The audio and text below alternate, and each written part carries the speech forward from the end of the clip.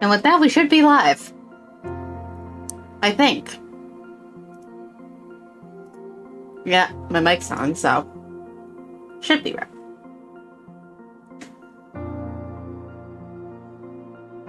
We're just gonna review these real quick because I didn't stream them because it's a single quest.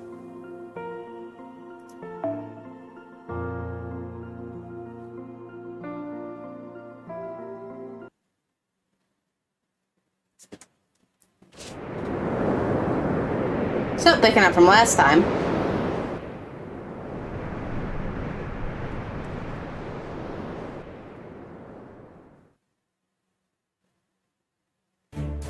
We're approaching the Antarctic Circle. Tragmestus predicts no danger today. That means we can relax and not worry about enemy interference at least until we reach Chaldea Base. Still, at least remain alert as we prepare for arrival. So that's it. First, there is something I would like to say. This is a separate matter from Chaldeas, which we now know to be a foreign planet. My analysis of text subject D is complete. Would you like to hear my report, Commander Gordoff? Oh, right, we still had that issue to deal with, too. Frankly, I'm well past my limit for crazy revelations, but not hearing you out certainly won't help matters. Very well, you may give your report. Oh, I wound up on fucking... I forgot to change the stream title. Damn.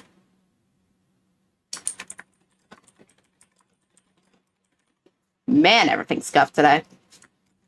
Fix that real quick. There we go.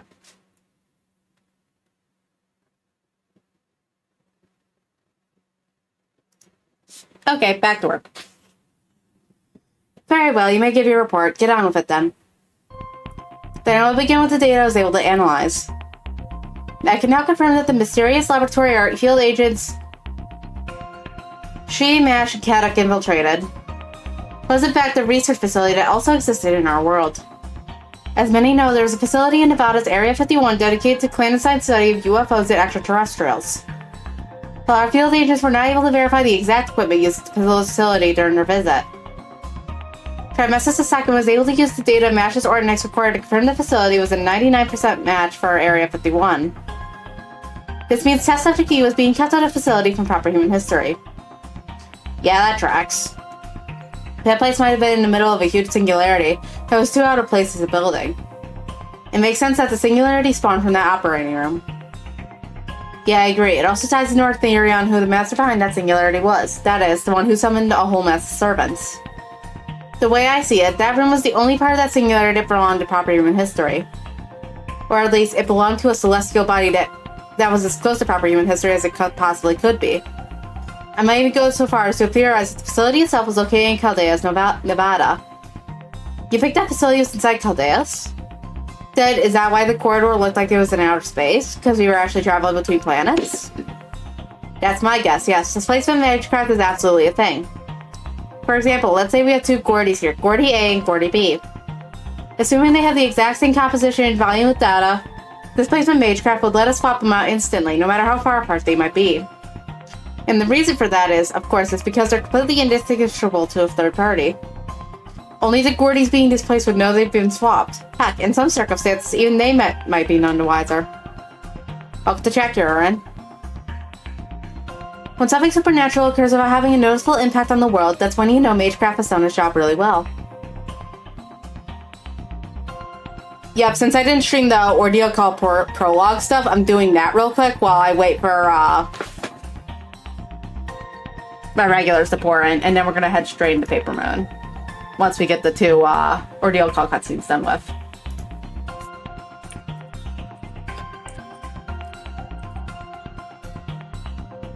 I gotta send this manually because Dino's dying at my Discord. There, okay.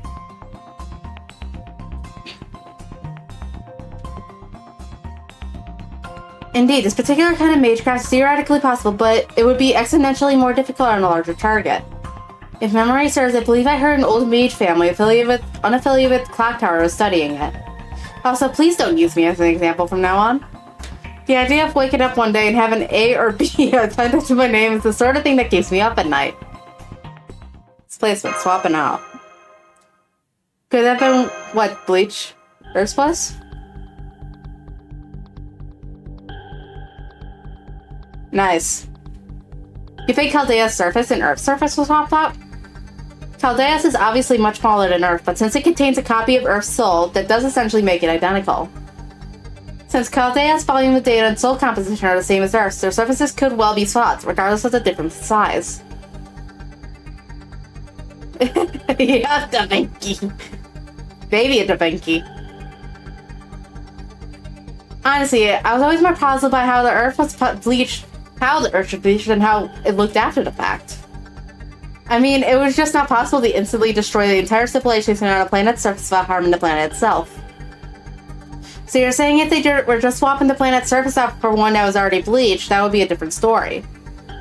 Right, which would also mean that our world, the original Earth, is safe and sound on Chaldeus.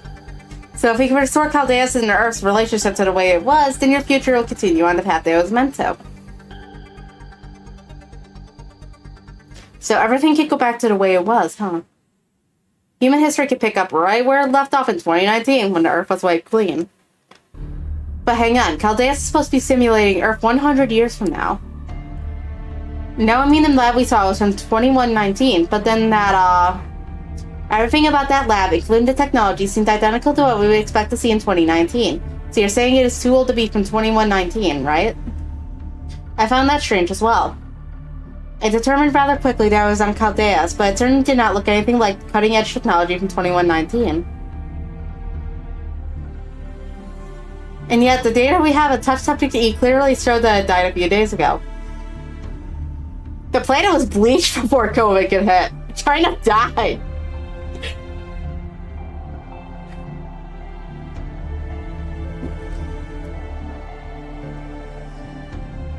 Since the place that it occupied was on Chaldea, that would mean it died in the year 2119. But the level of technology in the lab was the same as that of 2019. I was, for a time, concerned that I would not be able to explain this discrepancy. Maybe they couldn't update the equipment for some reason? Precisely, difficult as it may be to believe because one wonders why something so ridiculous could happen, that is indeed what did happen. Given the gap of 100 years, the only sensible explanation is that the equipment could not be updated. Huh? Is that even possible? Most likely, this is owed to extenuating circumstances of some kind. For example, they may have had a budget or personnel shortfalls. In proper human history, Area 51 secret facility was shut down around 2001. And their research budget was drastically reduced. So the most likely explanation is that the same facility on Chaldeus ran into the same kind of trouble. Well, that's definitely one possibility. Securing an adequate budget is one of the biggest and most important issues facing research efforts. But there's one big difference between the lab on Earth and the one on Chaldeus, Test Subject E. The fact that an alien life form existed on the lab on Chaldeus means that Chaldea's version of Earth must have achieved something proper human history hasn't. In which case, I expect there to be plenty of funds made available for this lab in the national budget. Which means there must have been some sort of trouble that need not detain us at the moment, so let us move on. The corpse you found in the operating room had the exact same biological composition as us. Despite this, Trigmesis II did not recognize that corpse as a human from Earth. No, it is not that it did not, it could not. Even with the same data values, there was something different about it. And because of that error in logic, Trigmesis II was unable to come to a final conclusion on Test Subject E. Instead, it just got stuck on the phase wherein it labeled the object as human. So once I set that conclusion aside and focused exclusively on analyzing the situation, a great deal of information became clear very quickly.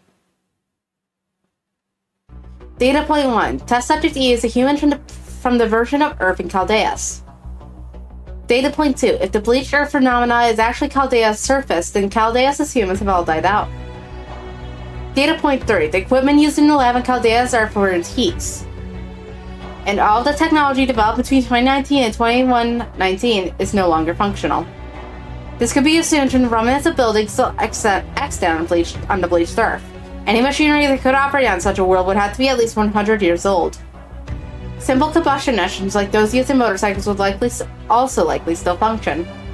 So those are the facts I was able to discern from Test Subject E. If we take those into consideration when asking why Test Subject E became a master, why they summoned so many servants, and why they spawned such a huge singularity, everything points to revenge. The Chaldea's Earth was bleached. We may not know how it happened, but we can figure out why. Chaldea's Earth was bleached so that its surface could be swapped out for our Earth's. Test Subject D knew that. That's why they gave their servants those urges. They wanted to take revenge on proper human history for destroying their world. Test Subject D was aware that they were the last member of Chaldea's humankind. That made him the sole representative of all of Chaldea's human life. In fact, that's the only explanation for how they were able to summon that many servants. Otherwise, there's just no way one person could possibly summon so many.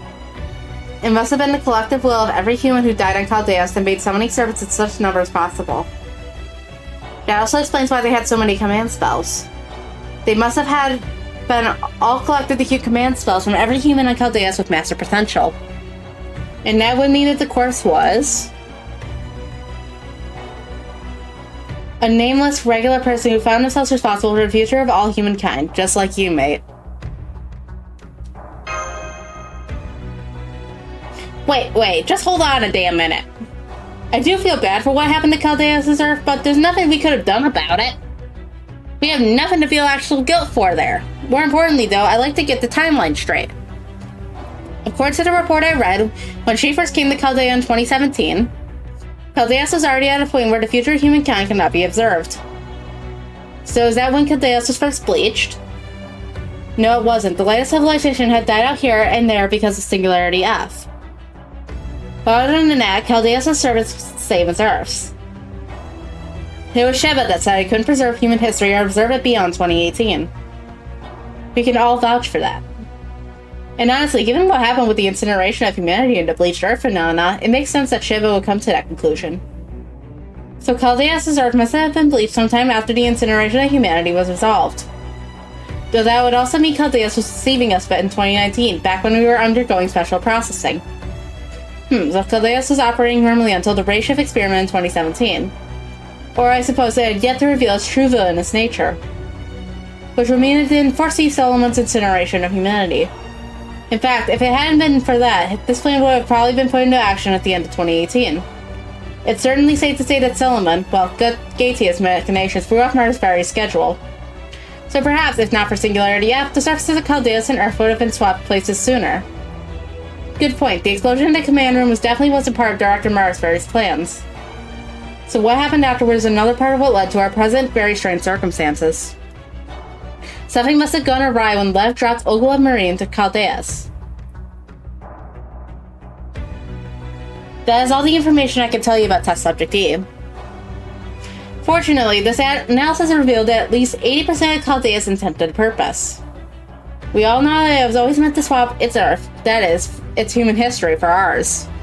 And that it was the intention of Chaldea's corrector, former director of Chaldea, Marisberry and Nimosphere, that this happened. Of course, that leads us to the next problem we need to consider. Why would he do such a thing? Who the fuck could possibly benefit from this? I completely agree. Neither I nor Trimestus II were able to arrive at an answer to this query. Gaetia wanted to create undying life and a planet without death. Kirashtra wanted to evolve all of humankind. David said he wanted to destroy Chaldeus to salvage humankind's reputation, even if it meant destroying Earth along with it.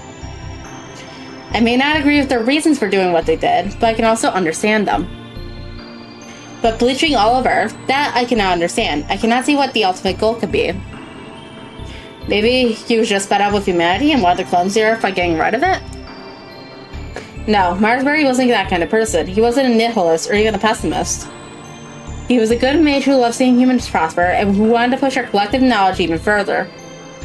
I bet if he wasn't a genuinely good guy, King Solomon would have never answered his summons during the Fuyuki Holy Grail War. So it's safe to say that Marisberry was definitely a good mage. The problem is there are quite a few shades of good. Whatever Marisberry's goal was, it must have been something extreme enough that we'd never think of it, like David's. Yeah, maybe you're right. I mean, we're talking about a clock tower lord here. There's no telling how much his vision of prospering might have differed from ours. Yeah, so right now, all we figured out is Chaldea's current condition, and the fact that our Earth is safe. But we should find all the answers once we get to Antarctica. How much further, Nemo? Funny you should ask, we're actually just about to enter the Antarctic Circle now. I'm not seeing any obstructions. We should reach Chaldea Base in... Uh-oh. Wall, dead ahead, full reverse, hard to port, all hands, brace for impact.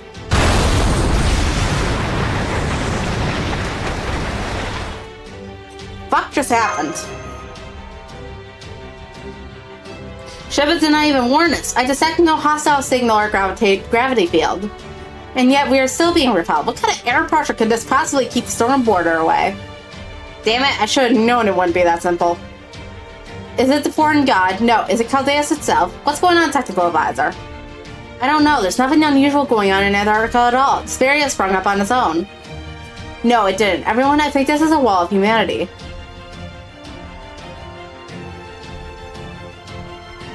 I recognize this defense. It's the same force that powered Sir Galahad's noble phantasm, Lord Camelot. That means that the preservation of humanity itself is protecting the Antarctic.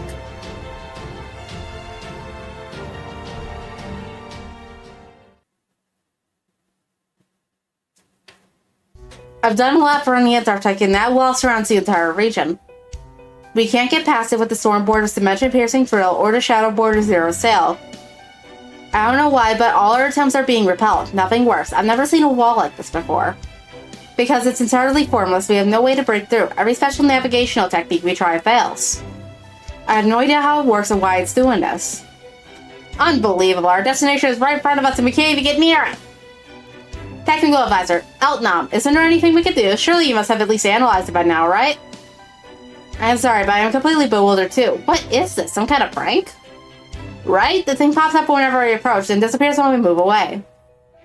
It's completely denying us any way to get through, but it's also barely damaging the ship at all. I can't even figure out what's powering it. I think I prefer the storm walls. So even you two can't figure anything out. Of course this is going to happen.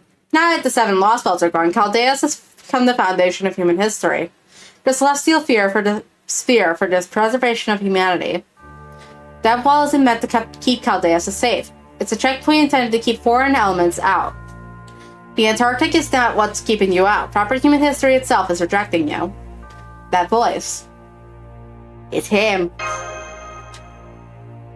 That's Romani Archiman. Marine, try to record what he's saying. Roger, pointing camera his way now.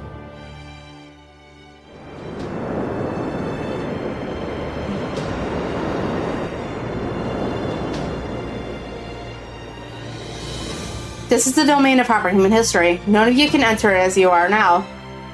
I'll admit, even I didn't foresee this outcome. Over the course of this war, you've handled far too many things that simply do not exist in proper human history.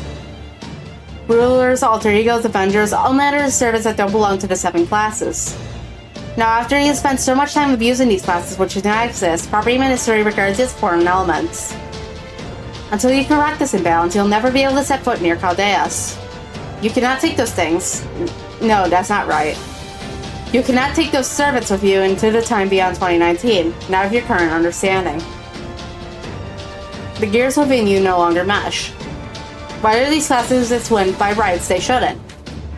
What place do these weapons have in human history? Once you understand and accept the answers to those questions, you will be foreign elements no longer. Turn your ship around, Novum Chaldea. There are places where you can correct the imbalances and atone for the sins you unknowingly committed. That is the duty you must fulfill now, your ordeal call. Roll credits. Anyway. Once you have settled 3 imbalances, then the celestial sphere will see the light of day. Actually, no, it is 4. I'm hurt. I think it's funny that they didn't bother to correct them. Maybe you just anticipate archetype inception too. You are sure to face parties as you walk this path. Be certain you are prepared for this.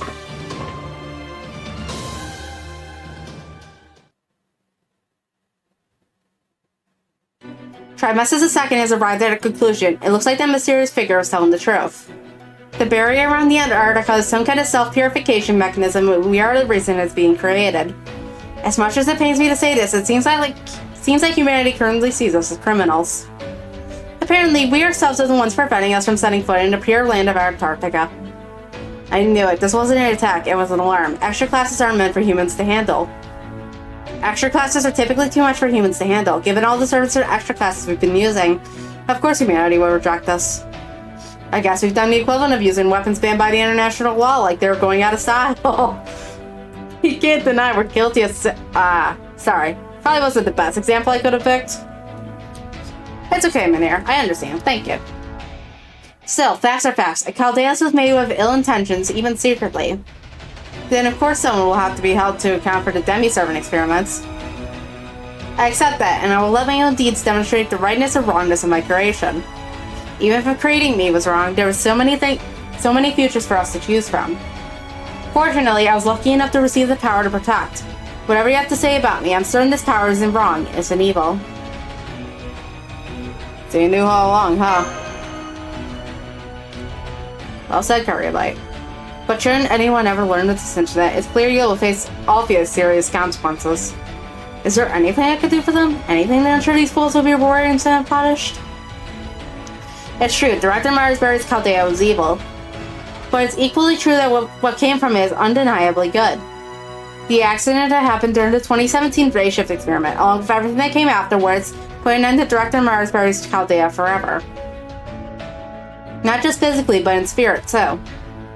The only remaining staff were a dozen or so employees, all unaware of Director Marsbury's intentions. And Romani Archiman, who felt a strong responsibility to stop the incineration of humanity. And that meant Chaldea became an entirely different organization than its founder intended. It became a place to preserve not one man's vision for the future, but a future imagined by many different people. And that's never going to change. Not now, not ever. If there's something wrong with us, we'll just fix it with the same courage and wisdom that's brought us this far. That man said we have an imbalance, right? Then there must be points in time affected by this discrepancy, some distortions similar to singularities. So we're gonna go find them, prove our innocence, and then come back to the Antarctic. Alright to starboard, huh? As captain, I have no objections. Besides, I was just thinking we could stand to go back to some of the places we saw standing buildings and resupply. Very well, as I said earlier, I never expected this to be quite so simple. Do as you see fit, I can stick around a little longer. Speaking as an alchemist from the Atlas Institute, it hurts to hear that we are being treated like criminals because we have been relying on certain kinds of weapons. This would mean a third of the situation is my fault, correct? So I, of course, have no objections either. Try to mess us a second and I will continue to help you all on your expedition. Well, it looks like our goalposts have been moved a little further back than we were expecting. How are you feeling about all this, mate? We're not about to turn back now.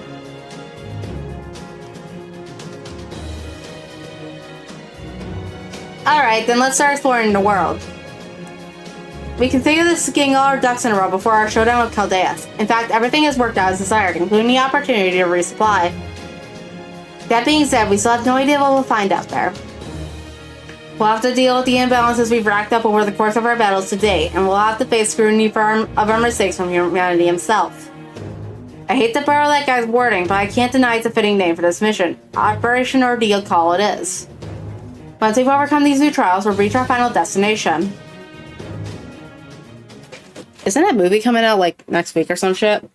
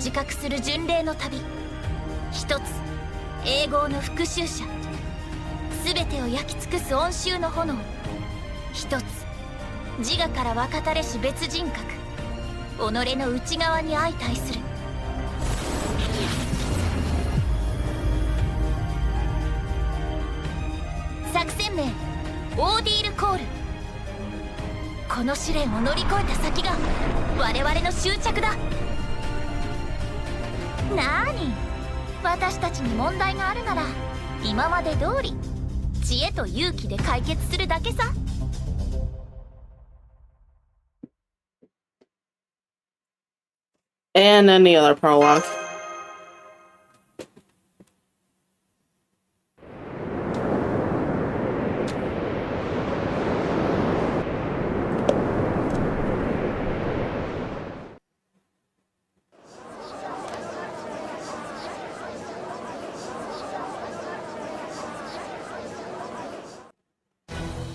Good, you're all here. Thanks for coming in such short notice. I'd like to start by quoting what I said before. We'll have to deal with the imbalances we've racked up over the course of our battles to date, and we'll have to face the scrutiny of our mistakes from humanity itself. Once we overcome these new trials, that's when we'll reach our final destination. Nice speech, right? The only problem is our operations team hasn't been able to come up with an actual plan of action. But no more, that embarrassment ends today. That's right, I've called you here because we finally determined what to do to prove our innocence in order to enter the Antarctic. Allow me to show you the method we're going to use to correct these so-called imbalances we racked up. We'll also cover where we're going to start. Oh, this is wonderful news. Just when I was beginning to resign myself to being cursed to blindly wander this bleach earth forever, too. So, where do we begin? If this is a matter of imbalances, surely we must have a singularity to contend with. Of course, we dealt with all 7 lost belts. A singularity shouldn't be any trouble for us. So let's quickly patch it up and be on our way to Antarctica, right? Singularities are dangerous sometimes. I bet. Lost belts are just single timelines. Sure, they're big as all hell, but they don't deliberately set out to do us much harm. A singularity, though, no matter how small they may be, they're always a threat to proper human history. There's no sense in trying to judge which is easier, not to mention the paper moon isn't showing any abnormality, so it doesn't seem like any singularities around at the moment. Exactly, so as far as we can tell, there are no singularities for us to address. According to that guide, it looked like Romani Archimon. This is a problem for us to solve, except we're not seeing anything out of place anywhere on Earth right now. Obviously, we can't do much about a problem when we don't know what it is. Correct. With no enemy, we have no target for our torpedoes. I feel like an orca who's just had a whale disappear on it. We've spent the past few weeks searching for singularities. As you're all well aware, we haven't found any. With matters being what they are, we have neither a chart nor a compass to help us navigate the seas. It almost makes me wish we still had the lost belts. At least with those, we knew where we needed to go. I suppose you're right.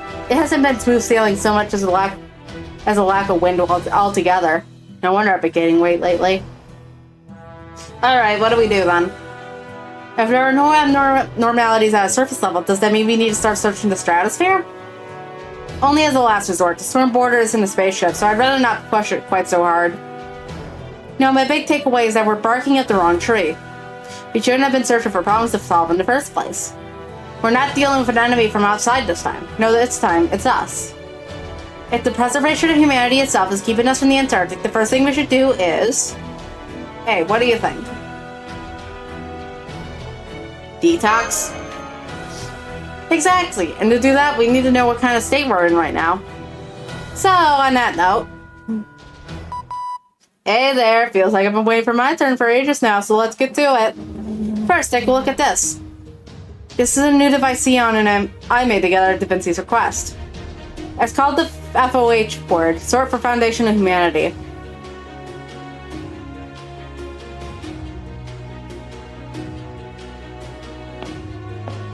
I see, the FOH board, eh? So, what does it do? Exactly what its name suggests. We're trying to make things as easy to understand as possible.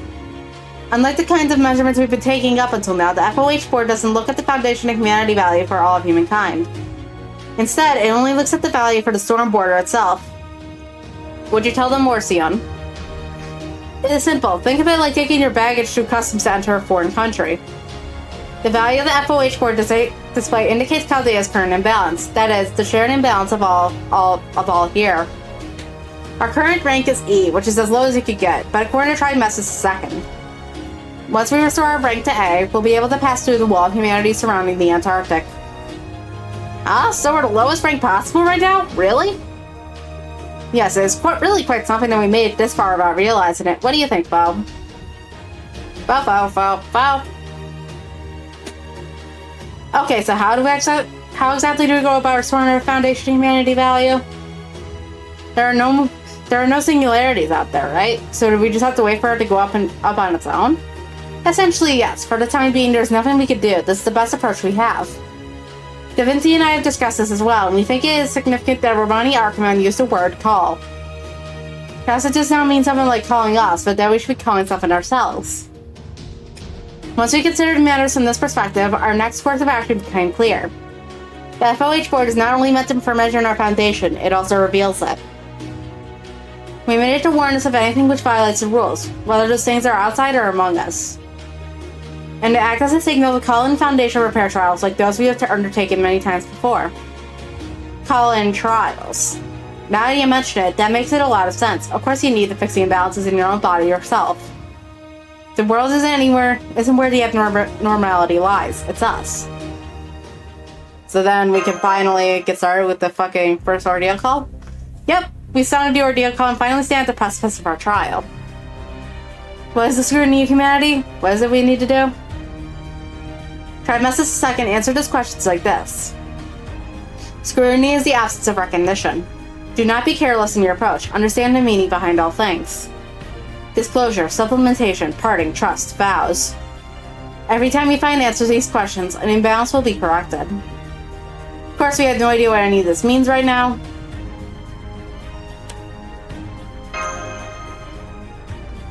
It's okay. Don't worry about it for now.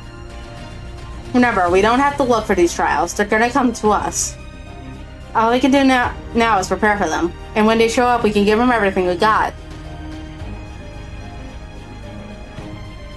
Alright, here's our mission. The Storm Border will continue investigating the Bleach surface as we bolster our forces in preparation for the coming showdown. On which note, we can now enhance servant classes directly. Enhance servant classes? Correct, we've been thinking about this for a while now. In fact. Our personal foundation of humanity might be tanked right now. But with the 7 lost belts gone, the overall foundation of human history has improved by leaps and bounds. This means we can now use human history itself as a source of information, giving us an even more solid foundation with which to summon heroic spirits. The Vinci and Zeon call this the class score. An enhanced class score doesn't just... What the hell? Hold on.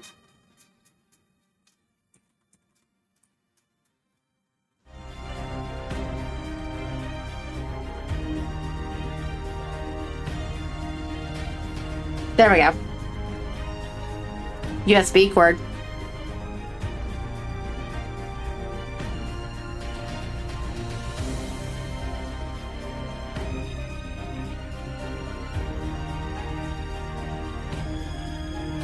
Okay, we're back. So I'll explain this real quick. Lost Belt 7 is set like... It's 2019 if it diverged and made dinosaurs like the main species instead of humans, the main intelligent species. Start diverging from over 300 million years ago or some shit with one of the extinction events. We learned pretty early on that our enemy's goal was to resurrect an alien spider. The alien spider eats planets as snacks. But when it got to Earth, it got bonked and it fell into hibernation underneath the planet. Specifically under Brazil. This includes the version of South America that exists in Lost Belt 7.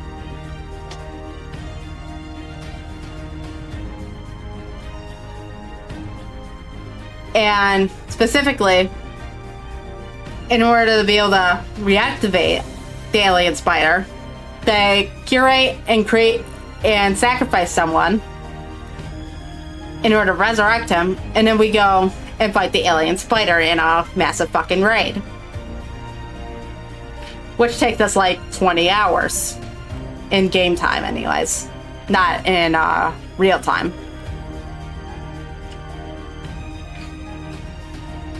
We proceed to eat shit from the stress as far as I'm aware. We fight Tezcatlipoca again after we had to contend with him multiple times and dying at the beginning of the Lost Belt as well. And then we and then after earning our right to get our command spells back and come back alive, we fucked off out of the Lost Belt. Oh yeah, gun dinosaurs. The dinosaurs finally found the will to live at like last second and they decided to get some guns from Quiet Sky and try to shoot or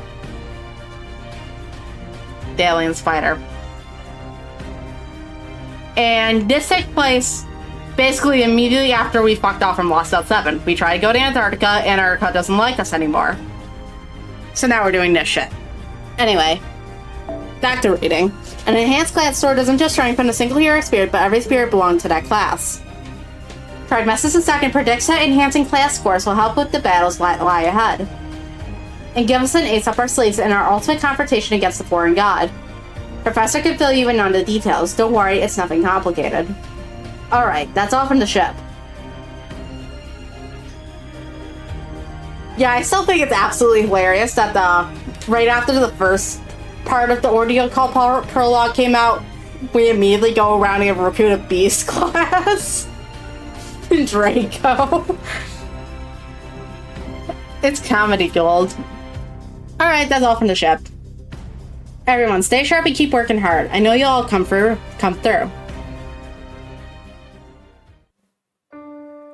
Okay. Now we actually get to start Paper Moon for realsies this time. Amazing. I'm gonna save my summons at least. I'm still contemplating whether or not to do Durga. I have Gilgamesh for AoE archers, but I don't have a AoE arts archer, which is what I'm considering.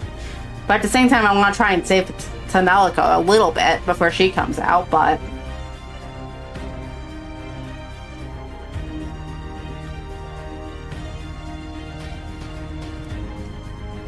Well, anyway. So after that second quest, we opened up the globe.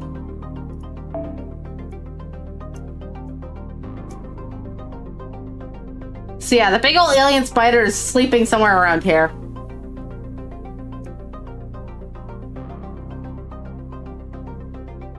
I thought the DMC was already out, or was the gameplay footage I was seeing were leaks?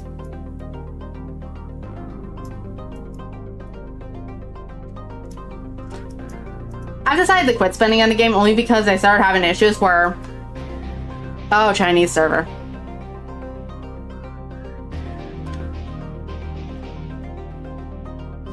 Yeah, I started having issues with the guaranteed summon banners where... I started having enough servants where it was starting to become an issue for that. So I decided to just stop spending money outside the guaranteed banners in this game. But at any rate.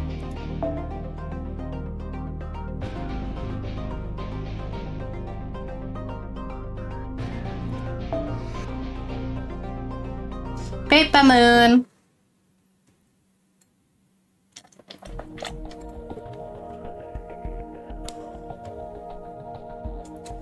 That's not good.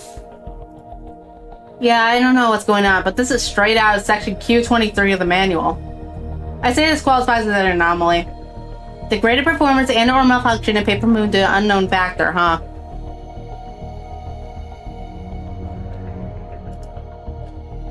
Initiating data collection and situation recording to determine the cause of the phenomena, as stipulated in the manual. Data integrity level, AA. Please note that beginning immediately, everything that occurs, including all we say and do, will be documented. Sorry, would one of you mind making the announcement? I've got my hands full over here.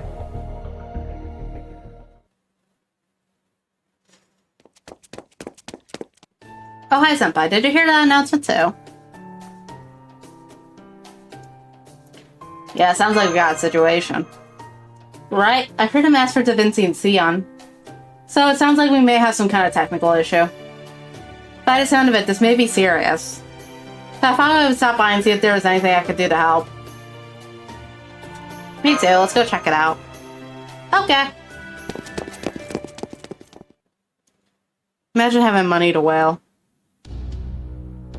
The Paper Moon isn't working, right? Looks that way. We were just asking its manufacturer / caretaker about it, and she seems every bit as stumped as we are.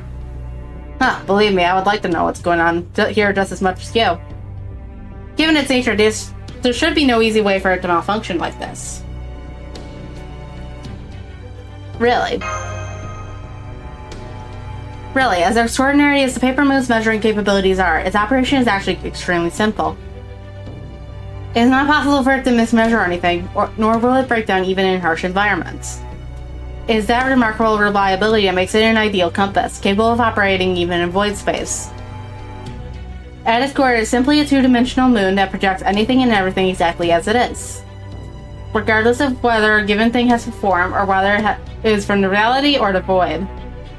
It does not perform complex calculations on its own, nor does it have any points where it might fail mechanically. Oh, come on, say it's simple all you like. For us, it may as well be the black of all black boxes. Even I won't open the thing up for fear of breaking it. Chaldea's brightest engineers all studied it pretty closely since it was sent to us quite a while back. But they just said it was an incredible device we just couldn't find any conceivable use for. Which is why we didn't do anything for it until the Shadow Border is completed. Well, of course, that's because it is an Atlas Institute mystic code. I may have given it to Chaldea, but its design and work is still a closely guarded secret.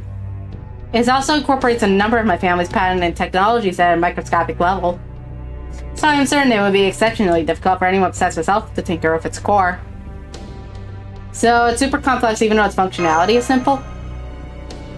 Right, though I would say it's more maniacal than complex. Perhaps this example will prove illustrative. Imagine first a jigsaw puzzle which is completely blank but composed of approximately 100 million pieces. Now imagine the puzzle is completed, glued in place, and hung on a wall in a nice frame. Functionally, it would work the same as a plain white poster, though it would still be composed of 100 million tiny, delicate pieces. So it is well out of reach. Now that the pieces have been glued firmly into place, it all has all the simplicity of a sheet of paper. And since its functions are so simple, it's almost impossible for it to break down. However, by definition, it remains a construct composed of 100 million pieces. So if someone wished to tamper with its inner workings, they would have to remove those pieces one at a time. I see. At least I think I do. Well, I will admit it's something I made back when I had no particular goal or an overabundance of free time. Even so, none of the materials I use should degrade easily. Furthermore, I employed a programmatic spell and it's constructed which would initiate a self-repair routine should anything happen to it. So to continue the metaphor, think of the paper moon as a jigsaw puzzle which I, the beloved daughter and noted genius of the head of the Atlas Institute, constructed so well, it should never come apart on its own. Anyway, let me take a look.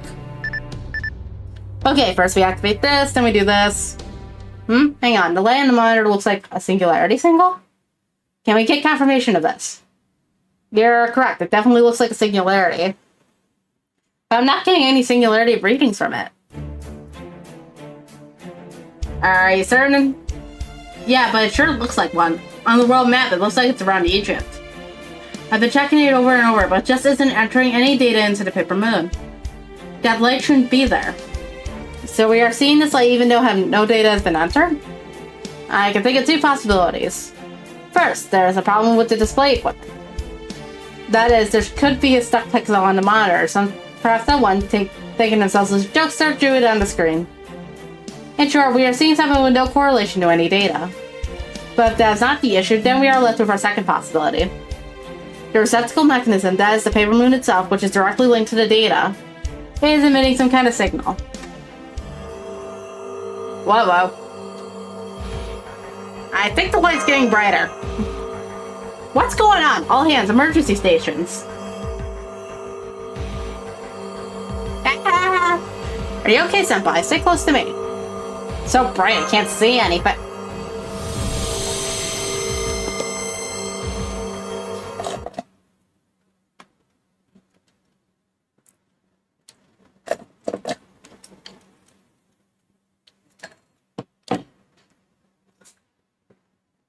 Ugh.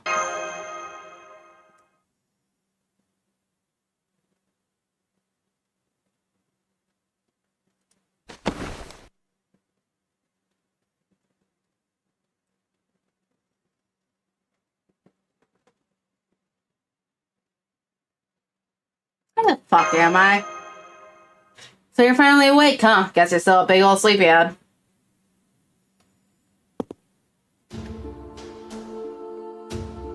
I guess that's okay though. Sleeping in is a great way to indulge your lazy side. If you want to sleep your way closer to depravity every day, I certainly won't be stopping you. So please, don't wake up on my behalf. Can't very well be my fault if something awful happens to you while you're asleep after all. Tama, what's going on? Oh, knock off the sad puppy eyes, will you? I only just woke up here myself. I think we're in the same boat here. That is, I don't know any more than you do here. Well, I'm glad you're with me, at least. Well, where did that come from? I mean, come on, you know what my deal is, right? If anything, I'm more enemy than ally, so smiling at me like that isn't going to, no, that's weird. I actually don't mind it. Okay, something's definitely not right here. Well, I'm just gonna forget about it. And there, forgotten.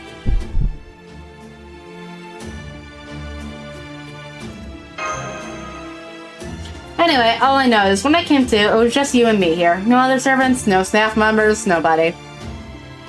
Also, none of our tech is working, comms included. No contacting anyone for us. So, what's the plan? I don't want to be doing any work if at all possible, but I guess I don't really have a choice since I'm the only one here. Fine, I can at least gather some information for you. Can't promise it'll be useful, though. So, do you want to stick together or send me out on my own? It's up to you. Hold it. How can you call yourself her friend? No, her servant, and not notice? I must say, you are being very inattentive. Did you not notice that she lost her balance just a moment ago? That's quite clearly something wrong with her physically. That voice.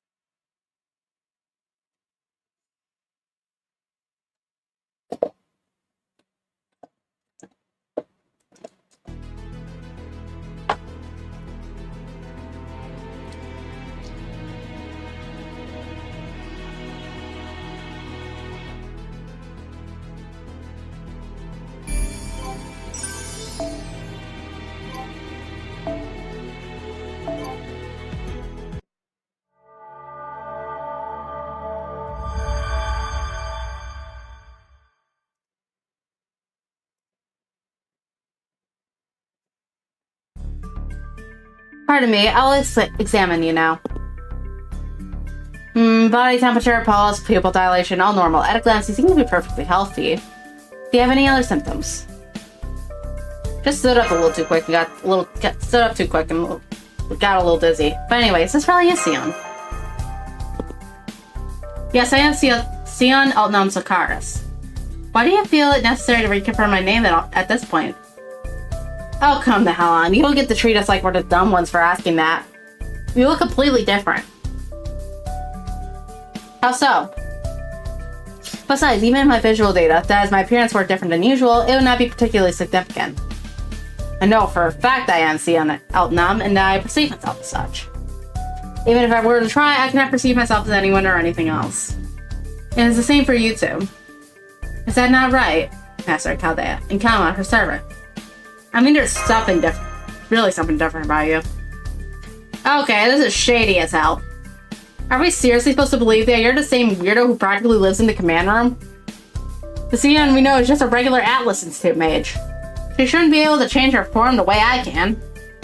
Biz injecting, physique modification, transferring your body and mind into a different body. Even the most average Atlas Institute mage could easily come up with 100 ways to change their appearance. That aside, I'm still very much me. Further, I do not recall having changed my appearance recently. In fact, I find your assessment to be incredibly shallow and superficial. While I'm at it, I should mention that if anyone here is shady, it is unquestionably you, Kama. Of all the hero experience she is contracted to, why are you the only one here to be present? That's what I would like to know too. Frankly, I would not be at all surprised if you were feigning ignorance as part of some kind of wicked plot. You are one of the servants who is potentially dangerous to her, as you recall. At least that's what I recall reading about you in our reports. Look, I'm telling you, I don't know anything. I'm not even sure how I wound up here. I think I was talking to someone before this happened, but that could just be my imagination. Though I definitely feel weirdly lightheaded. And not in the fun way I felt during summer. How convenient. Everything you say is unprovable and you have offered up no useful information whatsoever. Tell me, are you doing this on purpose? Why don't we try investigating this place first before you two fight? Fine. I predicted things would turn out this way. Thus far, everything is unfolding as I calculated. Huh, is that so? Well, them could crawl into me when trouble comes knocking. Anyway, how exactly should we go about this? Do we just walk around and see what we find? A moment, I wanted to share my underlying premise. Underlying premise? Premise. Why are you giving the ground a pot down? I knew it. I suspected as much earlier, but this confirms it. I am not able to determine the construction materials of this building. That I cannot tell is an answer in itself, just as I've calculated. This place, and this whole world, is most likely an interruption. What was that? I heard it too, and it sounds like it came from pretty close by. I wonder what it'll be, the first local we meet or the first enemy we encounter. Want to bet on which? Personally, I'm rooting for whichever one leaves you all groaning at disappointment.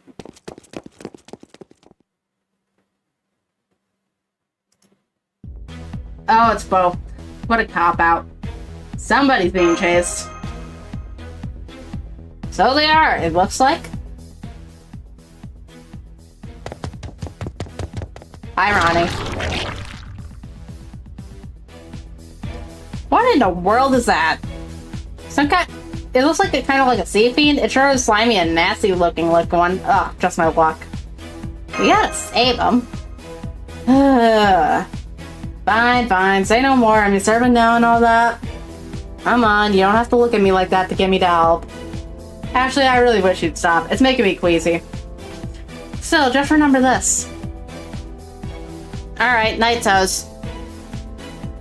The more you use me for your own convenience or to satisfy your own desires, the more it's only fair that I get to use you for my convenience and desires too. Points you'll be racking up. And every point that takes you that much closer to the edge of the beautiful depravity. If you really are quantifying your frustration, the least you can do is include a way for people to see that number. That way we can tell when you need to tune up, and when it is time to throw you into the trash heap. You may want to stand back, Siam. Do not worry about me. I'm an Atlas Institute mage. I can take care of myself. For some reason, while it feels as though it has been a very long time since I used them, my actual skills have not atrophied. Whatever, just don't get in my way. I don't want to be held responsible for if one of my lust arrows happens to get you all hot and bothered.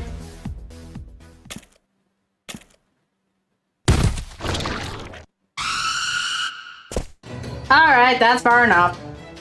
I don't know what the hell you are, and I'd really rather not have to deal with you myself. But it will be nice to watch you about having to worry about love or depravity for a change.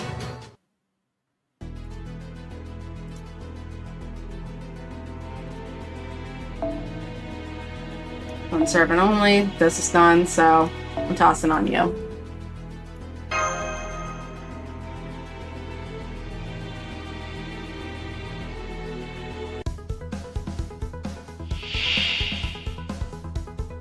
気乗りはしないんですけど。こんな感じです。シュリンガーラユこんな感じです。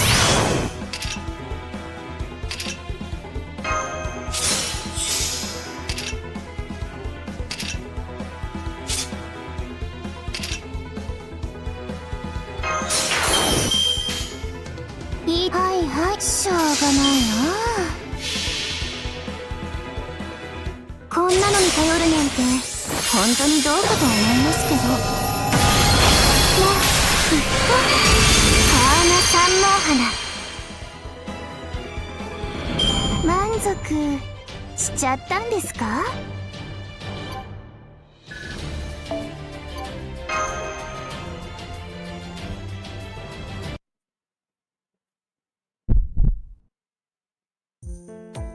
？Yay! Woo! Kama wins. I guess it's fine. Is something wrong?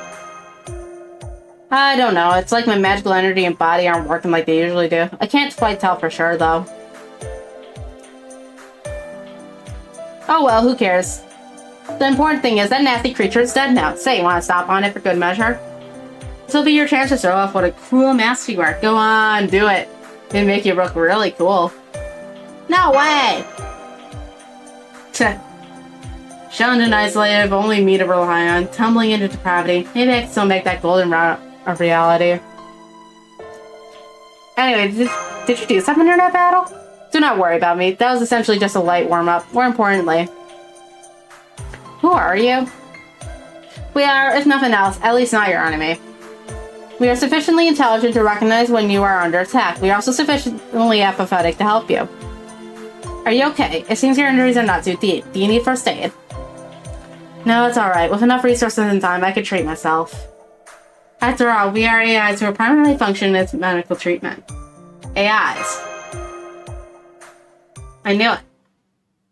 What's that stand for again? Artificial intelligence?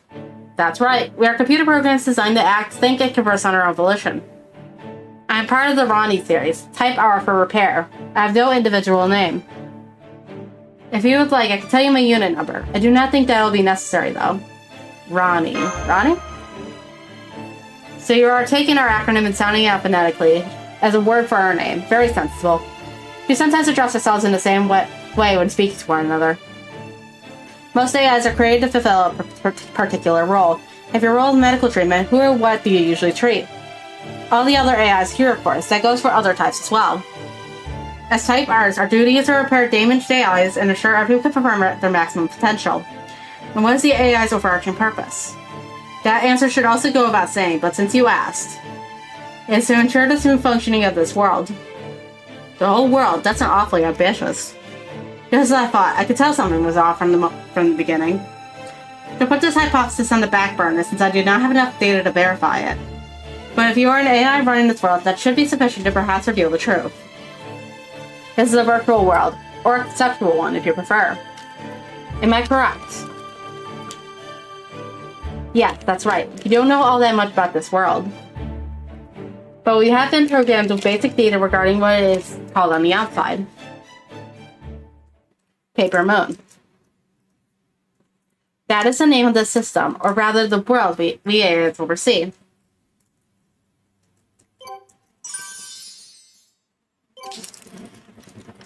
Time for the first count up of the same stream.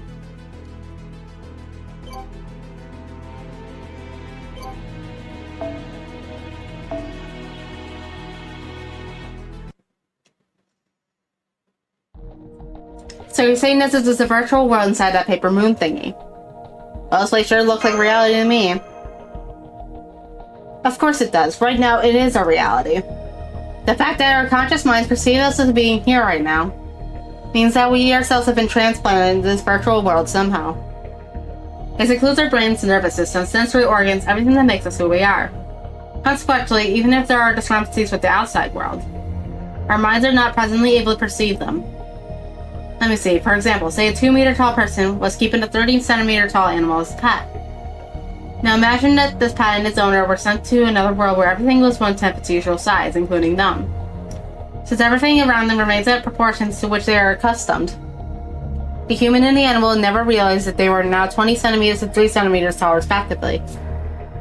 That being said, it is unlikely that all of our outside world knowledge and sensations would be absorbed. So there are likely to remain noticeable discrepancies. The suspicion regarding my supposedly new appearance is likely one such discrepancy. I do not find it strange that I seem to be the only one who is unable to perceive a change in my appearance. Perhaps something happened when we were converted to fit into this world. It is probably a phenomenon along the lines of spiritron or pseudo-spiritron conversion. At any rate, even if this world is purely virtual, our perceiving it as a reality means dying here, but result in us being the same fate in reality, so be careful. You die in the game, you die in real life. Honestly, I have no idea what all that means, but I do know one thing. You're shady as hell. I mean, you Atlas Institute people are the ones who gave Chaldea the Paper Moon in the first place, right? Yes, that is true. Originally, the Paper Moon was passed down among Atlas Institute leaders, specifically the Altnum family. Zepia, the current head of the Altnum family, gave its custodial rights to his daughter on her 8th birthday. And until she turned 9, she focused on tuning it up and expanding its capabilities. After that, the Paper Moon was given to Chaldea in accordance with the Atlas contract. So of course, it only made sense for me to continue maintaining it after we joined forces. However, the Paper Moon is ultimately no more than a device. Its internals run only the bare minimum of software. I certainly do not recall creating a world like this inside it. However, one could also argue that conceptual worlds of which we are unaware exist in all manner of places. As for the AIs, a micro-magecraft perspective, it is possible that the self-advancing programs I installed could have evolved into artificial intelligence without me realizing it. It is quite fascinating. So this world being here is the reason the paper moon is still functioning? Conceptually speaking, yes. Though it may be more accurate to say that it was fitted into the paper moon rather than made for it. I would need an opportunity to make a more detailed examination of this world's laws before I can make a definitive determination. Sounds like you're dodging the question to me. I'm sorry to interrupt, but may I say something? Oh, sorry, we did not mean to ignore you. We can come back to this topic later. Hang on, you said you could heal yourself, right? Why are you not treating your injuries then? They certainly do not seem trivial enough to ignore. If the problem is that you are low on resources, we could share some with you. Running self-diagnosis program. Performance degradation grade is currently 37%. Usually we would aim for a 0% degradation rate in order to satisfy your defined desires. And ensure operations continue to run smoothly, but right now another routine is taking precedence. Meaning, while you could heal yourself, you currently have a higher priority. Correct. Allow me to give a more complete report. At present, a large number of my fellow Type R units nearby are under attack by more of those tentacled threats. I would like to ask you to rescue them so as to minimize the damage to Type R units as a whole. Would that be possible?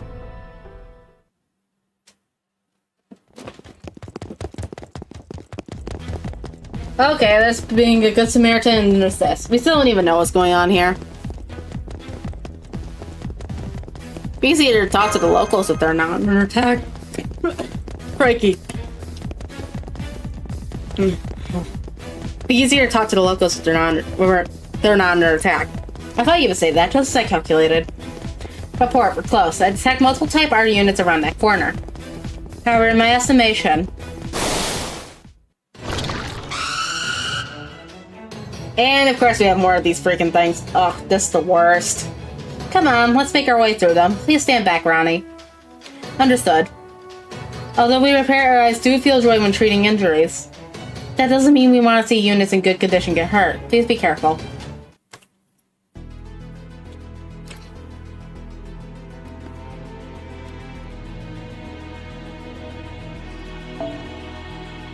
That smells like a Voyager task.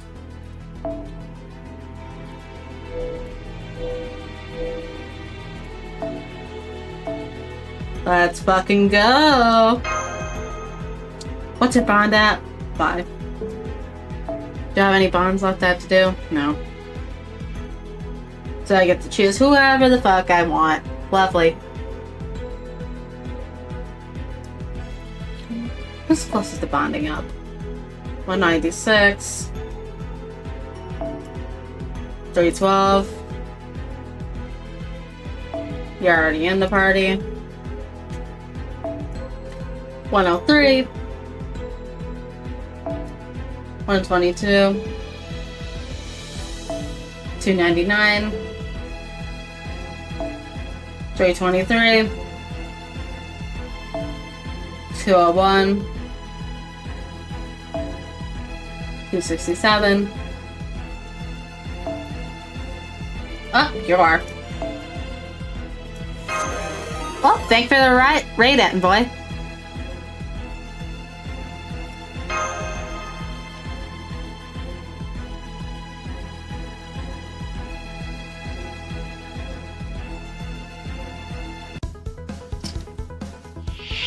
せいぜい楽しむがいいぞ。覚えたよ。ヒューストン、聞こえますか？覚えたよ。どれにこういうこともできる。古きルー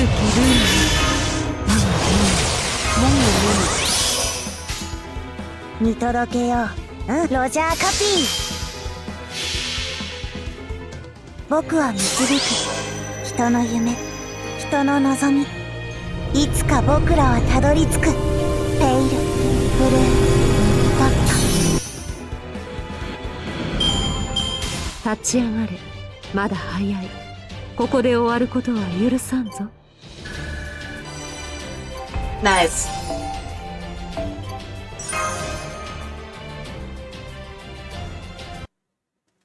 Back to more yapping.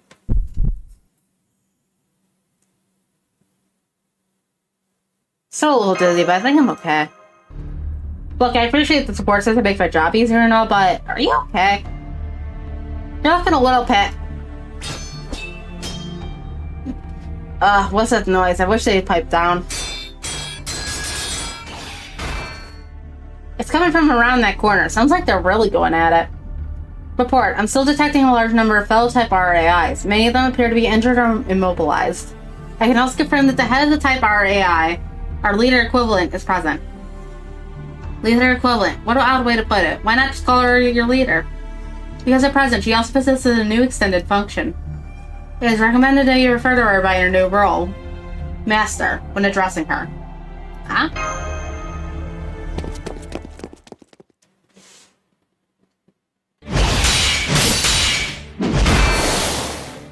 That's no use. I'm too hungry to fight, or to care. Honestly, I could really go for a gaggle of gorgeous girls cheering me on right now. Come on, get it together. You got me cheering for you, right? I already told you, I don't find you attractive at all. Maybe you start dressing more in line with my type. Whoa! Perhaps though you may be, you do not seem to be entirely lacking in skill. However, I grow tired of this meaningless stance. This time my blade was bathed in crimson.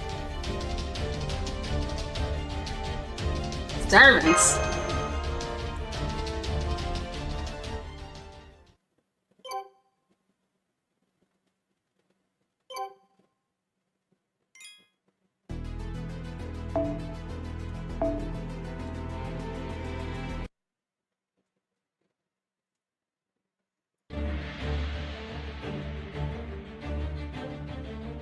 They're identical, that's not all.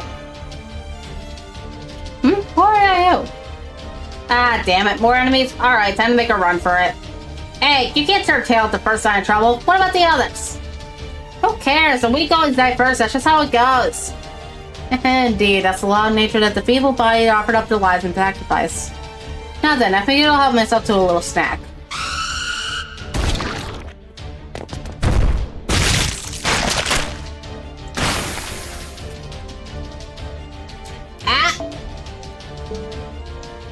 Report, Unit 237 lost. Regeneration impossible.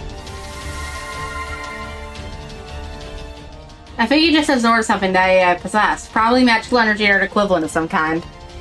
Huh, I guess that gloomy-looking guy really is controlling those tentacle creatures then.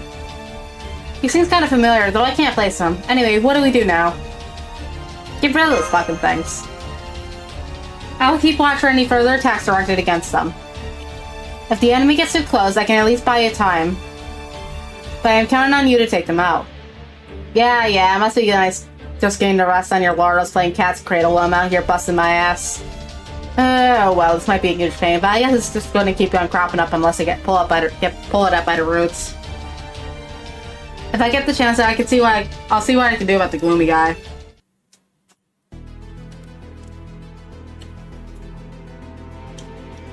Now then, it's all bazookas and a single caster, so riders are going to be optimal here.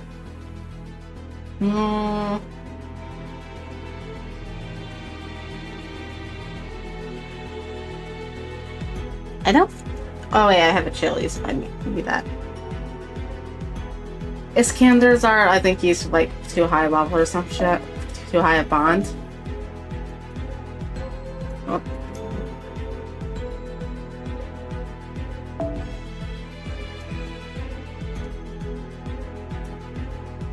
So yeah, I think he's like barely high level Iskandar. Yeah, already up there.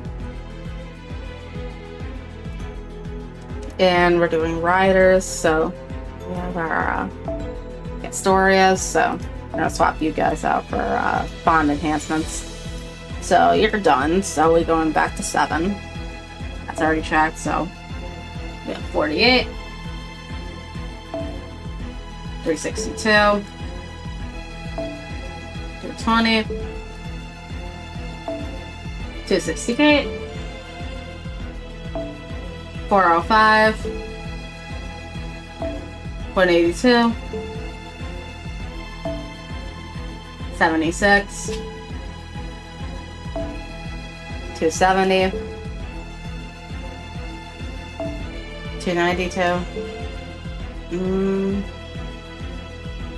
Aren't you at like 48 or something? No, you're not. That's not you. Someone was at like 48. You are. Swap you out. And then we'll grab Meemon. Oh, that's a bit too much property cost. Whatever, just slap mashing.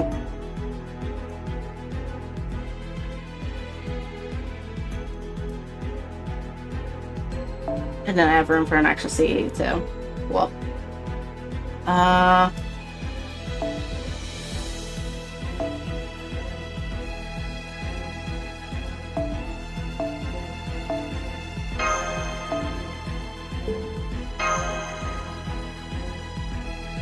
Let's go.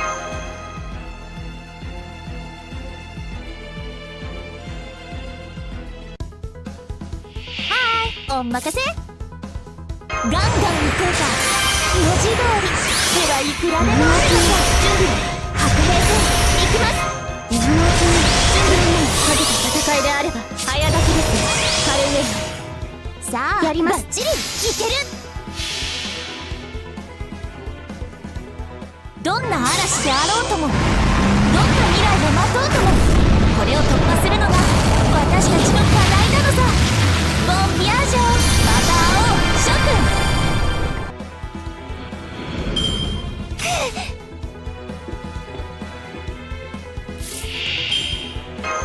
早書きですよ、カルウェナ。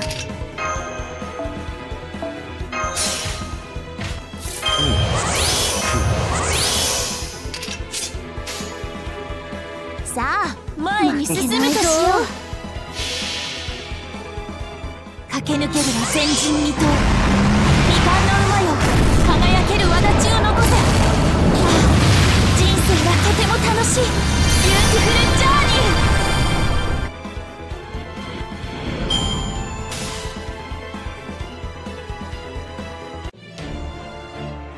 愚かなり、おお愚かなり。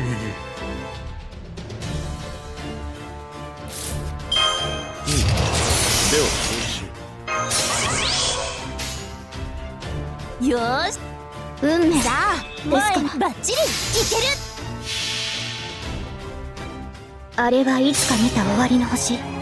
どれほど遠く汚れても私は星を探すのです。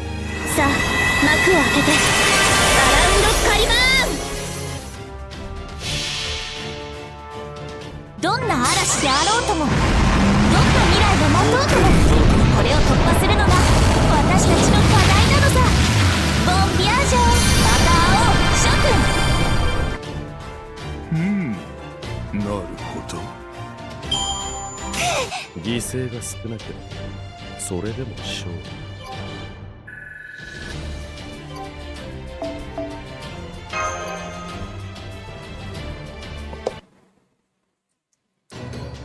Back to yapping.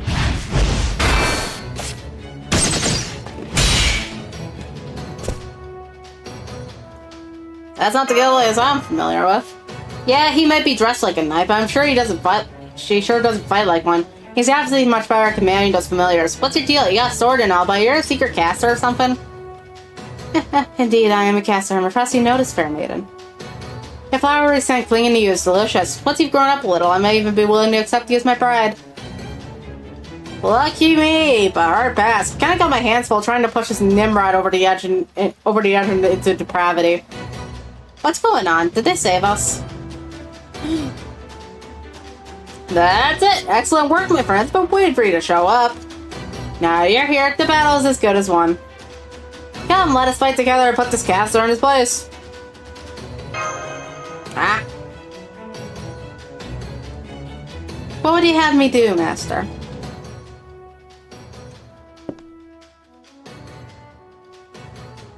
Just that they are teamed up with another faction. And we lack sufficient resources to take on two serpents at once. Fall back for now, caster. Understood. Then it seems I'll have to invite you down to my room another time.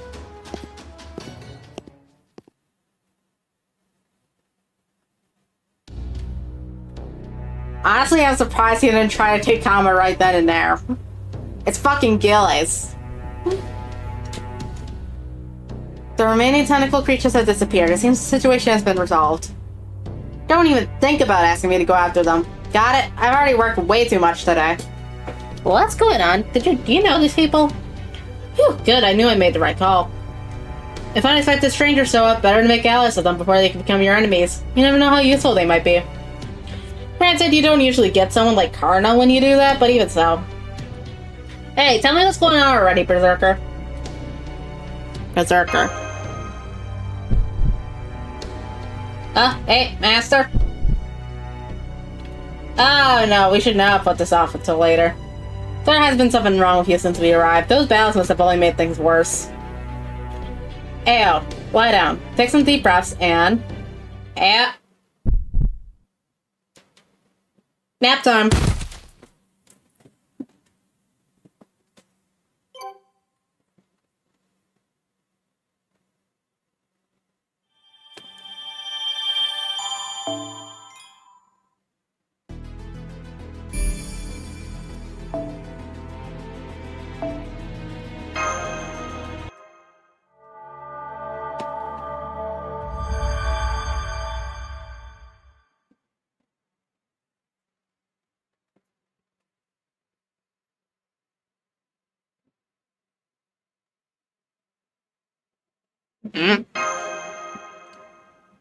Oh good, you're awake. That is a relief. I swear, how many times are you going to do this? You really are sleepyhead, aren't you?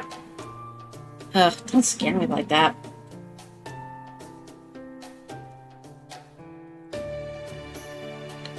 Where the fuck am I? You're in the partition reserved for repair AIs, often referred to simply as repair itself. And this building is Repair's headquarters.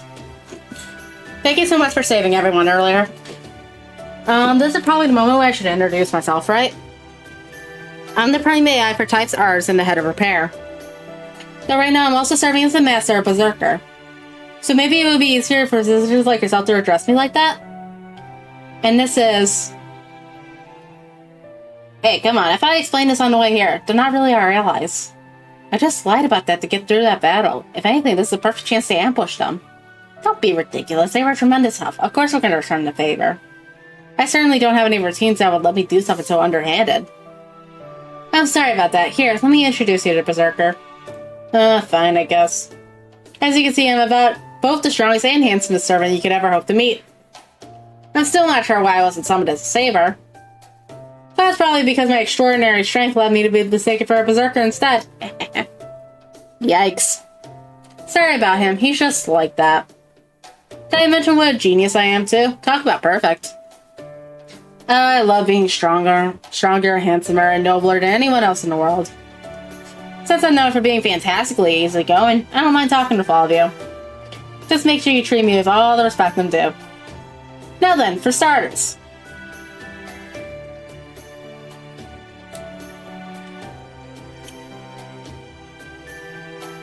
Is there a reason you're leering at us? Be aware that, should he come too close, I am prepared to mount a defense best described as devastating. Just making sure something. Small as you three are, you're still women. Anyway, don't worry about it. None of you are at all what I'm looking for. Ah? No, what's your story? You people are master and servant too, right? Don't bother trying to bullshit me. I already know about your command skills. Go on, where'd you come from? From Chaldea, I guess. You there. Based on the way you fight and act, I'm assuming you're an archer or an assassin. Yeah, assassin. What about it? So there's no class overlap, then of course we're gonna want to know where you've been if it's signed. Hold on, these numbers aren't adding up. I think we might be talking around each other. Are you guys not taking part in the system girl war after all? Wait, we can compare notes later. Whatever is wrong with her has still not been treated. So that should be our top priority. Oh right, I'm sorry.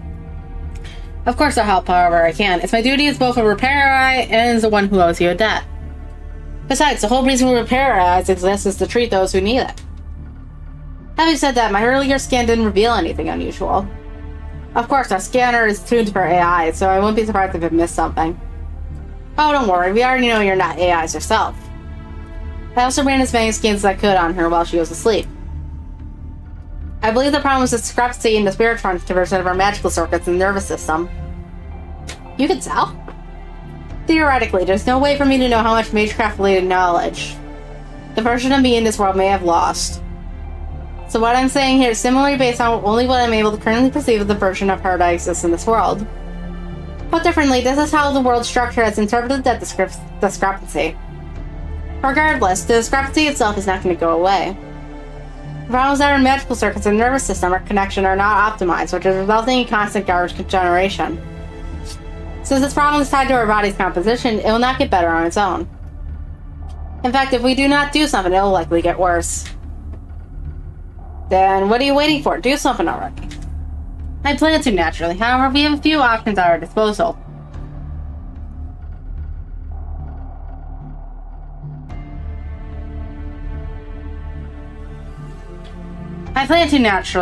Okay. In the interest of being direct, there is one possible treatment. It is neither easy nor painless. Are you certain that you want to go through with it?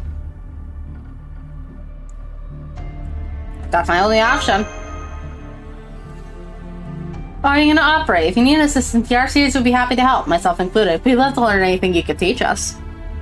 An operation will not be necessary. I doubt there's anything you can learn from this anyway. This is something only I can do. See this micron thick filament? It is a spiritron thread that has been passed down through the Altanon family for generations. It is called etherlight. It was originally developed for medical purposes to be a kind of artificial nerve, so it should work for this treatment as well. Is that why I saw you use during battle? Yes, it is. In battle, I was only able to use it to distract those tentacle creatures. Here, I could do much more. Okay, lie down here again and close your eyes. Whatever you do, do not move. I'll be using etherlight as a substitute for your standard nervous system and then connect it to your magical circuits. To do so, yes, as I thought, this is the only way. Alright then, here goes. Okay, you can open your eyes now. How are you feeling? Think I'm doing a lot better? I see, I'm glad to hear that. It looks like it worked. Oh, I have no idea what you just did, but I always love seeing someone get better. Huh, hang on. It feels like something's off in hers and my magical energy connection now. I anticipated this. It's an unavoidable side effect. Etherlight is capable of piercing the brain directly. But in this situation involving magical circuits, spiritron conversion, I needed one more special path. So I used the command spell system, which is directly connected to a mage's magical circuits, to force a new route for the etherlight. Basically, that means that my etherlight is now taking the place of part of her command spells and magical circuits. And of course, since I am still the one controlling the etherlight, you could say that I am myself now part of command spells and magical circuits. Say what? Hey, are you seriously gonna let someone besides me take something important of yours? Do you realize you're basically putting your life in her hands? I mean, what else could I do? Yes, morally speaking, it was arguably not the best course of action. It was, however, the only one available. This is just an inevitable trade-off. Incidentally, from now on, any magic craft you use from Mystic Cozier to Life will go through me as well. You could argue that we are two people forming a single master now. I've never heard of anything like that before. Is that a thing you can actually do? If you are referring to the technical complexity of what I have done, I will simply say that many new possibilities are available here because this is not reality. I'm concerned as whether or not such a thing is possible in the outside world. Honestly, I do not care. I can't believe I'll let this untrustworthy brat take control of something that important. I never would have let her do this if I'd known what it meant. Damn it. I don't entirely understand what you're talking about, but she's basically healed now, right? Correct, so long as I'm around to support her, she can move and play without impairment. Sorry for the trouble. Do not worry about it, there's no need for excessive apologies. Besides, now that I'm here this time, of course I'm going to do what I can to help. This is great. When you have your health, you really do have everything. Oh, that reminds me. I've got an individual name of my own when I became a master. Berserker came up with it. It's Ios. He says it means life. Anyway, you can call me that too if you like. Okay, I will then. Got it. Honestly, this may be strange coming from an AI, but I do actually really like it. Huh, I was just fine calling her Master, but it's pretty inconvenient not having a name. And since she's always going on about health and treatment, AS just seemed like a good fit. Besides being of noble birth, it's often my job to name people anyway. Oh, part of my nobility oblige. Oh, right, you're obviously figured out that I'm an important prince. I couldn't hide my royal order, or if I just wanted to. Still, don't expect me to just up and tell you my true name, especially not during the Grail War. By the way, didn't you mention Karna earlier? And AS is a Sanskrit word. If anything, I say you smell more like the demon Kali to me. You are connected to Karna, so you are from the Mahabharata, and you are also a prince who smells like Kali the demon. Then, does that mean... Are you Duradana? What? How did you figure it out so quickly? You yap a lot.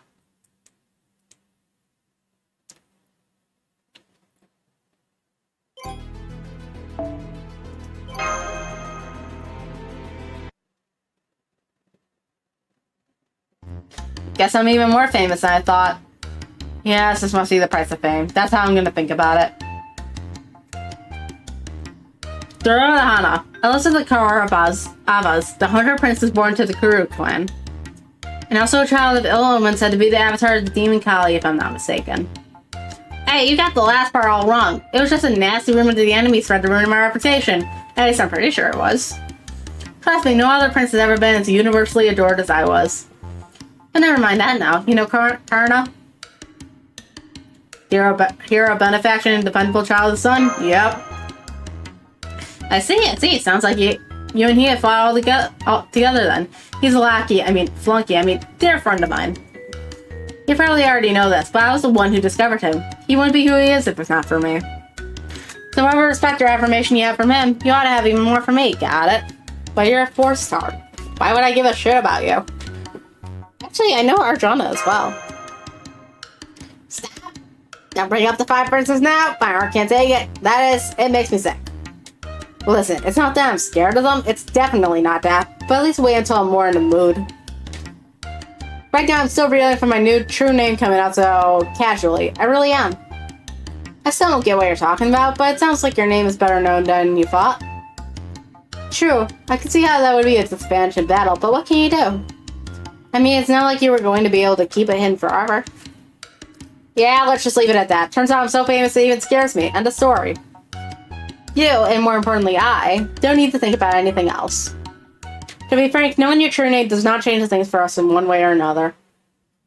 Now, if you both calm down, would you tell us more about what's going on around here? Let's see, where to begin? Well, the system currently in front of you is called an AI Holy Grail War, or just a Grail War. That's where you're starting? Come on, these two are master and certain. I'm sure they already know that much. But they're not AIs like we are, and there are 2 of them. So I think it's possible that they might be here because of an anomaly of some kind, even if they have nothing to do with the system itself. Do you really? That's ridiculous. It feels like you're mocking us. I don't like it. But anyway, it sounds like we'll never get anywhere unless we hear what this Grail War is about. In the Holy Grail Wars we are familiar with, 7 masters and 7 servants fight one another in a deadly battle royale. The survivor gets a Holy Grail, which they can then use to grant any wish they want. Does that match your understanding? Well, I don't think ours is exactly about granting wishes. For one thing, the whole point of this system is to perform maintenance on this world. Completing these Grail Wars is what keeps the Paper Moon operating properly. So that's the main reason we hold them. You hold Holy Grail Wars to keep the Paper Moon's world running smoothly? If that doesn't make sense to you, then you must really be anomalies. That means you should go see someone else who could tell you more than I can. Like the Central Governing AI, who serves as the overseer of the Grail Wars. Central Governing AI? What are you talking about? I thought you led the AIs. No, I'm basically just a representative of the repair AIs. The AI I'm talking about is much more advanced than we are. She oversees all of the Paper Moon's different types of AI.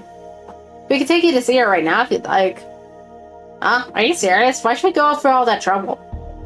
Oh, don't be so petulant. We still owe him a debt for saving us, don't we? But what if Castor comes after you again? Well, we should be okay if we just go straight there. I don't think Castor would come after us again so soon, not after retreating like that. And we should be safe where the Central Governing AI is, since it's a neutral location. Fighting is prohibited there. If possible, I would also like to know more about this world's geography. I see, so you don't even know that much, huh? Dad, I'll tell you more about different zones. The petition's on the way. You know, this is kind of fun. I've never walked and talked with people before. Everywhere I go, I always just feel destined for work. Ooh, this is one of those picnic things I've heard about? This is amazing. No, I'm pretty sure this isn't a picnic. Oh, shush. Okay, I'm gonna go get ready. I'll be right back, okay? Fine, then I'll tell her more about this while we wait. Hey, would you mind closing your eyes for a bit? Hmm?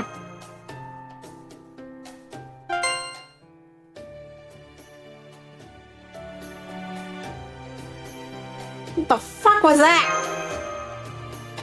Since we are already connected by Etherlight, I threw in an information processing program as a bonus. It will automatically organize the information we acquire. I will set it up so you can easily access it with just a thought. Of course, I do not want to waste its capacity, so I will not send you any especially bulky data. But I think it will still help you make sense of the current situation, so please make use of it. Thanks, Sion. No problem. Anyway, we should probably get ready to head out, too.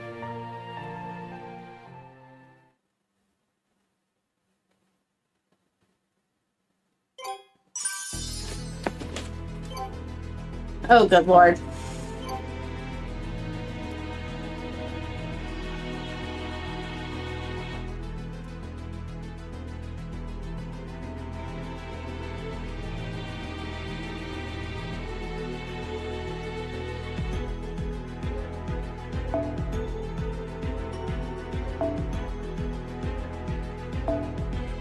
Senpai は潮干狩りに慣れた頃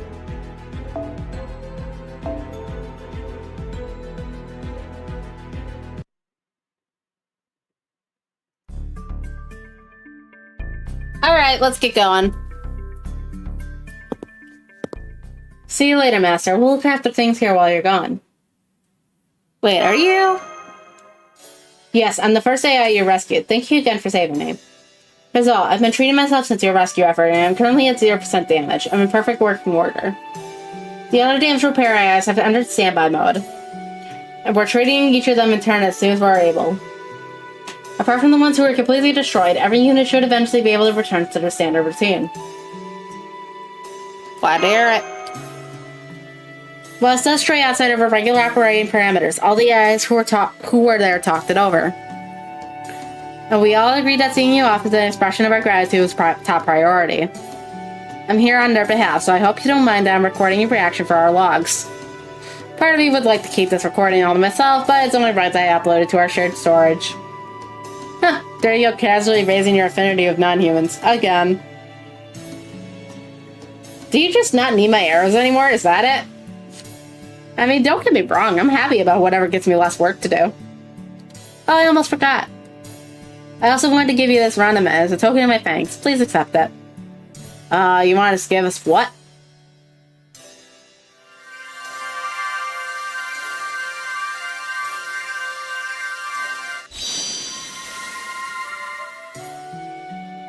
What'd you do? Did you just give me some magical energy? Oh, I see. You're still not aware of it. Randomize is a formless but potent energy that serves as the most fundamental common resource for this world's AIs. You've been consuming it yourself whenever you've done anything in this world, even if you weren't aware of it. It doesn't really matter what it's called, but since we had to call it something, the central governing AI came up with a name for us. Hey there, Knuckle. Naming essential things was the first step in creating a beautiful management system, after all. That sounds like it serves the same function as magical energy in the outside world. Now that I think of it, it does make sense that a conceptual world with its own unique scale would have its own kind of magical energy circulating throughout it to match. Oh, I guess that explains why magical energy felt weird right from the beginning. So it's been replaced with something else this whole time. Is it actually different from magical energy somehow? I doubt it's significantly different with regards to the interaction between master and servant. We don't know anything about the outside world's magical energy, but for AIs, Randomin is our life force. It's the only resource in this world that is universally recognized as something valuable and tradable. In that sense, I suppose it's kind of like our currency. That's why I thought giving you some would be a good way to express my appreciation. Yeah, well, I guess I do feel a little fuller now, so thanks. An energy resource that is used as a form of currency, huh? There does stand to reason there'd be people like that Cassie who are willing to take you by force. Welcome to the chat, Elaine. Oh, great. We got a chatter that's name's pronounced the exact same as mine. Amazing. What about me? Where's my run? I already gave you some of your regularly scheduled amount. But I'm a growing servant and a royal as they come. Don't I deserve a little something extra? Still no. Okay, everyone, let's get going. See you later, everyone, and please be careful.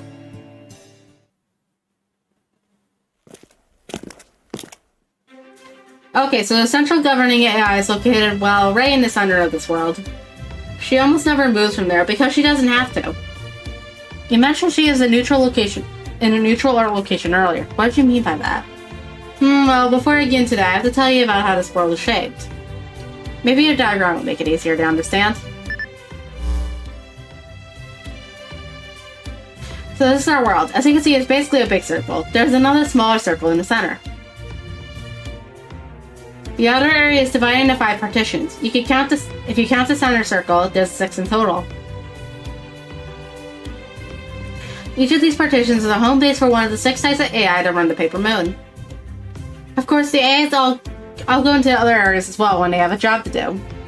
But having a default location for them to gather at makes it easier to keep things running smoothly. 6 types of AI. I take it your repair test in one of those 6 then? Yep. The repair area, where we are now, is right here. And these are transfer, keep, grow, build, and defend. Each area is designated to support its partition's function. It's also where the AIs that carry out that function gather. The central area, defend, is probably the most immediately relevant for us now. You see, it's the closest thing we have to a neutral ground during this Holy Grail War.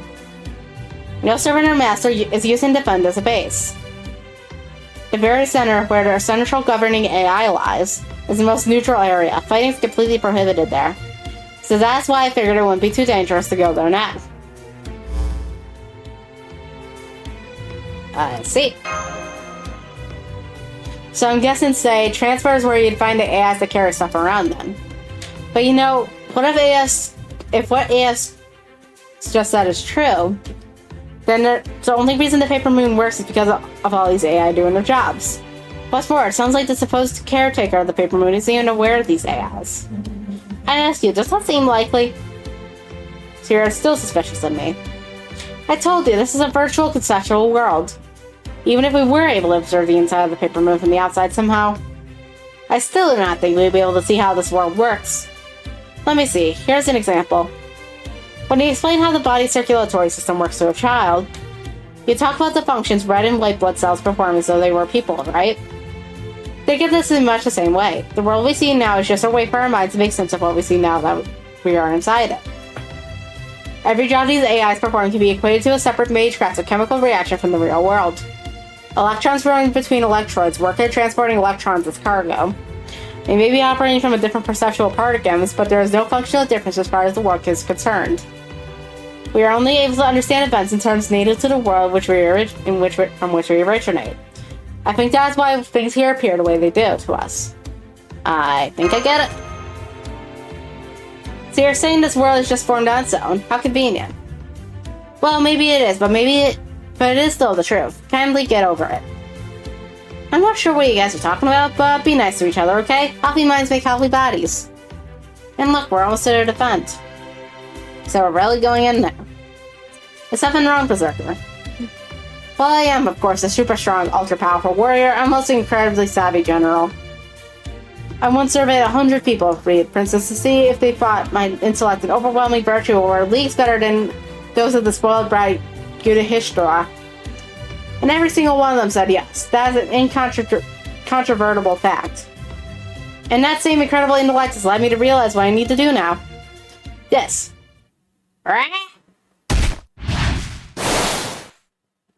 Hey, what the hell?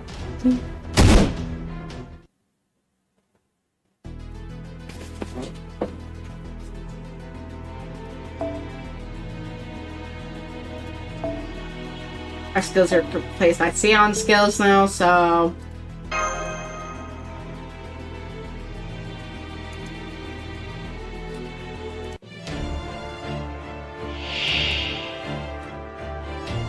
うしてもというなら、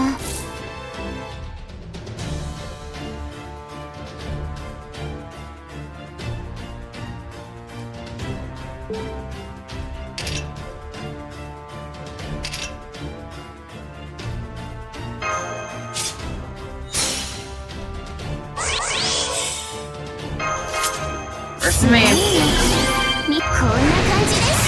スリンガーラヨーナ。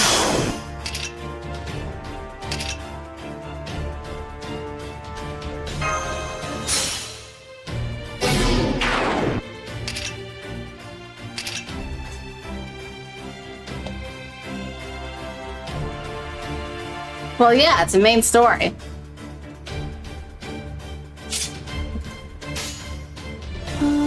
そんはいはいいいですよ。命令通らば撃ちますよ。でもどんな風になっちゃっても知りません。タマさんの花翻弄しますね。翻弄しますね。ちょっと重たいのあげますね。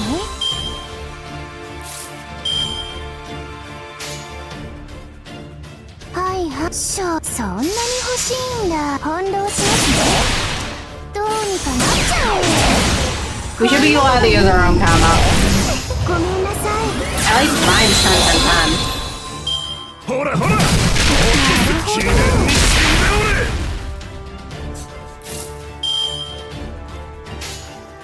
んでいいですよね。はいはいいいですよ。 I have both of them. こんなのに頼るなんて本当にどうかと思います I think she's funny.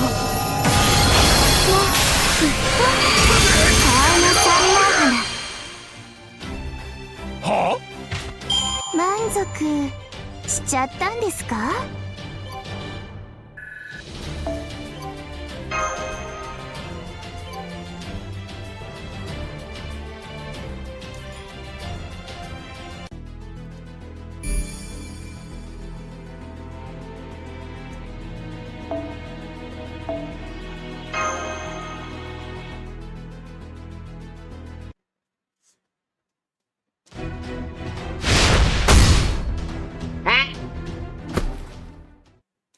？Are you stupid or something? Oh, right, you're a berserker. Never mind. Anyway, now that we know for sure that you're an enemy, it's time for you to die. I must admit that you are not mistaken. He has been watching us, seeking an opportunity to attack for a while now. I assumed it was only a matter of time. Just as I calculated. Why did you attack us out of nowhere? Ugh, I thought I could take you if I ambushed you, but you're surprisingly strong for a little girl. I must have let my guard down without realizing it or something. Well, I guess there's only one way to get through this now. Good job! Looks like you diligently kept up with your training. Now I know how strong you are. The hell did you just say? I wanted to make sure you were prepared for a surprise attack. A little bit of tough love from me to you. Jerome used to do this kind of thing to me all the time. Seriously. I usually just pawned it off on Karna and made myself scars, though. For all the complicated talk, that one's still a servant, so they must be connected to the System Girl War somehow. It would have been a big advantage if I had been able to take her down now while she wasn't our god. But there'll still be plenty of chances, so I'll just try again later. And it was a genius of a general.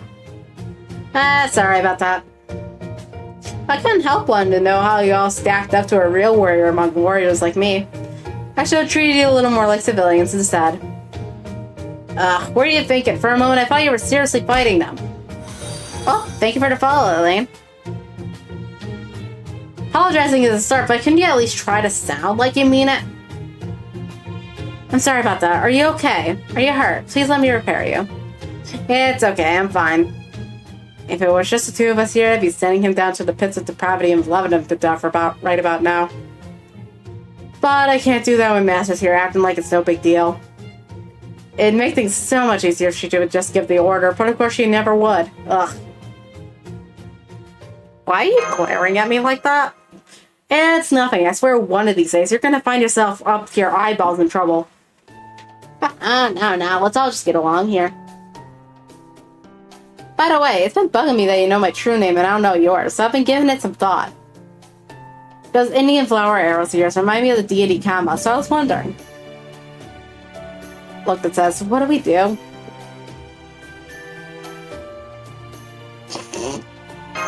it's okay if they know. Whoa, hold on. Did you think I was so dim-witted I wouldn't notice those looks you're giving each other? Does this mean you really are, comma? But then, why are you a girl? Because this is fate. I have my reasons. Besides, gender's no big deal to us. Well, I guess that makes sense. You are a god, after all. Anyway, arousal-inducing flower arrows, huh? At those, I could easily woo Drapudi and all those other beautiful women I have my eye on. Just so you know, I'm boycotting my divine duties right now, so don't expect anything out of me, no matter how much you pray. And for that matter, you've got a lot of nerve bringing that up after you went and sucker punched us. Try something like that again, and I'll kill you right on the spot. Got it? Oh, yes, I understand. So as gods and its servants, I would like nothing more than to continue this relationship on a foundation of mutual respect. Of course, when you get right down to it, Kama here is still one of our gods. If I play my cards right, I think I can use her to our advantage. Why are you in such a good mood? Well, never mind. Come on, we're almost to defend.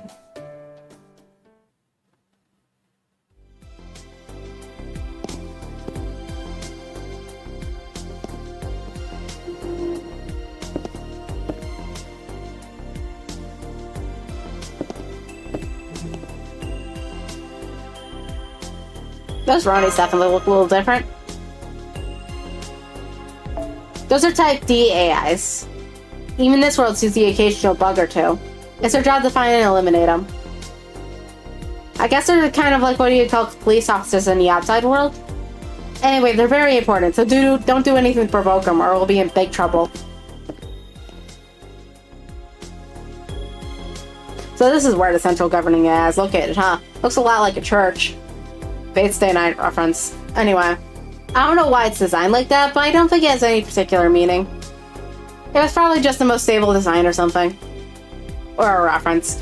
Anyway, let's go in. First I'll send an entry request, and okay, we're approved.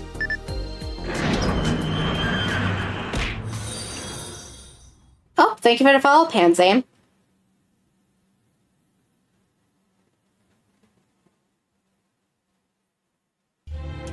I overheard your conversation, and yes, you're right. There's no particular reason for this building being shaped the way it is. Certainly no religious connotations. We just measured the average data values and selected what seems to be the most natural and appropriate form. I believe the term you have for this is tradition.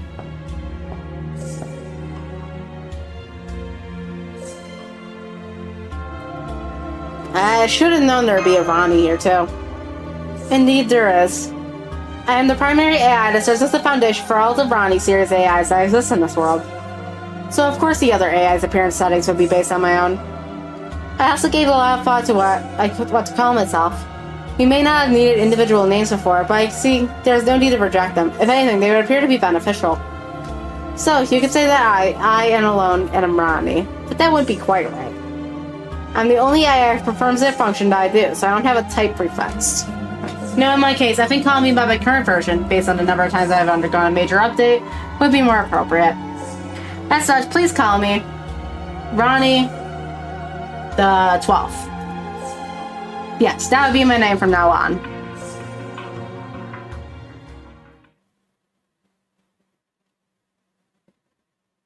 I'm sure that's a big old reveal for Extra fans.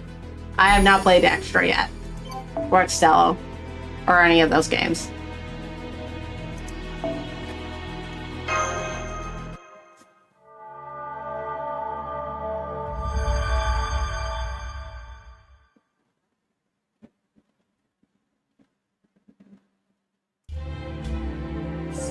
And then now, allow me to officially welcome you to our world, visitors from the outside.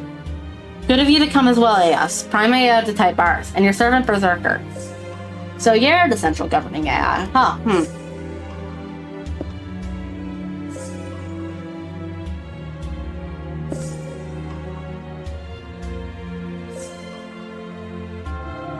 Hey, stop staring at her. Don't you know it's rude? Thank you, Governor. I didn't really know what to do after these people saved us. So I thought I'd bring him here and ask you, well, everything I didn't have an answer for. Is that okay? You made the right call. Part of my job is dealing with unexpected problems whenever they... Warning, any attempts to forcefully access my inner workings could put every function under my supervision at critical risk. I do not recommend this course of action. I certainly don't approve of it. Were I to abandon nomenclature associated with the systems I govern, I might simply say, "What the hell do you think you're doing?" Pardon me, before we go any further, I thought I should verify what kind of being you are. Since you have introduced yourself, I will do the same. My name is Sidon Eltnam Sokaris. I used to be a Paper Moon's caretaker. Could you search my name to see if I have administrator access? Searching, no results. But even if you were once a Paper Moon's caretaker, I have no way of determining that. All I can say in response is that so? Hold up, if you really did design and manage this world, wouldn't that make you its god or something? So why the hell do you apparently not even have the authority to tell this living doll what to do? I only had Custodio over the Paper Moon as a device. But this world and the assets spawned inside it are that device's contents. So when you think about it, it makes sense that I would not have direct administrative access over them. Our god, see, that's certainly a fascinating idea. Then in accordance with the basic information I have on the outside world, let me ask you this. If a being you have never seen before were to suddenly appear and declare himself your world's god, how do humans typically react? Well, I guess we could all do is say, is that so? I see. Then it seems my reaction was correct, since these circumstances are essentially the same as my hypothetical. Well, I suppose it's no big deal. For my part, I do not intend to declare myself the god of a bunch of AIs I have no recollection of making. Besides, I was able to learn something from the brief moment I touched you with my ether light. Like what? Her disposition a mess. If I had really had created her, then just like a programmer reading their own code, I should have been able to read and modify any and all information about her. But I was unable to learn anything more than I would if I had examined another human. Remember what I said about perceiving this world via the paradigm of which we were all familiar? In this case, it means I can only relate to her as a person, not as a creation I can manipulate however I like. If I were to guess, the fact that you have tangible bodies here means that component-wise, you're the same kind of being as us. Even so, I can say that Ronnie the 12th here is indeed an AI. I felt the same reaction from her as I did when I touched AS with the ether light. Huh? When did you do that? Don't touch me about at least saying something. It's embarrassing. There are some things that I can say about you as well. I searched you using my full authority as essential governing AI. It's clear that you're not AI yourselves. In fact, you weren't even created inside the Paper Moon at all, which means you must be visitors from the outside. This means that you're not of this world but possess the same structural integrity as AIs like us, though you yourselves are not AIs. So they're outsiders who just happen to end up here? Unfortunately, their presence here may not be entirely coincidental, since two of them are master and servant. I would guess that they have also been selected to take part in the System Grow War.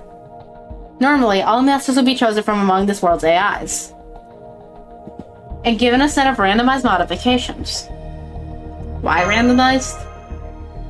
The prime AIs that are chosen to become masters may be of different types, but they are still Ronnie servants series at their core. We thought that, were they all become masters under identical conditions, they would all end up using the same strategies and taking the same actions. That wouldn't work for the System Grow War, which expects a certain degree of active, irregular resource allocations. So we arranged things to ensure each AI would be assigned a set of random individual traits when they become a master. In summary, the master AIs are prime AIs who are randomly transformed in both appearance and personality. Now with all that in mind, let's turn the subject back to you. Since you possess a similar structure and integrity to the master AIs, I would guess you've been caught up in the System Grow War for reasons that are still not clear to me. We still have no desire to participate either, of course. Is it possible for you to sever our connection to that system or return us to the outside world? Unfortunately, no. The Grow War is executed by the world itself. As a central governing AI, part of my job is to oversee the war. But I cannot intervene in the actual system. The most I can do is run add-ons or mods based on the existing rules. There is nothing I can do to change the rules themselves. Then how can we get to the outside? You showed up here right when the System Grow War was starting, in a form that ties you directly to it. This would seem to indicate that the system, for whatever reason, elected to reach into the outside world to bring the three of you here during its initial execution.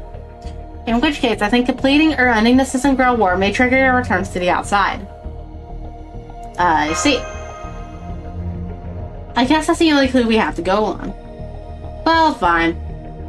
Can you tell us more about this System Girl War? Of course, to begin. The System Girl War is meant to repair and stabilize the Paper Moon's world whenever an irregularity of some kind occurs.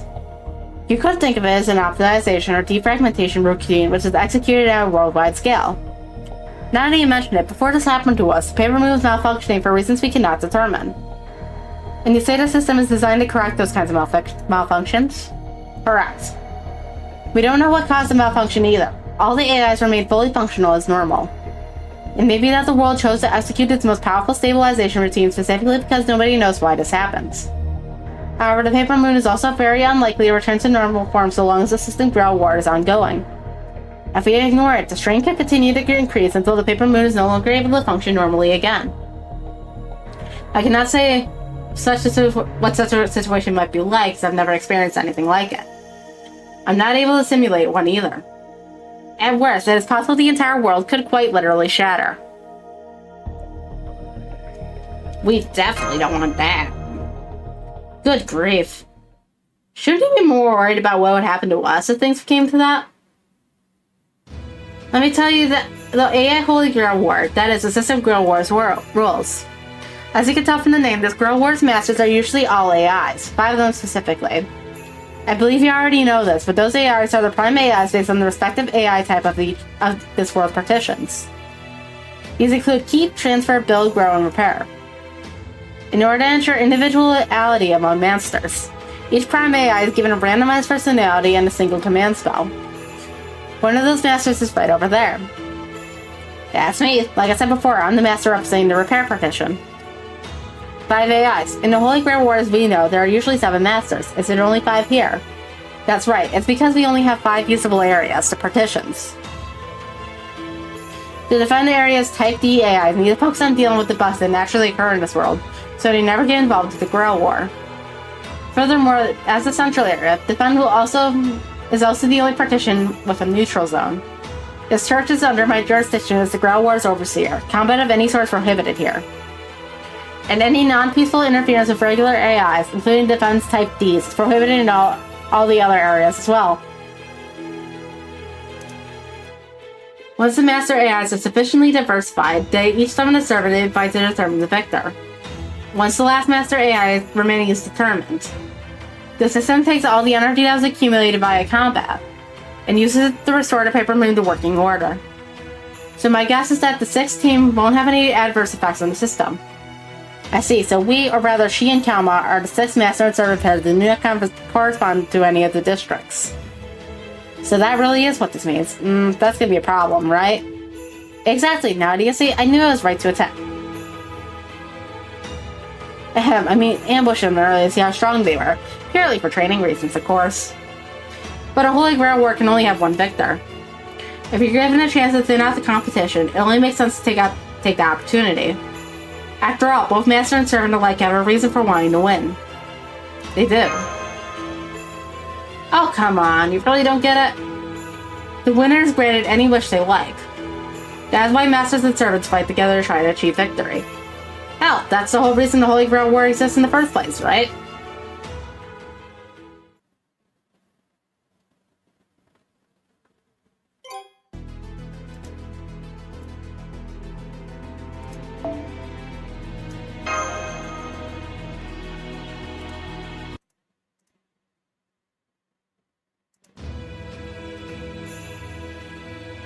AI Masters have a duty to restore the Paper Moon's world to normal working order. Regardless of the randomized personality they are given, that core duty won't change. Furthermore, the AI who wins the System Grail War becomes the next central governing AI. That AI is then upgraded and given the right to customize the next version of the world. Should a new personality happen to instill in them a wish, it likely also enables them to acquire whatever that wish might be. That is how our world continually undergoes change, bringing with it a much-needed diversity. And the same is true for the winning servant. That servant is given the right to remain a resident of the new world and have a wish granted, so long as it is within the central governing AI's power to grant. We call this concept of granting the winner's wishes the Holy Grail, which is why this ritual is sometimes referred to as the AI Holy Grail War, as well as the System Grail War. Yeah, I don't really care what it's called. What I want to know is what happens if a non-AI master like her here wins. I doubt you would be given the authority to become the next central governing AIs. In that scenario, I promise I will do everything I can to grant your wish instead. Is that so? There's still a lot we don't know about the situation, and we definitely can't be sure that dying in here won't be resulting in our minds dying out there. I'll tell you right now that our wish is to leave this place and get back to the outside world. So to have that wish granted, so we don't die while we're here, we'll need to win this Holy Grail War. That about right? That is what it boils down to, yes. And since the condition for stopping the system Grail War is to have only one team left standing, the addition of an unexpected 6th team does not meaningfully change the proceedings. If you want to end this Holy Grail War, you'll have to fight and win. I see that. I guess in one sense, you were right to try and ambush us, Berserker. I don't know what kind of wish you're looking to make yourselves. But either way, it looks like we're gonna have to try and kill each other sooner or later. Oh, you finally figured it out. Essentially, yes, that's what it all comes down to. I'm sure it's not easy, but try to keep up with me, okay? Are your memory spaces malfunctioning? Let me remind you that this church is a neutral zone. Fighting is strictly prohibited. If you violate that rule, every type D in this area will swarm and capture you, if not eliminate you outright. You will also be disqualified from the Holy Grail War. But why waste time? It just makes sense to get rid of them now. Kindly shut your hole. Kindly shut my hole! The rules are in place for a reason. Formulas must be upheld. As a central governing AI, I will not tolerate any exceptions. Ooh, me too. I also think fighting here would be a bad idea. Though that's not to say fighting at somewhere else would be a good one. Look, since you guys are an anomalous 6 team, you don't have any home base area, right? Of course not. Then how about we work together until we're the last 2 teams standing? At that point, we can have a good, clean fight to wrap things up. No hard feelings. That way, I can pay you back for saving us, and you can come and go for the repair petition if you like. I mean, I think you'll have a pretty hard time here without your own area, after all. Indeed, without your own area, it'll be very difficult to replenish your Roniment. So basically, our magical energy here. Generally speaking, Roniment is something all AIs possess. The more Roniment you can collect through trade, negotiation, and so on, the more resources you will have for your servant, which will in turn give you an advantage in battle. Trade and negotiation, why would the other AIs bother with those? Wouldn't they only care about making sure their leader wins? Usually yes, however, AIs do each have free will. In addition, they have their own desires to fulfill with their given function. So by assisting any AI who cannot fulfill their functions for one reason or another, you should be able to acquire Roniment from the other AIs even if they're from a different area. If they want to give you Roniment for whatever reason, I'm certain they will. Well, technically, it would also be possible to extract Roniment from AIs who are unwilling to give it away. I see, so that is why Caster was attacking the repair AIs. He was trying to steal a resource which is essentially life force, magical energy, and currency all in one. Yeah, and who's gonna just sit back and let someone like that take what they want without trying to stop them? It might be faster in one sense, but it's definitely not easy. So Masters is open to more, well, peaceful transactions. That is, someone who gets along well with other AIs is just gonna have a big advantage. In your case, you've already met the repair AIs, so that should make a lot of things easier for you. To be completely honest, Berserker doesn't have a lot of Roniment to spare right now. You still haven't replenished what he used when he was fought off Caster. That training exercise didn't help matters either. So we're gonna have to have a hard time in our next battle unless we can go back and fill up. Basically, we'll be stuck in a recovery phase for a while. Come on, why would you tell him that? If bandits come knocking, who do you think they'll go for? A target who's had a full meal and has lots of energy, or a target who's obviously so hungry they can barely stand up straight? Exactly, so if you don't want to be a target, you need to act tough even when you're starving. Though I guess there's not much you could do about your stomach growling. Think about it, Berserker. If another servant were to attack us on our way back, wouldn't you feel better knowing an assassin was here to help? Like to say, 2 heads are better, well, in this case, safer than 1. It's true now and it'll be true tomorrow. I know you're smart, so I'm sure you also knew that there was a good chance we were going to team up with them in the future, right? Well, I guess so. I was thinking more in terms of using them rather than teaming up, but I suppose it all works out the same. That aside, I've never seen Master this aggressive before. I wonder what changed. Oh, maybe it's because this is all close to our wits. Fine, I guess I got no choice then. there are some advantages in it for me. Namely, this soft-hearted, naive master and assassin's servant. It's a safe bet they won't betray us before the end. And I doubt they'll even notice if I come up with a secret plan to beat him during our final showdown. All told, this deal has no downside for me. Alright, fine. That'll be dangerous for us, but we do owe him their help. So, with a heavy heart but an open mind, I accept the risks of teaming up with you. We'll be on the same side until we are the last two teams remaining then.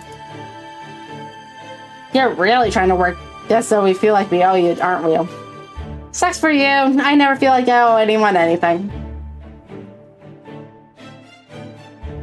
I think I'm finally starting to see a way out of this, I hope. Yay, now we can stay together for the time being. Okay, let's start by heading back to the repair and stocking up on Ronamet. How exactly do we go about collecting Ronamet from other AIs? Do you just use your authority as Prime AI to requisition or something? Well, I could, but I'd rather not. It just makes things harder down the road. In general, AIs are programmed to return favors and pay appropriate compensation. These AIs remain active even during the system ground war, and constantly encounter problems that need to be solved. So by helping AIs with their work or solving problems for them, you'll earn their gratitude and should accordingly have no trouble acquiring Ronamet in exchange. There you have it. Now come on, let's get back and get busy. You got our work cut out for us. Thanks for everything, Governor. See you later. There's no need to thank me. This is all part of my duties. Good luck, everyone.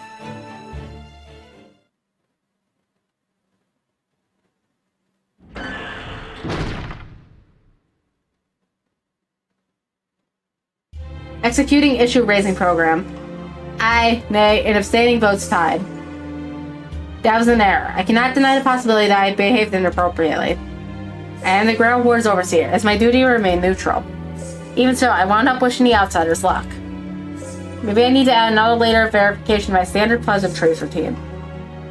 But that can wait. Right now I need to come up with a solution to make this right, and quickly. If I can't take back my encouraging words, then I'll just have to make more such regards to the balancing chart, embarrassing though that may be. Alright then, to right this wrong, I'll send similar thoughts and well wishes to the other teams as well, in my capacity as Overseer.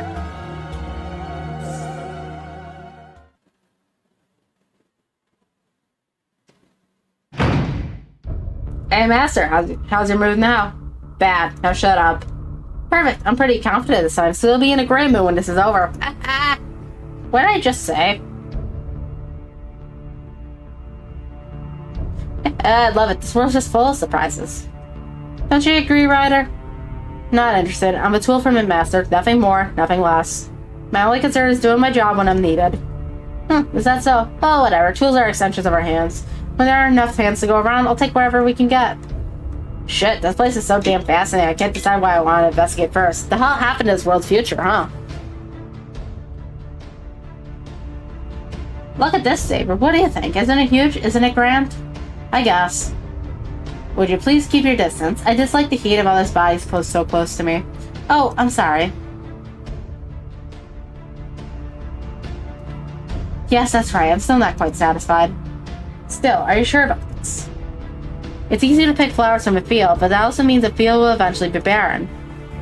Don't worry, the flowers grown here are cheap and infinitely replaceable. The saving grace is that they're easy to acquire, but the real value?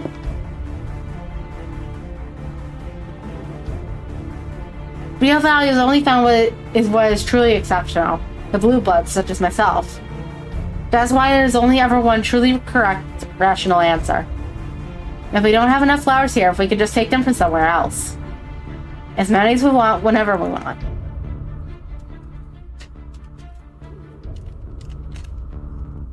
The system ground war has only just begun. There have been a few skirmishes, but no one has yet been eliminated. The only serious battle so far was the one fought between Berserker and Caster. But that's all about to change. In support of every team fighting to complete the system ground war, allow me to say once more. Good luck. May the stars of the Northern Star always eliminate the right path, even upon the paper moon. Off drop number 2. Let's go.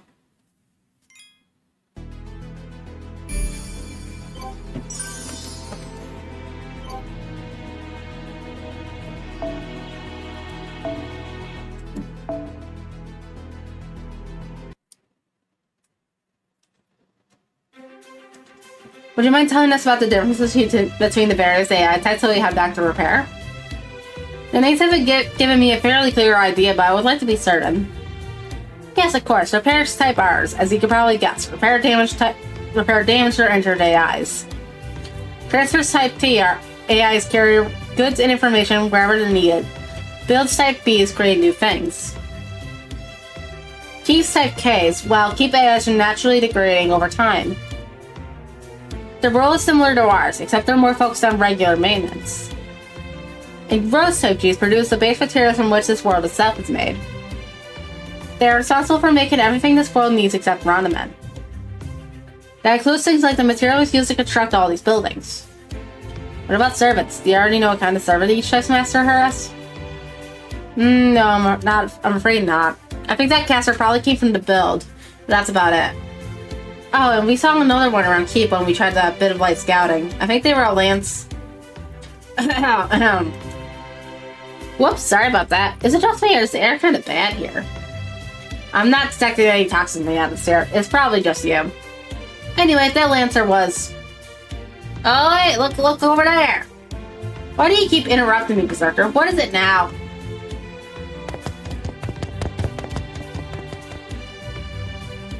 There, the sight thieves were definitely in a hurry. Maybe something bad happened? I guess they were, weren't they? Wanna take a look? Let's go check it out. Okay then, let's follow them. Yeah.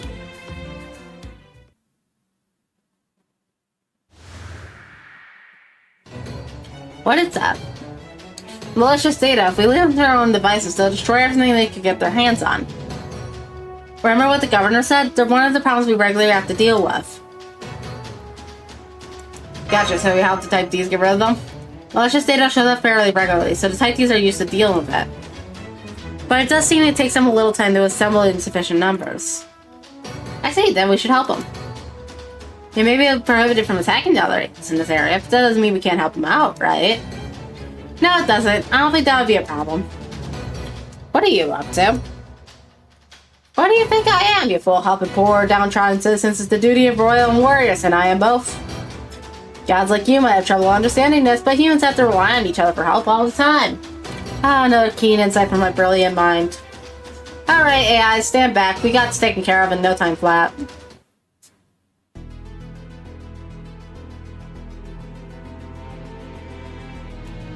Okay, we can use whoever. And the enemy comp is... just 3 archers. I'm gonna use Castoria.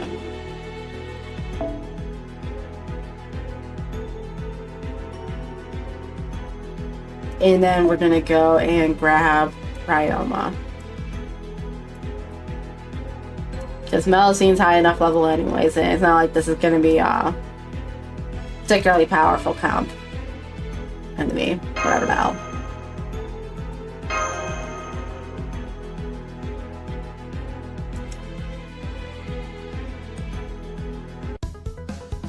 Mada 未熟者ですが頑張ります。やる気満々おりょ我を行くぜよおりょうさん幕兵戦両発今のうちに準備白兵戦行きます白兵戦行きます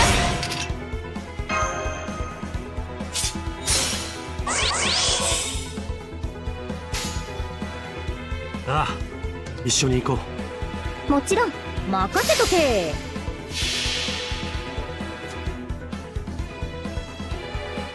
これがわしらの王具。行くぜよおりょうさん。ああ、どこまでも一緒だ。白き竜よ、我が罪の腹を行け。無駄だ。鐘の音が聞こえる。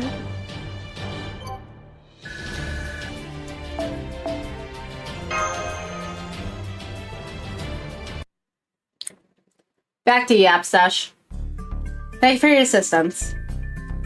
As the basic separate teams of which Governor thought they'd take, we would like to offer you some Radama as a token of our appreciation. Think of it as a certificate of merit for saving our lives. We hope you'll accept it. Oh, really now? I didn't do it for a reward, but thank you just the same. You're too kind.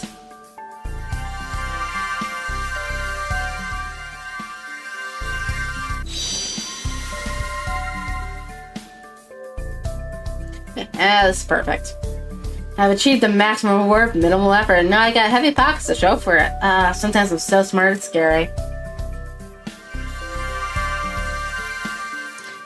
Oh, thank you. I'm good. Let the assassin have that. Understood. That's so nice of you, Berserker. To be honest, I thought you were going to go and try and keep it all yourself. Sorry for doubting you. Don't be stupid. If I'm the only servant with a full belly, then I'll be the only one fighting on the front line next time someone attacks. Come here and listen to me. From now on, we let take as many hits for us as we can. Our priorities here are staying safe and conserve our energy. You see, I can't afford to lose the war. That's right, there's an enemy out there I can't allow to win, no matter what. Yeah! Pinching your own servant's derriere, what kind of master are you? Did you figure you're dealing with a genuine prince? Maybe if you stop saying such cowardly things, I wouldn't have to pinch your butt. Anyway, it looks like some of you type D's are a little hurt. Let me heal you. Yeah, I finally get to show everyone what I could do. Just you wait, I'll have you all back in the perfect condition in no time. When I'm done, there won't be a scratch on any of you.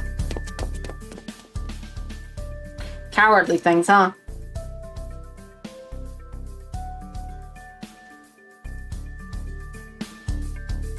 Are you feeling alright? I have a decent grasp of your position thanks to the Aetherlight, but that's not the same thing as monitoring all your vitals 24/7. So if at any point you feel like something is wrong, tell me immediately. I feel fine so far, thanks. Huh? Some tough-looking guys heading our way. Be on your guard just in case. Oh, don't you worry, everything's fine. That's Defense Prime AI. I think I mentioned this before, but she doesn't take part in the Holy Grail War because she's too busy with her regular duties. Hello, Type R Master. I understand you helped my Type D deal with some malicious data. Apologies for my late arrival. Thank you on behalf of my subordinates. Hey, it wasn't just us. We all worked together to take care of this. May I ask who that is? It's kind of hard to explain. At first I thought they were just lost. But after talking to the Central Governing AI, we found that they're actually participants of the AI Holy Grail War. So I hope you'll treat them the same way as you treat us. Understood. Hello, since she's an AI, she doesn't have an individual name. I guess it's kind of awkward for you, huh? Say, why don't you come up with a nickname for yourself? Even just a temporary one. Berserker gave me mine. It turns out names are kind of a nice thing to have. Hesitant. To be a difficult task. Requesting assistance. Okay, I guess I can help with that. It'd probably be best if it was something related to your role, right? Let's see here. You're the head of defense type D AI, so maybe something along those lines. Defense, then I would go with DX. DX, that kind of sounds like a symbol rather than a name to me. But I guess it's okay. It's certainly easy to remember. Type D AIs and myself exist to keep this world stable. Therefore, ask for the rules to be respected and minimize collateral damage to other AIs in this world to a minimum during combat. She's kind of a stiff for an AI, huh? We all are, really. She's just kind of more so than the rest. In the outside world, I think they call her a workaholic. She takes her duties to keep this world peaceful very seriously. She's also very, very literal, so no messing around, okay? Got that? No messing around. Yeah, don't even think about it. Remember, we're the ones who will have to deal with the consequences. Nuh-uh. Why is all this directed at me? You think I'm a child or something? But anyway,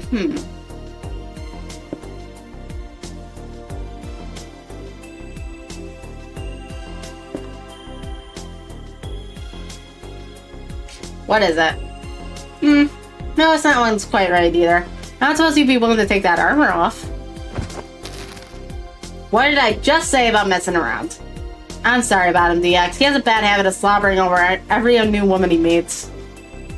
Hey, don't talk about me like I got a dog sniffing around. Anyway, would you type these mind handling the cleanup? Thanks. Well then, we'll get going. Warning, malicious data spawning rates are currently rising. Perhaps as a side effect of the system Grail War. Be on your guard. Unidentified forms of aggressive data in this area have also been detected. I recommend caution should you encounter them. Unidentified forms of aggressive data. And they're not more cast as wriggly things? Negative. We believe they are similar to Castus Summoned Familiars, which are also a threat to public safety and treated with caution. However, I am referring to something else entirely. Then, what exactly is it? Unknown. Our reports say that they only appear to be human-shaped shadows. I'll detect these and I will be informing all masters of this development soon. Now I must return to my post.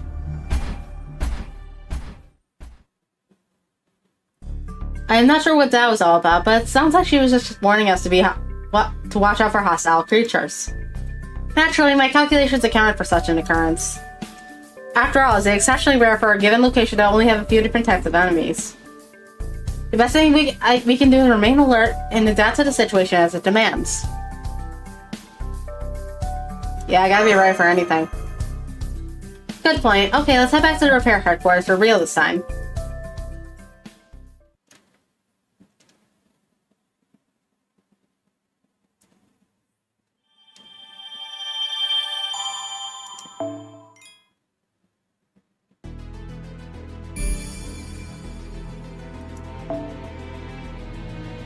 Oh no, there's 12 now.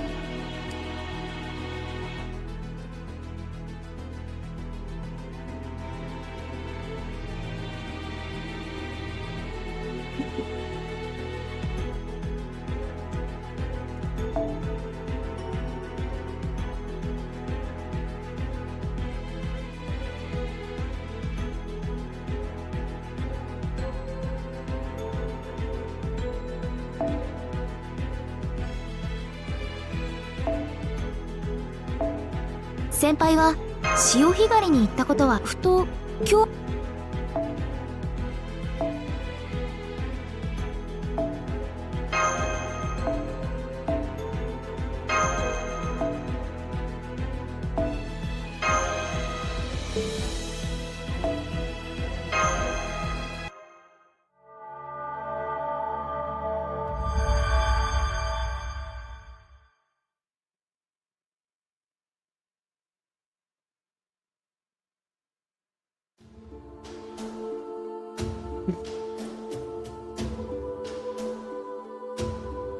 Surprised you have night here, too.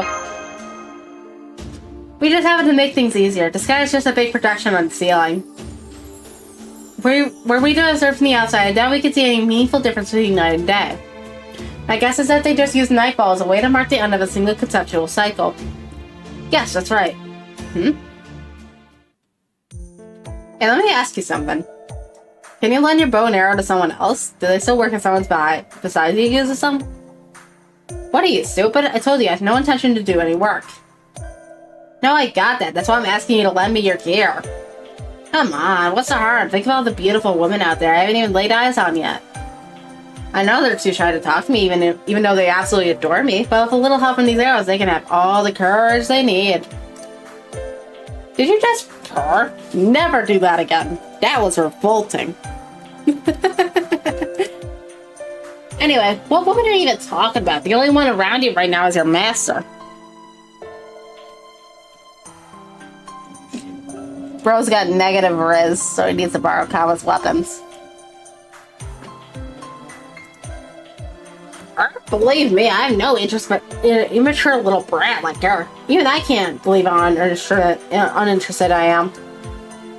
Now come on, let me borrow it. Don't you want me to have a bright future? Shut up. I think I heard him taking another dig at me, but that aside. I can't tell if those two get along great or terribly. They almost seem like... Hey, since you can't hear from the outside world, maybe you can answer this for me. That kind of back and forth between two people who trust each other, with neither holding back.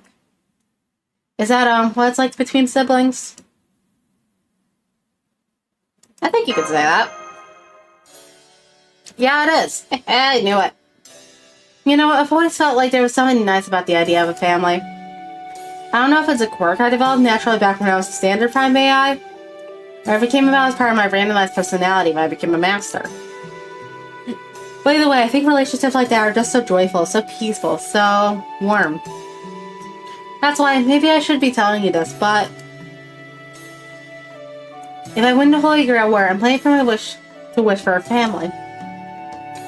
One that can all live together. That's the vision I have for us. So if I become the next central governing AI and I get to customize this world how I like, I'm planning to make it so we get a little more diversity among the different AIs. I know we already have some differences between us now, but I want to make them more detailed and systematic so we can have something like real familiar relationships. That's gonna make things awkward. Oh, I'm sorry, please don't get me wrong. I wasn't saying I wanted you to let me win or anything, I was just... No, it's fine, go ahead and let her hear it. I want to pressure your opponents. If you want something, don't be afraid to reach for it. Tell the whole world why you think you deserve it. In fact, you shouldn't hold back, even if you don't deserve it. The heart wants what the heart wants. That's how I've always lived my life. Did you not see me just a minute ago asking to borrow the god of love's bow and arrow? I refused, if you recall. Besides, didn't living like that get you in all kinds of trouble? Yes, that's right. There's something I wanted so badly I was willing to start a war. That's why I fought. I have no regrets in that regard, even though I think that was the right call. Even if I were born a million times over, I'd still do the exact same thing. And it's no different now. I'm fighting for what I want. They might be working together right now, but I have no intention of handing you the win when this is over. Be ready for that. So what do you want now, bitches? Oh, you really going there? Fine then, I'll tell you. I want... everything. Wealth, glory, fame, pressure, and so much more besides. Basically, I want everything I want. Don't even bother asking me something stupid like what I want more than anything. There's nothing like fat bitches. Nope, there's no point in limiting what you want. Well, hang on.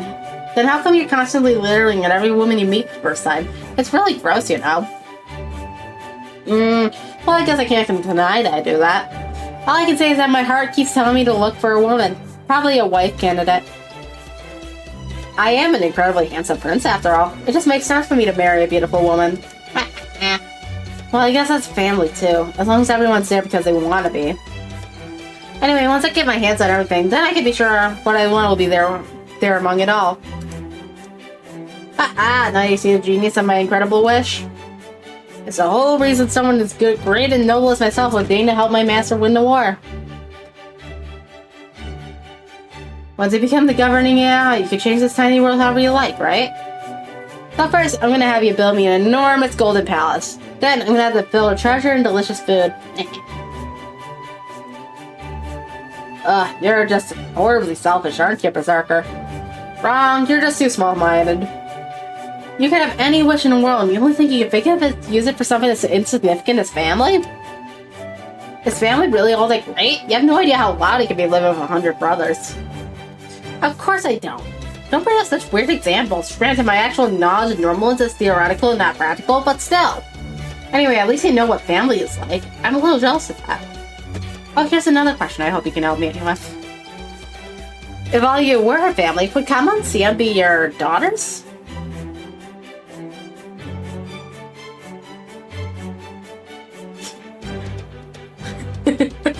We're going with the funny option.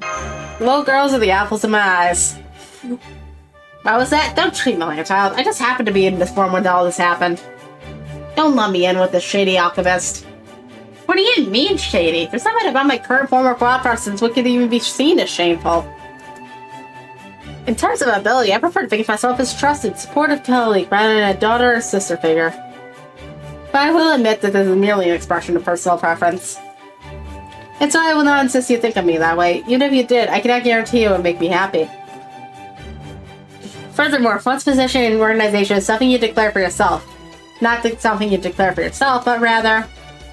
I'm not playing nice now. From where I stand, you're all just little girls barely out of the nursery. Practically no difference. Huh? Did you just include me in that? Me and Hermione on the primate I have an entire petition? So?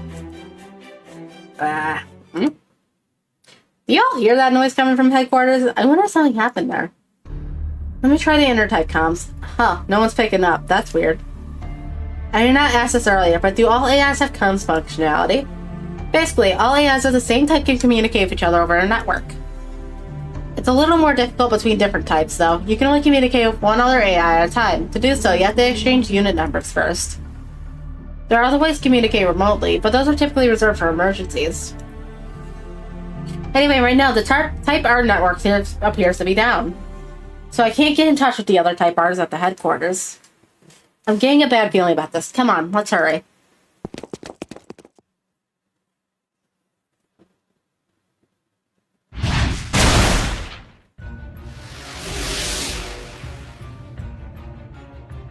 Now!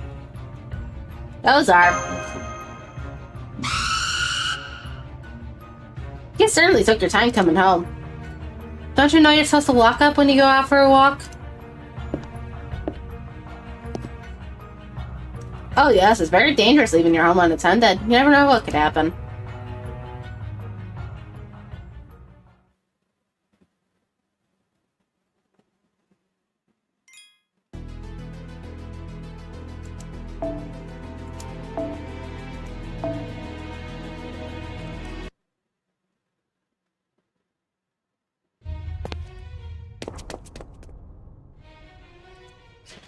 I don't know, did you really think I would let you escape? I love it. There's nothing better than plunging your sword into a woman's flesh, even if that woman is just a lifeless doll. I don't care how you get your kicks, Caster, just make sure you devour all that Rondamet. Stop this right now. And you must be Caster's master. Is that not obvious? Berserker and his master really are idiots. The Assistant Hero War is a battle for resources. If you truly understood that, you wouldn't have let a blue blood like me while sitting crack open your precious treasure chest. There may be different types of AI, but we are still fundamentally the same that we require the same resources. Breaking in and jamming your network was trivial, but you could never do that, could you? The moronic look on your face tells me everything I need to know. Never mind that, just let them all go, now. And why would I do that? You don't need to be from Road to figure out that the most efficient way to harvest Rondamet in this world is to steal it. Wait, don't tell me you actually plan to only collect it from your own partition? Wow, just when I thought you reached the apex of stupidity, you showed me new hard secrets to work to. Even an utter moron should have been able to see that this was the best solution. I almost pity you, seeing what an incompetent set of characteristics the randomizer stuck you with. You know, I can't put my finger on why, but something about this prick is really pissing me off. In theory, there's nothing wrong with taking what you want. In practice, only those blessed with lineage, looks, and talent can actually get away with it, meaning people like me. But a sniveling brat like you, don't make me laugh. Unless we're figuring out the fight, but please be careful. According to my calculations, the fact that he has chosen to show himself here means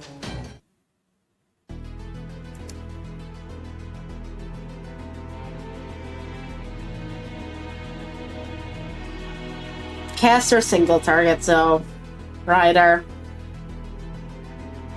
My best single target rider is probably Ozymandias, but at the same time I want to use Ryoma. Just in giggles. But at the same time my Ryoma is pretty high bond to my rider Ryoma, so let me swap this over first. Let's filter by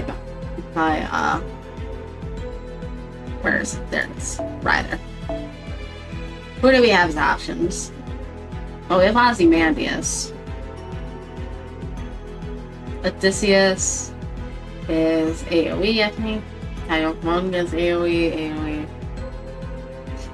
So, probably either Quetz or Ozymandias.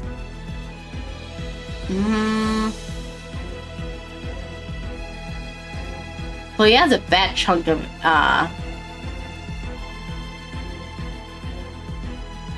HP, so I should probably just focus on damage over, shits and giggles.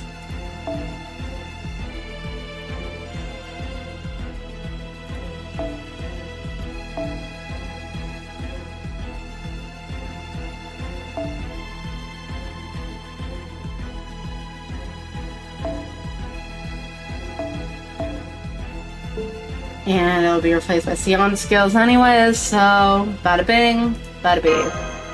Off with the...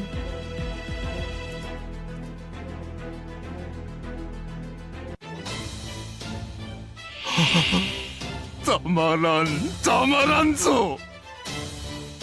いいでしょう。アサシネイト承りました。地上にファラオの真、地上にあってファラオに不可能な万物万象我が手中にあり。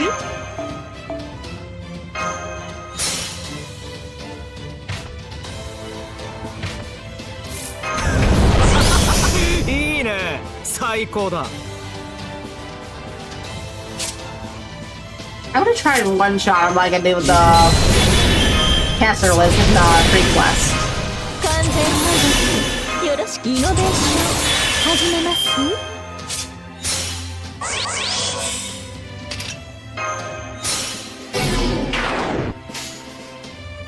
褒美をやろいかほど。う。よかろう。全能の神よ、我が業を見よ。我が無限の好機、太陽はここに降臨せい。ラムテンムテンピース。 Delicious. 吹っ飛びなさいませ。この程度か。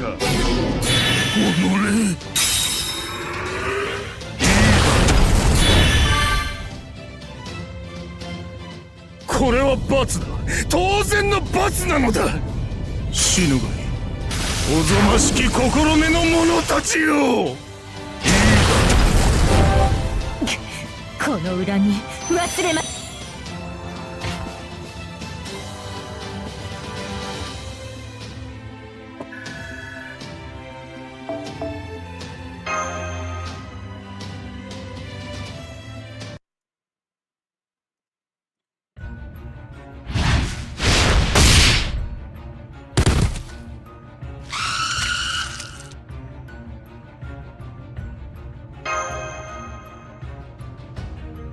I can predict their actually move, but there are just too many of them to keep up, not to mention their overwhelming magical energy and advantage. Ah, glorious. What can be more right than the strong violating the weak? What can be more natural than the righteous punishing the errant? It feels so excellently scrumptiously good. But of course it does. Of course it does. Well, apologize, damn it.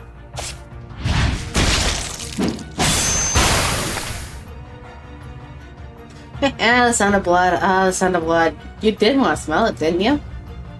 Yes, of course. This punishment is inevitable. We had a pact. That's why this room will become a window into hell. And some writhing fiends will devour all of you.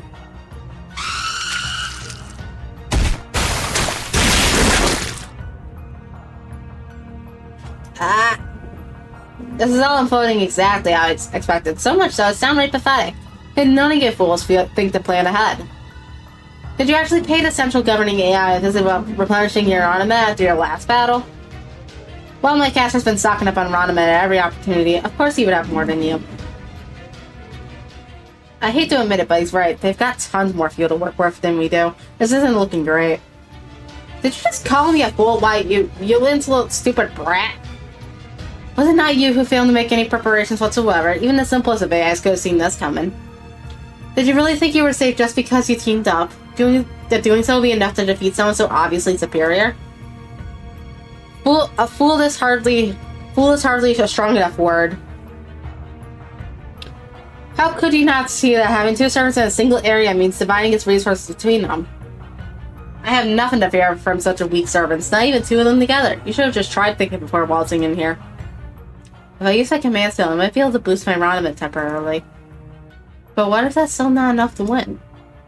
And even if I win this battle, I won't be able to use it again in the future. Is it worth the risk? It's over. The two of you together still can't help to match my skill. There's nothing else to it.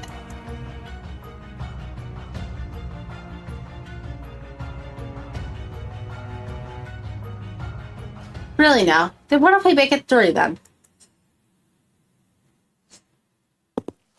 Bye, Landling. Oh, and Lev.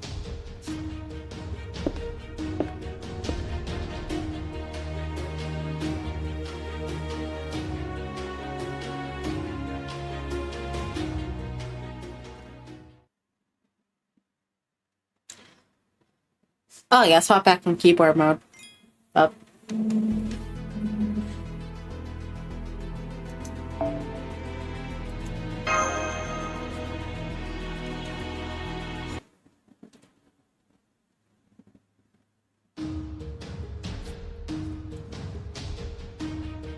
What the? Who the hell are you?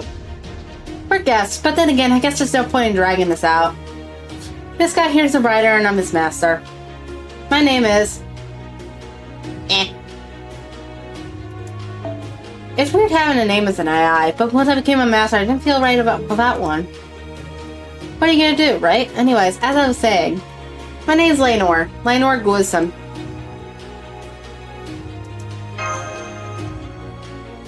So you're a caster, huh? I'm here because I had something I wanted to talk to you about the leader of repair about. I had taken a number and waited my turn, but since they didn't have any numbers to take, well... maybe I ought to come back another time. You've got no idea how much power we've got stored up, right? Doesn't matter how lopsided the equation is now. One unknown variable is enough to mess up your whole formula. No matter, we've already whittled down your resources and increased our own. For blue bloods like ourselves, failure is not an option. We can afford to take our time. Come on, caster. Yes, good point. It wouldn't make any fun to get these wretches punishment all over with at once. They need to be even more afraid of me. They need to grind their heads into the floor in desperate apology.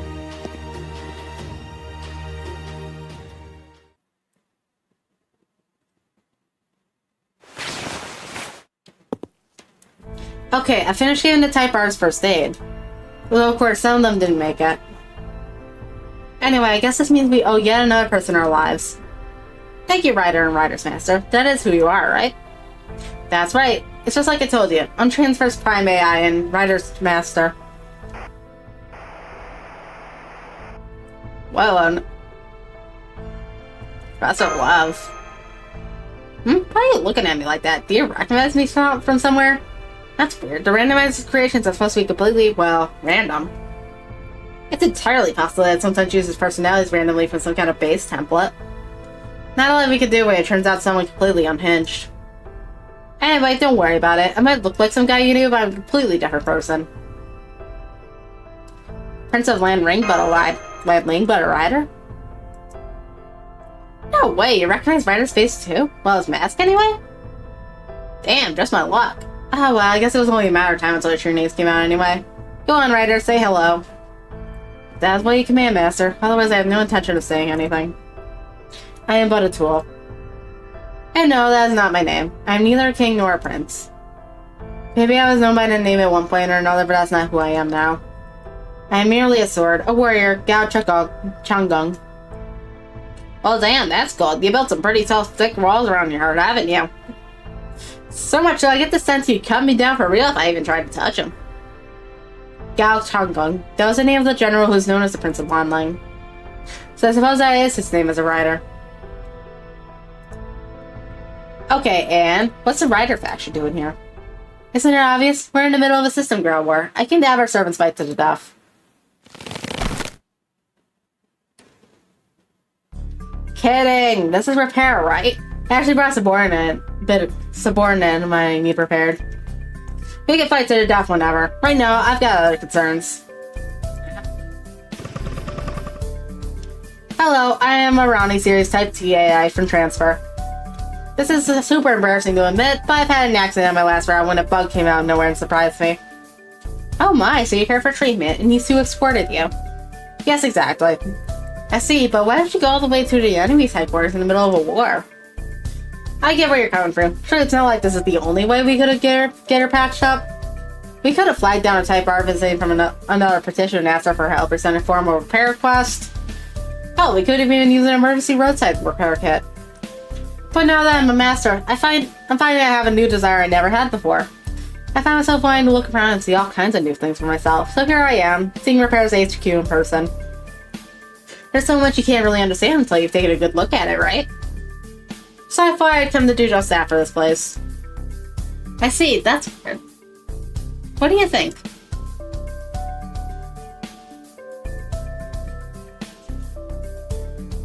I can't explain it very well, but I can't help but be a little suspicious.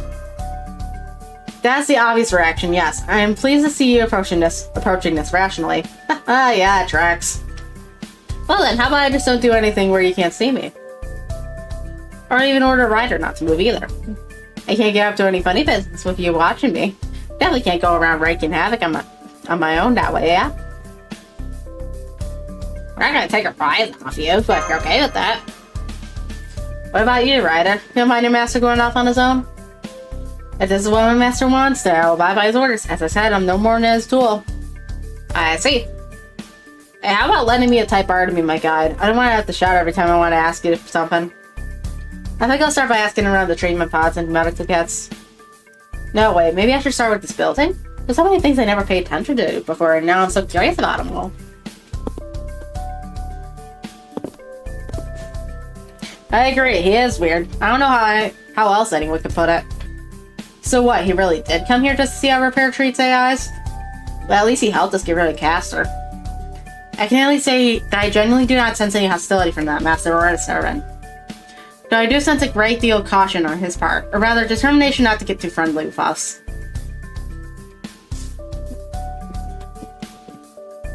He's just standing there, staring. There we go, scanning, and we're done. Wow, that came out faster than one of our deliveries. Please accept this round of minutes, thanks. Thanks for that. Now, where does that master gone off to?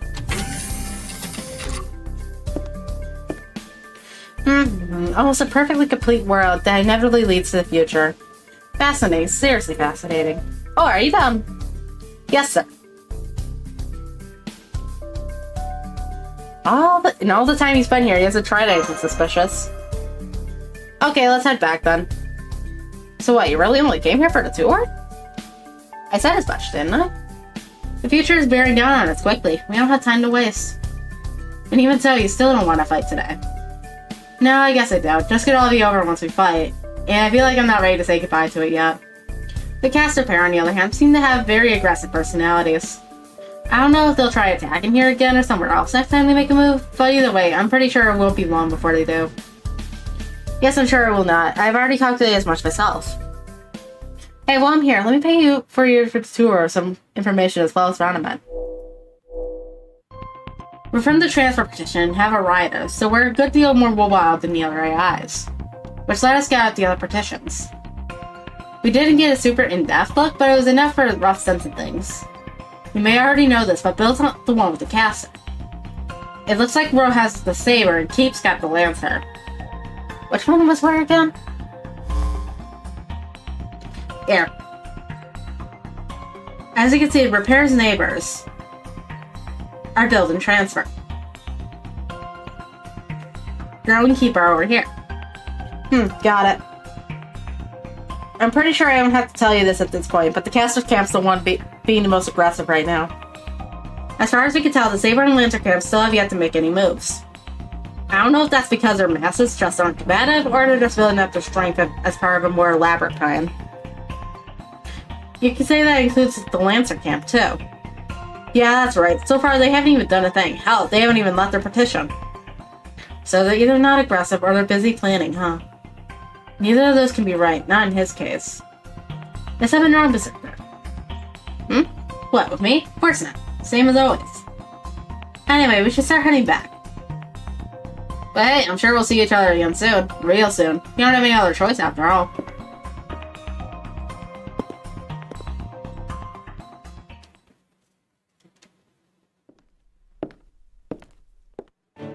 Now then, how to actually get back? Are you saying you want to try racing Mr. Ryder's force against us? Transfers high-speed assets? That's sure what I heard. Well, that wasn't my intention. Let's do it. We're the fastest beings in this world. We can't afford to lose a race. Hey, don't ignore me. Still refusing to talk with anyone who's the meat rider? If you order me to, I will. If you do not, I will not. That is all there is to it, Master. I've said it before and I'll say it again. Don't expect me to act in my own accord for any reason. I will never make a move, fight, or use my noble phantasm of my own volition. I will not do anything at all without explicit permission. In exchange, I'll do everything my master commands. That is my only purpose. And as if as my master, you're hoping for me to perform duties in a way that exceeds your expectations, then I'm probably the worst servant you could have hoped for. But I am but a sword. No, as a rider, I'm no more than a horse. Point me in the direction you want me to go, and I will run at your command. Yes, that's right. Everyone knows what happens to tame horses who run off on their own. Huh. I'm more of a thinker than an instinctual actor. If that approach leads to fewer unknown factors, it'll make it easier for me. So no, I don't have any problem with it. All I want is for you to work hard for the future. So now what? As a IT, I prefer not to pass up a chance to show off my skills. I'm especially good at hairpin turns. Yeah, I was talking to you. Huh, well, to be honest, I don't really care about speed. If I'm really in a hurry, I'll just use my own machine. Come to think of it, I wonder what the prime transfer area having a special high-speed asset in the form of a motorcycle. You know, with the funny-looking handlebars. I do, but I left my chopper back at the base. Though when I do want to move quickly, I don't care what kind of vehicle I use. Still, my focus right now isn't just on covering distance. I really want to take in my surroundings. That means I prefer a different method of transfer. I like one that lets me focus on speed as well as observation. That's why I had you ride here on Rider's Horse with me after we picked you up. So does that mean you don't need a speedster like myself? Not at all. In fact, it's perfect that you're here. You see, I do want to get back to HQ and start going over the information I learned today. Plus, giving Ryder a chance to rest would be a good idea too. So yes, I would like to use your vehicle to go home. Just don't give it too much throttle. Because if we happen to come across something interesting on the way back, I'm gonna have to stop to examine it until my curiosity is satisfied.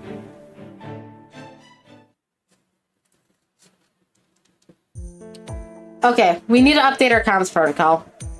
To make sure we can stay in touch and get back here at a moment's notice if anything happens. So I'll add a layer of encryption, makes it extra strong, and...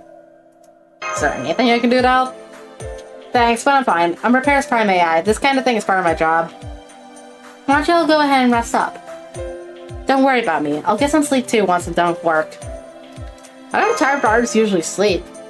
The night watch girls remain on active duty while the restaurant enter the management pods.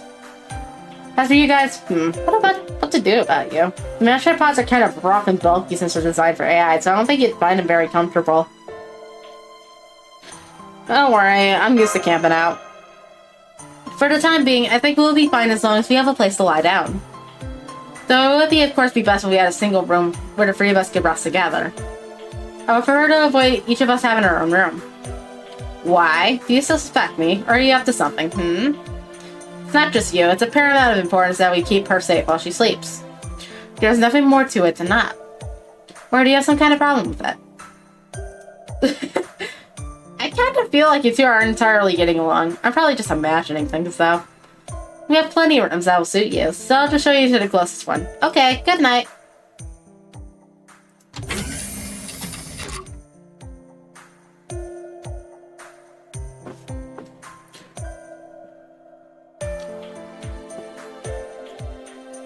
Not too big, not too small. There's no proper beds here, but there's enough exam tables for us to all to rest on. That seems to let us both keep an eye out for possible intruders and secure an exit route. Right, then let's go to bed. It's a perfect chance to immerse ourselves in the most familiar, most inescapable form of depravity there is. And of course, I'll be there to escort you every step of the way. Your bed is over there. If you like, I'm gonna play my ether light to reposition you, forcibly if necessary. Fine, whatever you say.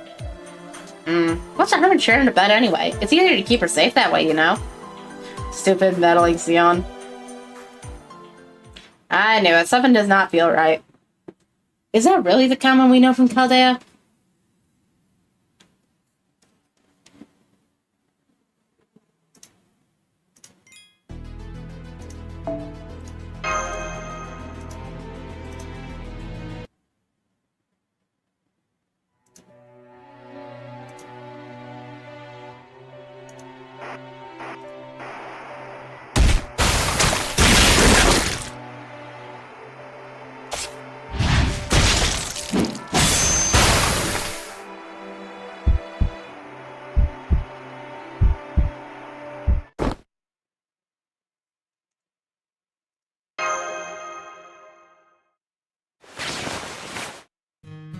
Are you having trouble sleeping?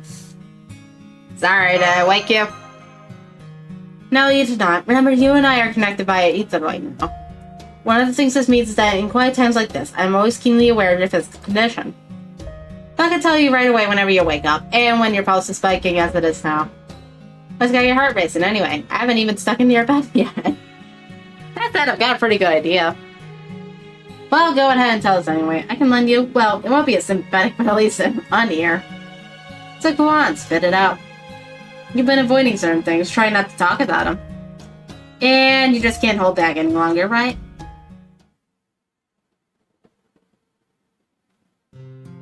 The fact is, ever since I came to this world, there's a hard truth I've been avoiding, telling myself I didn't have to think about it. It's just not true.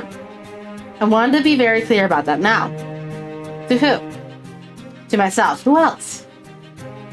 I want to remind myself that I don't want to look away, that I don't want to pretend like this is fine.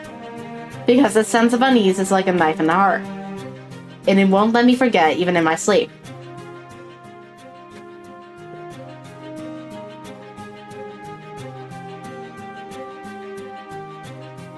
Air and I can't sit back and let them be treated like they're disposable. I knew you'd say that, just as I calculated. You didn't know they're not actually alive, right? They're just constructs that people running on programming. Even knowing that, you still wouldn't stand for them being killed the way they are? Yeah, that's right. As an alchemist, I come from a long line of rational thinkers, so I feel compelled to say this. In light of this world's rules and the conditions for winning this war, Caster's actions are entirely rational. At its heart, this holy grail war is the scramble for resources, the magical energy equivalent its AI's residents possess.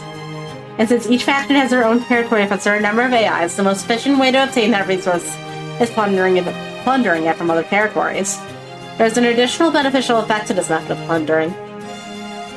By killing another territory's AIs, you can not only gain remnant for yourself, but also deny it to your opponent. There can be no arguing that point. So if we were to approach this rationally, we should at least consider employing the same tactic in our effort to win this war.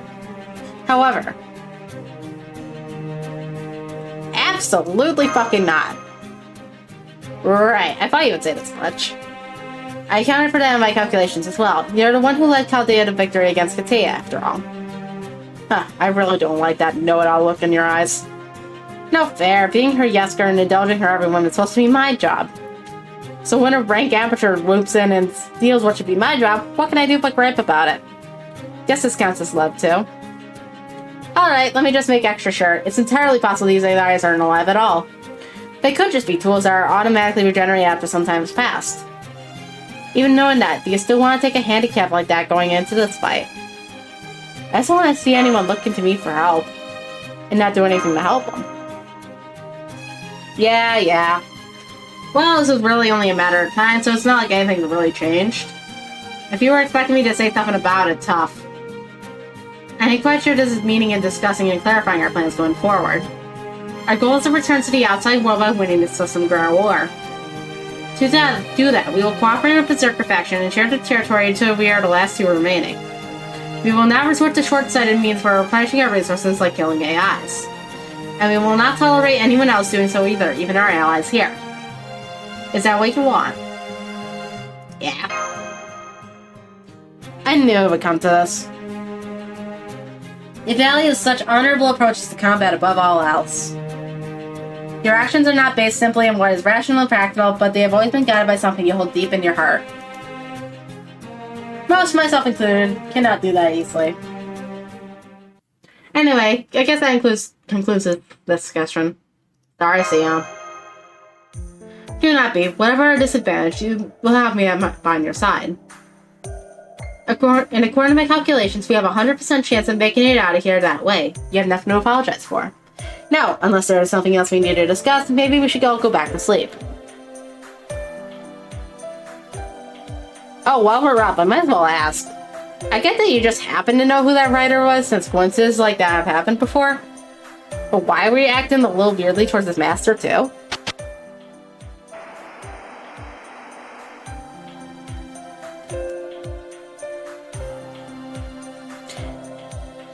I can't clearly remember why, but it seems like it's someone you can't trust.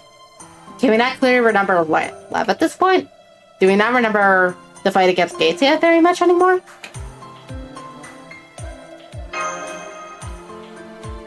So even the name he gave us sounded both familiar and different to you, huh? I posit that you were not imagining things. Every one of us here now is different from our usual selves in some way. Part of that is probably due to the bugs that you are experiencing in your memories.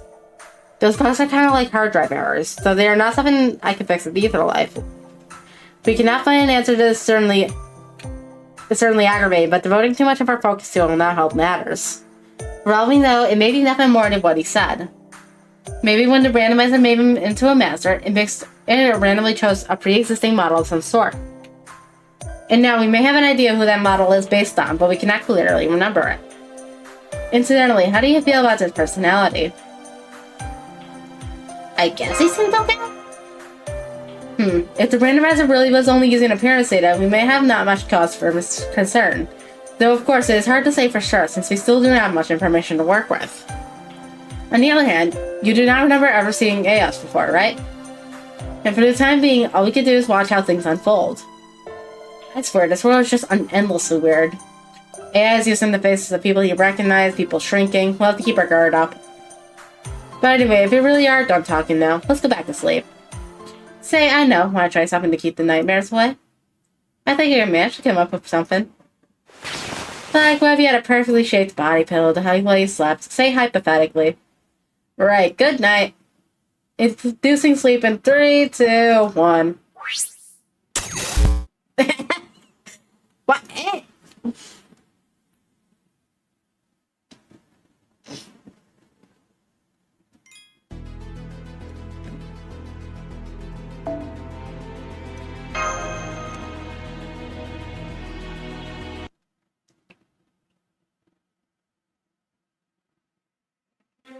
Okay, we finished upgrading our comm security. Everywhere that was ransacked has been tidied up too. Perfect. Come on, everyone. It's the start of a new day. Let's make sure it's a great one. Okay. Good morning. Morning. Did you sleep okay? Well, I'm feeling good at very least. I'm using the ether like to manage your physical condition as well, so you should be in fine shape for the time being. Good morning. Once again, welcome back when you tread to the control area.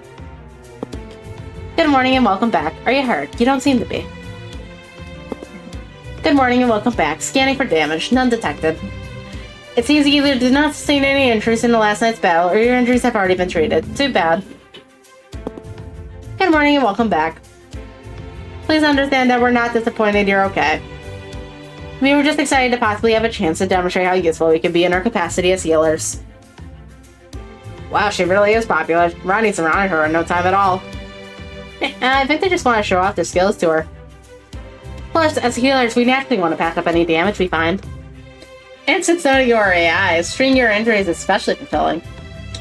Though I don't think they'd be this excited if they didn't want to pay her back for rescuing them yesterday. If anyone should be getting thrown by groupies, it's me. This is really starting my day off on the wrong foot. Alright, all of you, get out of here! Report, this is Pyronine. Report, frankly speaking, you're in our way. I'll transition to standard distance mode if I must, but I propose lowering our internal individual affinity rate. Proposal accepted. Base value updated. Hey, what was that? It was supposed to be everyone's favorite. Should I be aware of whatever just happened there? I'm sure it's just your imagination. I knew it. Things being lively like this is kind of wonderful. Casually exchanging information among trusted allies of a similar nature. It's nice. Feels like family. Exactly. You think so too, right? I guess you remember what we talked about yesterday then. Of course I remember. I also remember how Kama and I were assigned to a role of daughters against our will. Be clear, every time this topic comes up, I will continue to deny there's anything childlike about me. You see, I measured us carefully. In doing so, I determined I am approximately 3 centimeters taller than Kama. So I believe that the difference is more than sufficient to remove any need to lump us together. On top of that... Wait, where is Kama? Hey, yeah, she fucked off! She's gonna come back in her teenage form. Why are you so panicked about it? I'm right here. I decided to freshen up and pick some flowers, so to speak. That's all. I decided to grow now. No particular reason. I just thought the morning of a new day would be a good time for a change of pace. Besides, it's not like you want me to stay in this small forever, right? I definitely know you at least that well, Master. Well, you're bigger now? Did you install a new avatar program or something? Huh, you could say that. It might look different now, but I'm still exactly the same person as I was before. Yes, that's right. It's just like changing my outfit. There's no deeper meaning to it. Huh, I guess you divine spirit servants really are cut from a different cloth. Must be nice being able to change your appearance so well. Though it does kind of feel kind of sudden. Totally don't know why she decided to do this now. You don't? Really? Waha! I wonder what kind of human could possibly be capable of taming the god of love, but now it makes sense. They say women prefer not to fight with the same weapon when they're on the same battlefield. I've heard they can't even stand it when someone else wears the same colored clothing they do. So there you go. It must be the same for gods as it is for humans.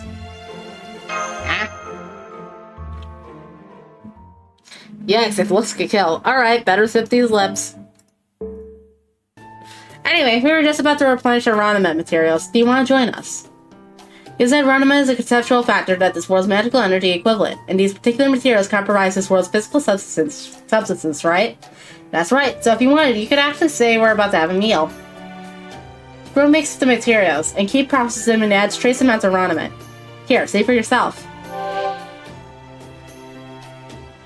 I see, so these are what your AIs ingest in order to restore your Raniment and address any physical deteriorations. I see, well this is certainly a meal. The amount of Raniment we get from these is just enough to offset what we've used in our daily routines. So I don't think it'll be enough to give us an advantage in battle. But since you're all in the same positions as AIs yourselves now, I think you should be able to eat them too. Wanna try some? Well, we do need to replenish our energy, so yes, once I have verified their safety with my eighth leg, we will love to. Wait, report. Leader, did you know that Keep has been sending us materials like this recently? Oh wow, I didn't think they were making things like this nowadays. Looks like naan. Yummy. Hello, I'm the one who brought these materials here. Oh, hello. From your unit number, looks like you're the Type T writer brought here yesterday. Yes, I am. Thank you again for treating me. I wanted to pay you back. Since I'm the one who transfers fastest, I thought I would bring you some of Keith's latest materials. Why, thank you. And here's some Raniment for you in exchange.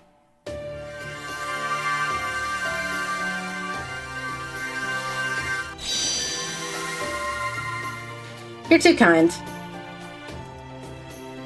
Is something wrong? Well, we transfer AIs actually use a tip system. Each of us is very competitive, but since we're all equally fast, we can't really compete on speed alone. So we're programmed to be jovial when we receive a tip. Oh, right, you are, aren't you? Let's see, what can I give you as a tip? I don't suppose you have anything, do you? How about you, Kama? Oh, fine. I guess I can weave you a flower or something. It'd be totally fake, though. How's this?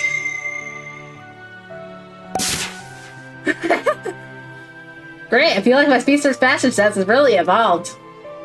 Thank you. I look forward to my next delivery to you. Now then, while we appreciate the gesture, we also need to be careful about the risks. We have scanned these naan with my ether light, and I confirmed that this is fundamentally no different from the objects which look like energy bars. The only difference is that their peripheral data has been carefully arranged and that they have been seasoned with unnecessary ornamentation. Or to put it in terms more familiar to us, they have been given extra flavor and aroma. We don't care which kind we consume, since they're functionally identical. But since you're from the outside world, I think you'll find this kind more to your liking. We don't mind. Well, if these are a way to replenish magical energy Raniment, then I guess I should have some too. How about you, Berserker? Forget it, I wouldn't touch those with a 10-foot pole. You have them. Huh?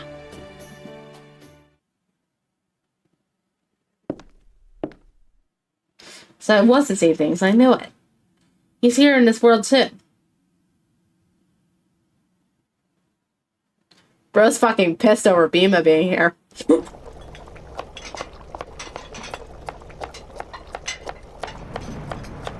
He has a fucking butcher's knife. The wind feels oddly restless today. Is it scared of something, or is it... Could you quality check this for me, Chef? Oh, sure thing. Trying something new, are we? There's no point to trying anything new. For a Type K, there's nothing more important than stability. Although, I suppose that does beg the question of why we wanted you to teach us your material processing techniques in the first place. Well, a lot of factors went into the decision. After comparing the advantages and disadvantages, it simply means you prefer things which taste good to things which don't. Nothing mysterious about it. Now let me have a taste.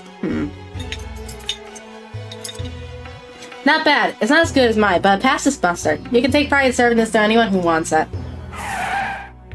Hello, it's me, your dependable transport speedster. I'm here to pick up your latest process material shipment. Okay, time to drive like the wind. Alright, I'm gonna go check in on my master. I think today's just came out pretty great. We'll have to see if she agrees. Like how he's just doing a cooking side quest.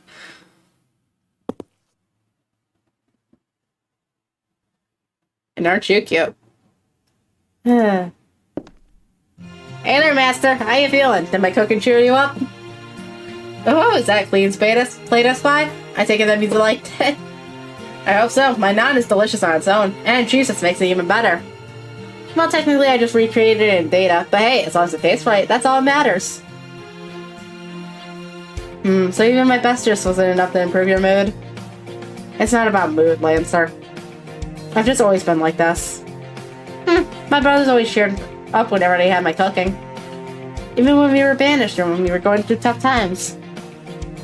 Well, I'm not your sibling. Of course you're not, Master. Still, something doesn't seem right. I'm positive I can still find a way to cheer you up. I just know there's still plenty of room for your mood to improve. Not that I have any real evidence for that. So you're aware you're talking out of your ass. So before I get to fighting, I'm gonna cook you something guaranteed to cheer you up. I don't know much about you, but you're a perfectly strong hero, right? Why not just fight on your own without me? Right now, food takes precedence over fighting. I can't be satisfied with my cooking until I can at least cheer up my own master. I'm not so conceited as to think I'm the greatest chef in the world or anything. But my siblings and everyone at the palace always loves my cooking, so I want to do them proud. What, were your hierarchies all about food or something? Beats me. All I can tell you is that my cooking is just as much part of who I am as anything else. Anyway, if my prize cheese naan still wasn't enough to put a smile on your face, then I'll just have to keep trying new dishes until we find something that does. Looks like I don't have enough materials. Well then, we'll just have to go get more. Go ahead. Come on, Master, you gotta come along. That's what Holy Grails and Wars are all about, right? I'm completely useless. Even if we get into a fight, we're not going to looking for a fight. I told you, we're just gonna get more materials. For the time being, I'm gonna focus on is cooking something that'll make you smile. That's my top priority. The war can wait. Now, come on, Master. If you don't want to walk, I'll give you a piggyback ride.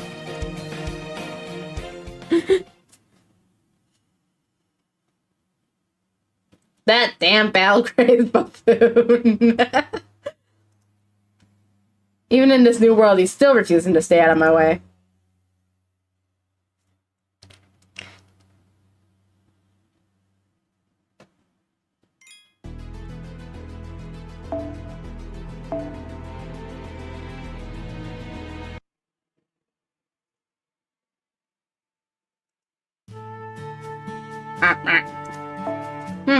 This feels strange consuming material like this. So you say this is what you call flavor. I definitely don't dislike it, but how do I put this? I believe the word to use for this is delicious. It's certainly increasing my happiness by quite a lot. You're right, it's delicious. I've actually had naan myself. It's pretty fucking good with marinara sauce. Anyways, I didn't even know how to keep updated around materials like this. I have no proof for this, but I think these new materials must have been coming into after the System Ground War began. Keep has a master and a servant of their own. They are the ones making these materials. According to my calculations, it's very likely their influence caused this change. What do you think? Yeah, that could be it. Hey, have there been any other changes in the world? Even just ones you heard rumors about? Well, in terms of clear, unmistakable changes, the only other one that comes to mind is that Bill's Type Bs have been generally sluggish lately. Bill, that's the area where we think Caster is in. The cruel guy who tormented our Type 4's ours and sold their monument. I wonder if this means he's treating his own build AIs the same way. No, never mind. There's no point in worrying over much about other areas AIs. We have to focus on our own work to focus on. First, we need to replenish our own supply of Ronamen. And we'll have to keep an eye out for Castor while we do it. And the other servants too. Even more than we have been. I mean, the Ronamen we get from these meals is important too. But if we are going to have any hope of putting up a decent fight, we'll need a lot more. Not only that, we need to replenish our supply faster than the other masters and servants can replenish theirs.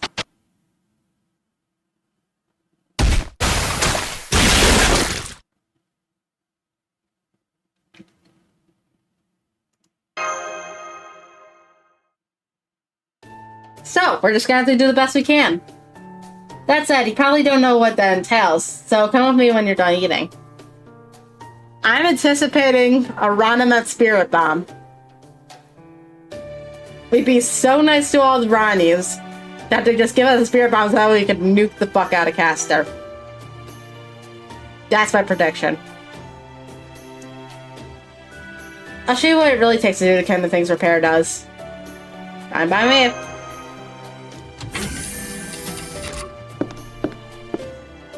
Oh, hi, Berserker. What's up? Hey, that's mine! I mean, I already got the Ronamen I need, so I guess it's okay, but I was looking forward to savoring the last one. What's the big idea? I thought you said you weren't gonna eat. Buzz off, I just felt like it, okay? You can't fight on an empty stomach. Besides, the food's not responsible for who cooked it. Like they say, waste not, want not. I'm gonna win this time. I have to, no matter what it takes. And to do that, I'm gonna need all the strength I can get.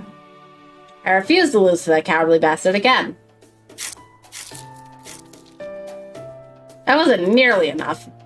But there's only so much we could get from eating. Come on, we need to get our hands on more Ronamet stat. Why are you so fired up all of a sudden? You're kind of freaking me out. Well, yes, okay. We must have finally gotten through to him. Yes, I'm sure that's what it is.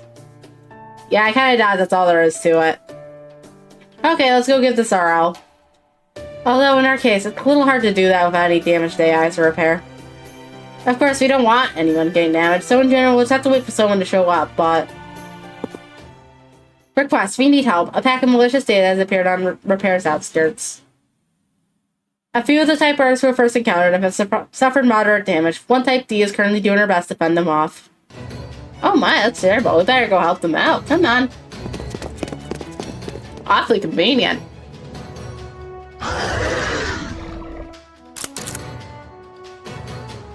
Now I see them. I don't recognize some of those creatures, though. But I guess our job is the same as it was on our way back from the defend yesterday. Beat the enemies, leave AIs in our debt. Forcing kindness on others. Help them without asking permission. Saving people whether they want it or not. May well be a lovely kind of indulgence. A delicious depravity in its own right. And that's my specialty. Make sure you watch me closely, Master. You might just find yourself one to end up the same way. Oh, and don't forget to praise me if I do a good job, okay?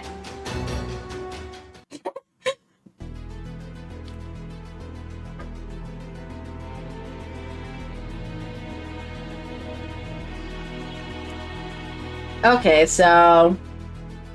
we're going Bazaka then. Let's see here, what's that key count here?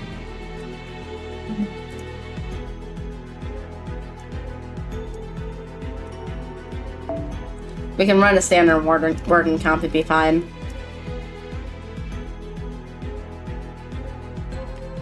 We're swapping you out though.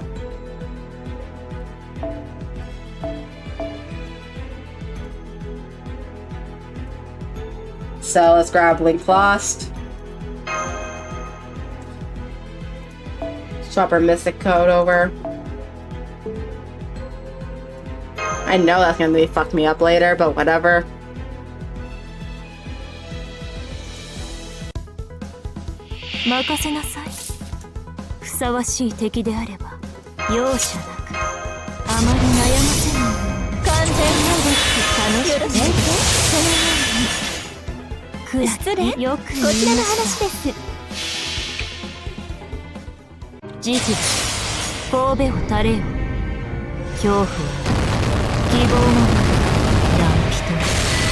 Oh yeah, swap over the keyboard.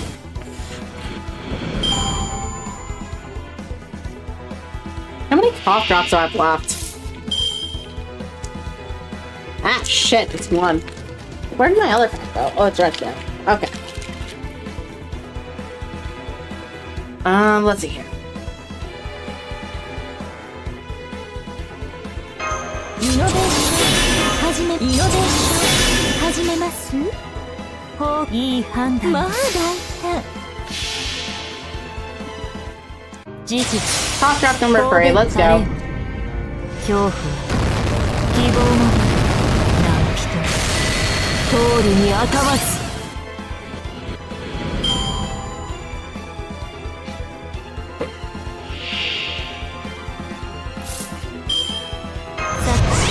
どこから潰したもん簡単に終わらないよう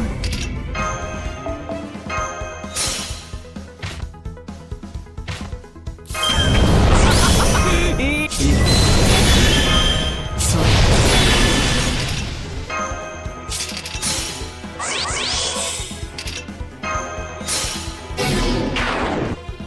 Oh, brown mob. I didn't realize that was a single target. Whatever. いい目を背けないでそういいでしょう私の足元で許しを請います落ちよロードレスキャメロット勝っても負けても死骸は増えるんだ。虫どもが喜ぶだけじゃないか。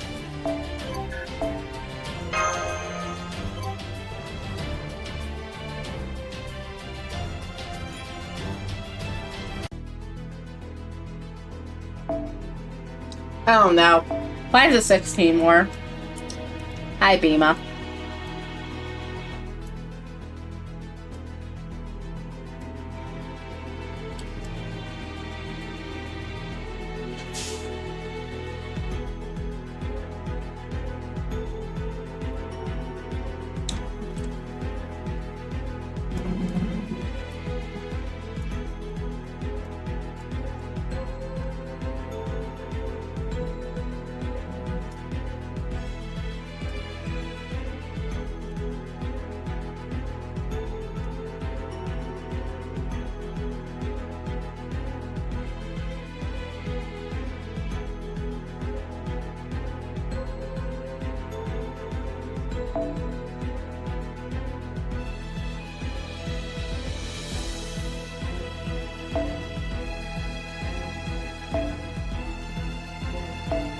マスターマイルーム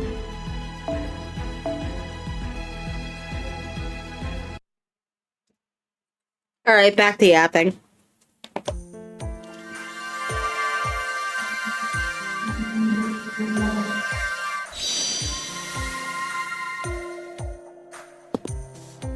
This was seen an opportune moment to speak. Do you not think there is something strange about her? Which one? Kalma. Since you two have a connection, there is no question of her being your servant. Even so, something about her seems off to me. Do we know for sure that she is the same Kalma from Chaldea? What do you mean? I confess to a certain shame in admitting this, but I cannot clearly articulate what it is about bothering me about her. None of the lines of thought I have thus far pursued have reached any actionable conclusions. However, it feels like she is more direct, forthcoming, less guarded than usual. But really, what it all comes down to is that something is different about her on the inside rather than the outside. For the life of me, I cannot shake that thought. You think? I don't know if I see it. Yes, I do. I do not have a clear answer yet, but there is something we are not yet seeing there. Whatever it is, it seems like you have not yet found the answer either. She obeys your orders and her abilities remain unchanged, so for the moment it is simply something to keep an eye on. But please, keep in mind that our key to winning this Holy Grail war, the war we must absolutely win, is also a significant unknown variable. A variable like that has the potential to throw all other expected parameters of a formula out of whack. Hey, what are you two talking about by yourselves? I don't know why, but it's kind of pissing me off. No, wait, I do know why. Haven't you got something to say to me after I got all them ramen it for us? Great job, Kama!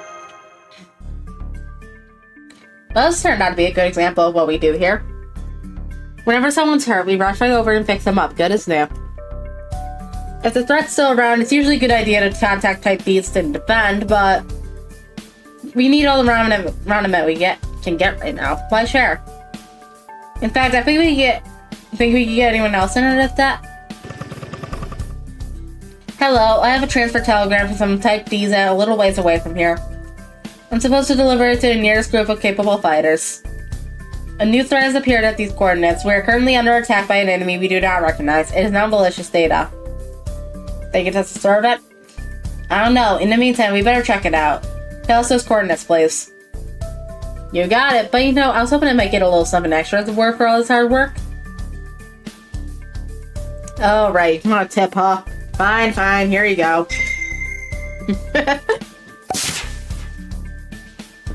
Perfect. These flowers are very trendy right now. Okay, let's be on our way. Be careful. We are almost certainly heading into more combat. Good. Less yapping for me. The hell are those things? Shadow servants? I do not know, but I'm pretty sure they're not AIs. They kind of look like servants, but I don't think they actually are. Hold on, remember what DX, the prime AI defense, told us. They mentioned they had previously encountered forms of aggressive data which resembled human-shaped shadows. Sorry. Maybe that's what these are? Oh, looks like they want to throw down. Well, whatever they are, if they're going after AIs too, they ought to be a good way to rank in some environment. Come on, the sooner we beat these things, the sooner we'll have more AIs in our debt.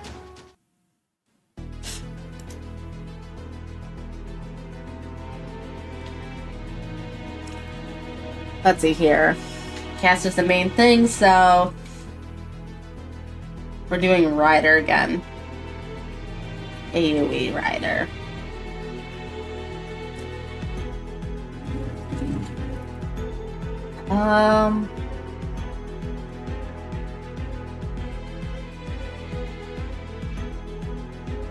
Well, Binky's at 8, right? First of all, let's change this back over.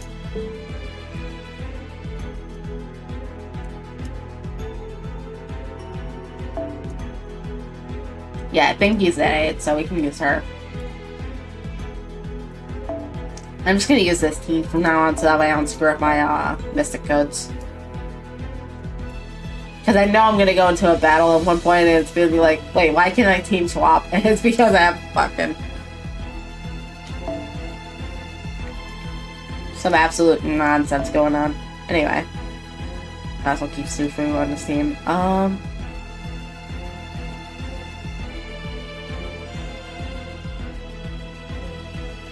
And then we're putting Link Lost.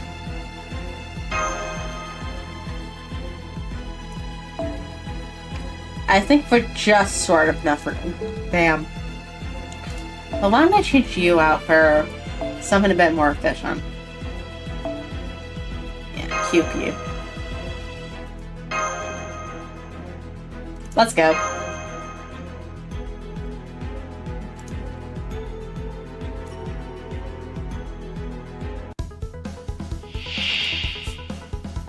まだまだ未熟者ですが頑張ります。ガンガン行こうか。文字通り手はいくらでもあるのさ。白兵戦行きます。早書きです。カルウェナ早書きです。カルウェナ。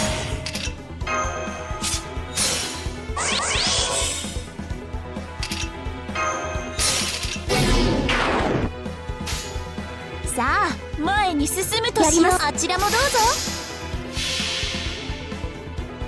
駆け抜けるら先人に問う。未完の馬よ輝ける轍を残せ。人生はとても楽しい。ビューティフルジャーニ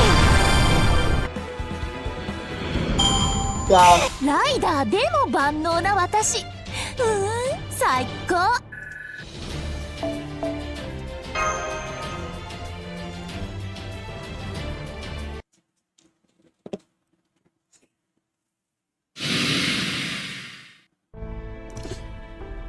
What the hell are those things? They looked rather familiar. You think? It was over so quickly I could barely make out anything. I'd like to examine the remains more closely. Would you help me, I guess? Yes, of course. I see. Let's see. I think they were around here somewhere. Hey, Master, got a sec? There's something we should talk about, and I'd like to keep it between us. Remember I told you before about Sion? Is she really the Sion we know? Don't you think she's a little too cool and collected? Well, for all we know, she might actually have everything all figured out already, and she's just pretending to be investigate. It's not that she just looks different, she's acting like a whole other person too. I'm not saying we were ever great friends, we weren't, but seeing her in the command room plenty of times. So I knew she's an alchemist who loves her work to an almost irritating degree, and who always seems cheerfully unfazed no matter what's going on. And always keeps herself at arm's length from the rest of Chaldea, despite that cheerful act. And you can never tell what she's really thinking. I always suspected there was something more to her than she was letting on. But if nothing else, she wasn't ever quite the sort of super serious stick-up-her-ass scientist you'd usually expect. Think about it, has she ever even laughed out loud once since we got here?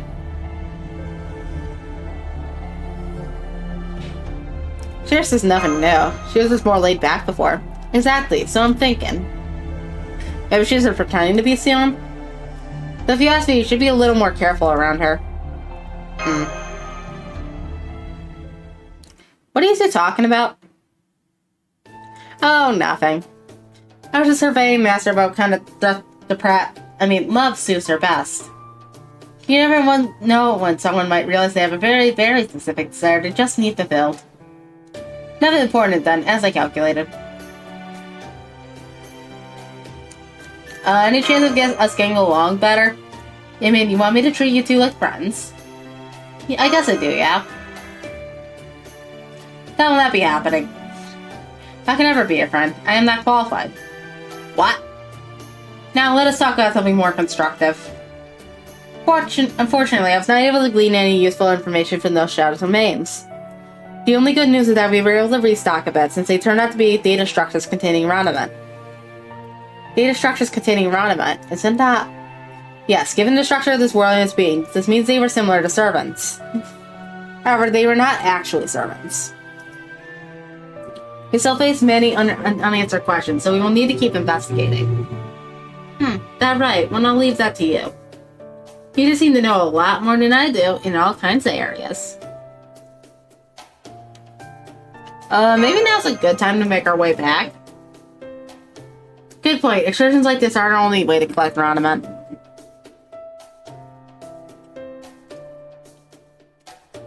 There'll also be AIs bringing repair tasks to our base, like with the Master of Rider.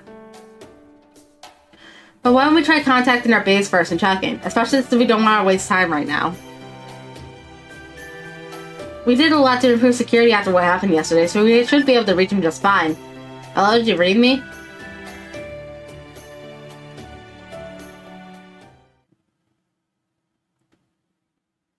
Where is it? Don't tell me they're under attack again. No, it's not that. The base is fine. They also mentioned that no damaged AIs have come by. But that might be changing soon, and in a big way. Actually, they said one of the transfer AIs delivered an official request for aid that said, large numbers of damaged AIs detected in Grow. We know we're in the middle of the system Grow war, but if possible, please send help. Grow. That's where Saber is, right? We haven't seen anything from them so far. That's about as far as repairs you can get. Grow's located on the opposite side of the fence.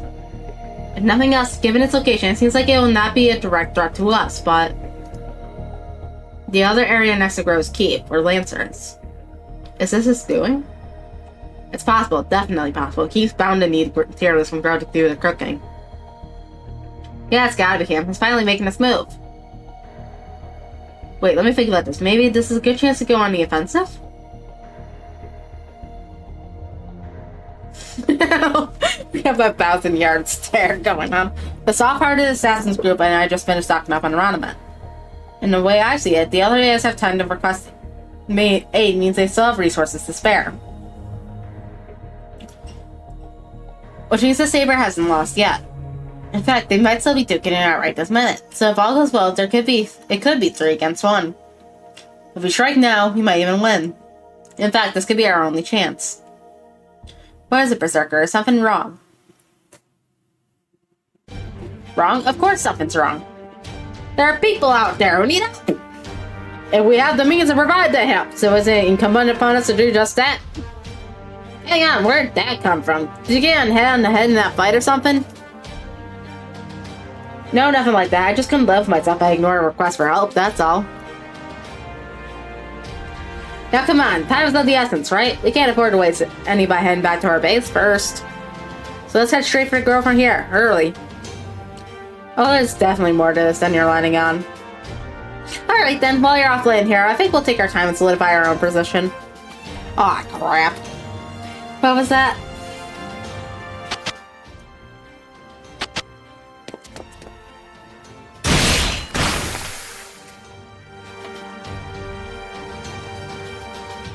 There's a chance Gaston might be soldering Mori eyes. I can't ignore people who need help.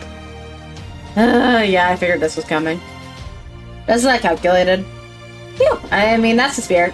Of course I can expect no less from my chosen allies. You've earned some proper praise from yours truly. Great job! He's not exactly subtle. Alright, now everything's settled. Let's get going. Keep your guard up. Things are about to get serious. But whatever happens, we're gonna win. We have to.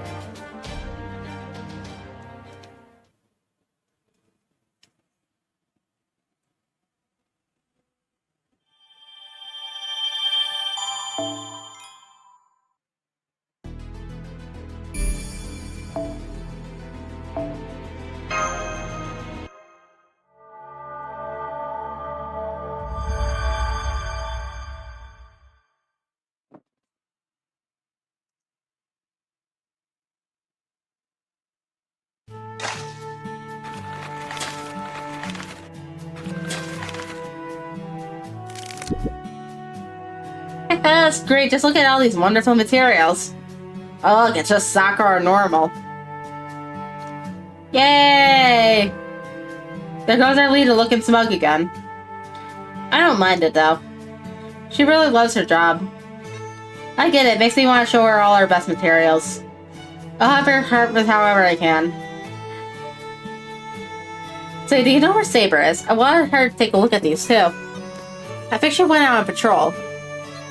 Actually, she really does take her job seriously, doesn't she? I know she's just trying to keep girls safe, but I wish she'd try to get to know everyone here better. Including me. I mean, we're master and servant for CPO's sake. Oh, Saber's back.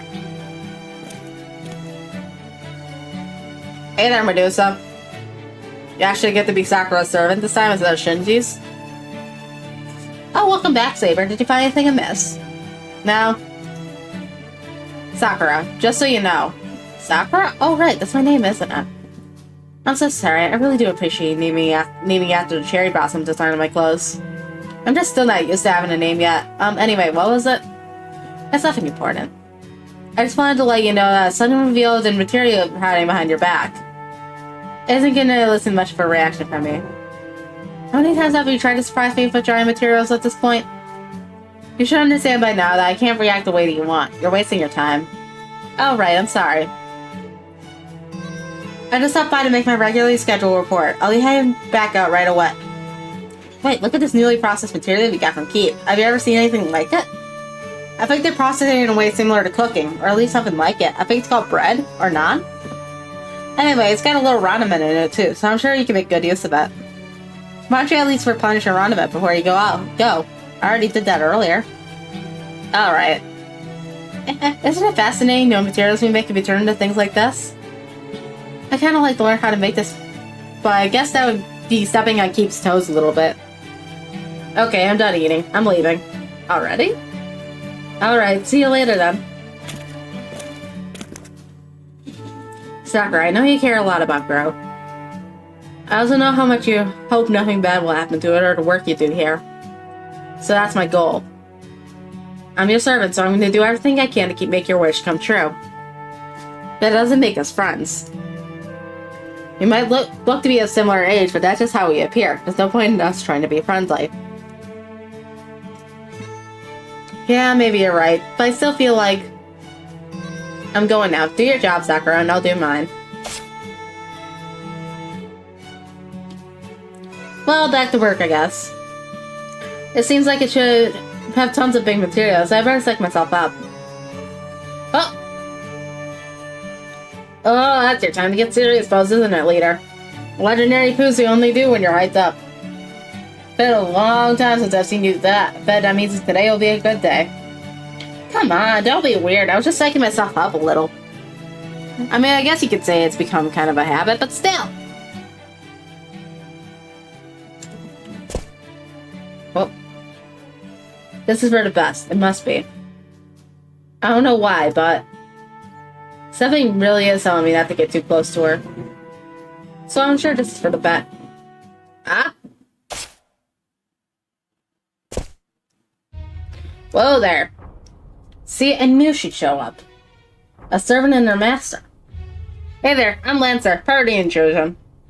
Let's see, looks like you're packing a sword, so I'm guessing the saber? Pretty small sword, though.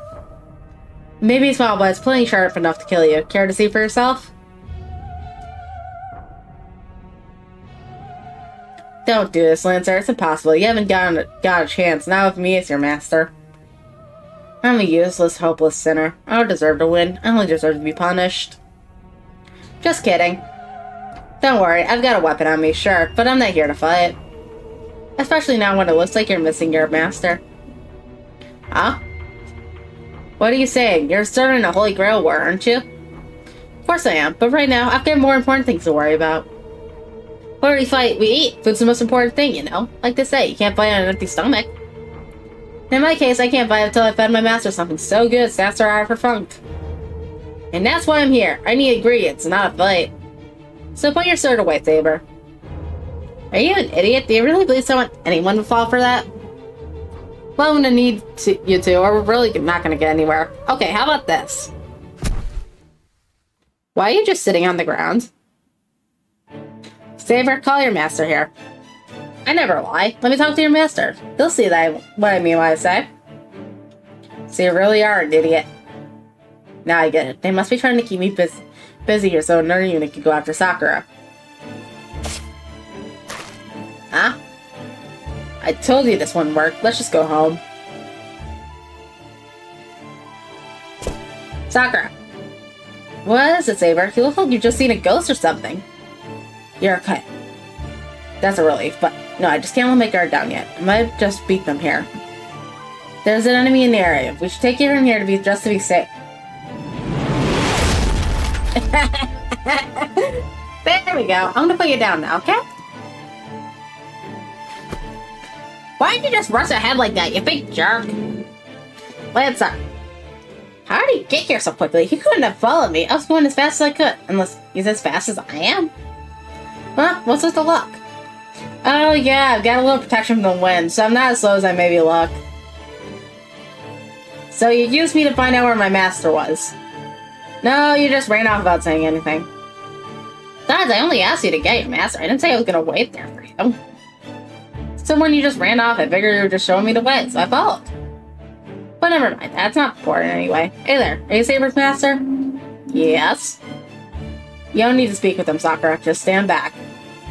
I keep telling you, I'm not here to fight. I'm a cook first and foremost. And I can't do any cooking in this world without materials, so I came here to get some. Since you're the ones growing everything, you ought to have some premium quality stuff, right? Cooking? Does that mean you made those new materials going around? Oh, did you try one? Good stuff, right? It was delicious. Just thinking about it sends me over the moon. Haha! Yeah? I'm glad to hear even the AIs like my cooking. But it hasn't been enough to cheer up my melancholy master here. And since if you want to make the best food, you need the best ingredients, I figured I'd come right to the source. I see. Are you buying this, Sakura? You actually believe him? Well, if he was trying to fool us, I don't think this is the kind of thing he would be saying. Plus, if we wanted to fight, I'm sure he would have attacked you before you came back here. And then there's that wonderful smell. Do you smell it? Well, yes, I do. But I think he's telling the truth about being a cook. And depriving the AI of grow.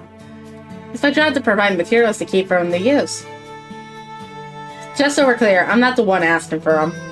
Besides, remember what I said earlier? I was just hoping someone at Keep would teach me how to cook. There's so many things I want to know, so why don't we just try taking him at his word, Saber? I took you for timid. You're far more stubborn and stupid than I realized. Hey, don't call me stupid. You don't make me move on my permissions. So much as looking at her in a way I don't like and I'll kill you. No, not only you. I might just start with your master. And by me! Well, it's not by me. No, wait. If anyone's dying here, it's gonna be me. I can tell. Hey, I was just agreeing to them giving us the ingredients I want. You're not dying anytime soon. Not with me protecting you. This is great. I can already feel the wind changing. Okay, let's get to it. Show me the best materials you got. Come to think of it, this might be the first time anyone's ever so aggressively pursued quality material. Okay, I'm gonna do the very best I can to help you. Oh. I'm still not sure exactly what kind of material you think is the best. But I can at least start by showing you to our warehouse. You'll find all our best materials in there, ready to be shipped out. That sounds great, thanks.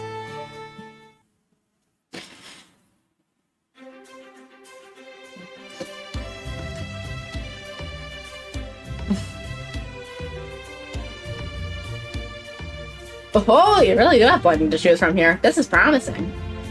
You've got all kinds of ingredients I've never seen before. But the mark for a good chef is their ability to tell what'll make a good dish even before it's cooked. Now let's see what you've got.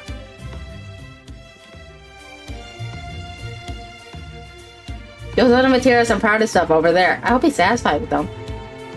Looks to me like you're just rummaging through them without any real thought. For all we know, this whole thing could be a ruse to lure the material's value. How far are you willing to trust him? I was sniffing him. You may as well lick him next. If we let him, you might even take a bite out of him.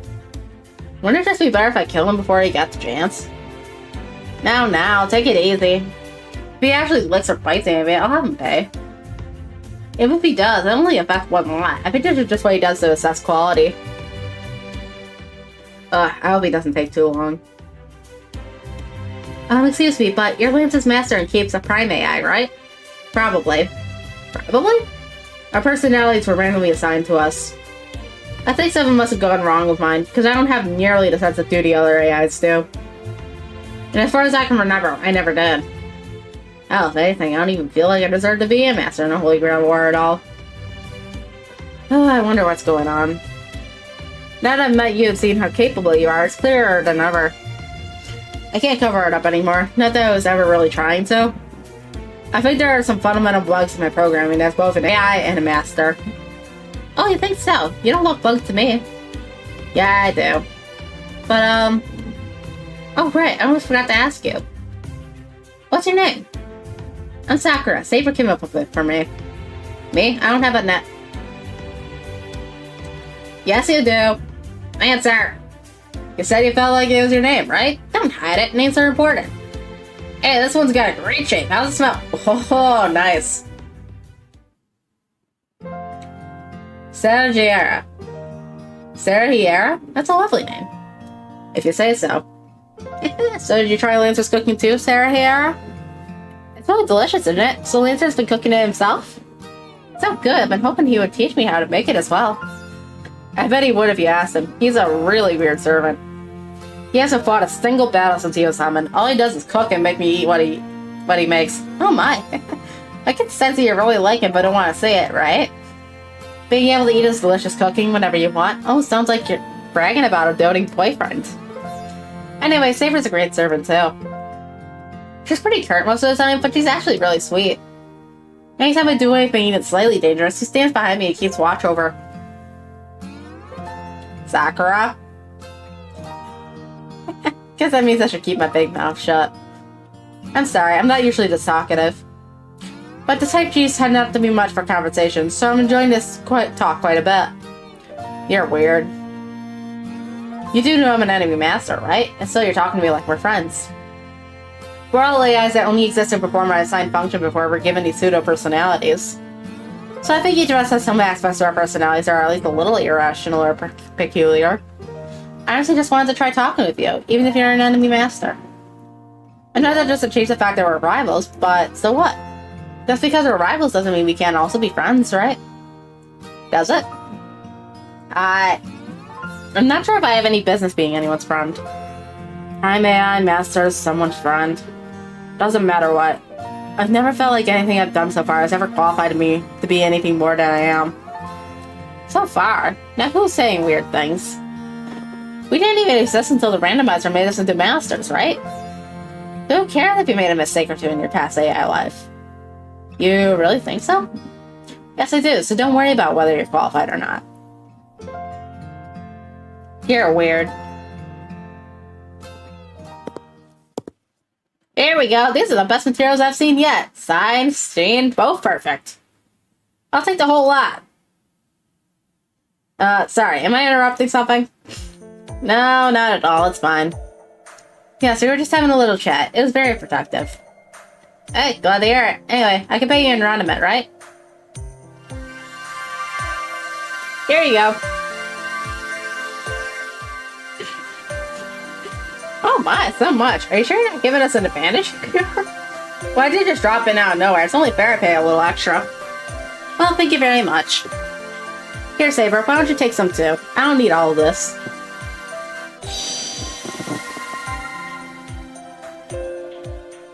You do know you just gave us, your enemies, a Sassoon Day for getting advantage, right? Are you sure you know what you're doing, Lancer? Or you're just that confident you could beat me even with a handicap like this? Man, you're really itching for a fight, aren't you? Like I said, I'm not planning to fight anyone for a while. I won't be doing anything but cooking until I finally put a smile on my master's face. And how long is a while? Like it or not, we're still participants in the Holy Grail War. You'll eventually have to fight. How long is a while? Beats me. Personally, I think we could all stand to take our time with this war. You and me, yes, but everyone else too. We should all eat our fill, really make sure our bellies are full. And then once we have nothing better to do, we can hold a big tournament or something to work off the food. Anyway, we'll be on our way now. I've got to use these choice ingredients to make my greatest dish ever. Just you wait, Master. This time I'm really gonna blow your socks off. I told you, don't expect me to wait for that. Well, goodbye.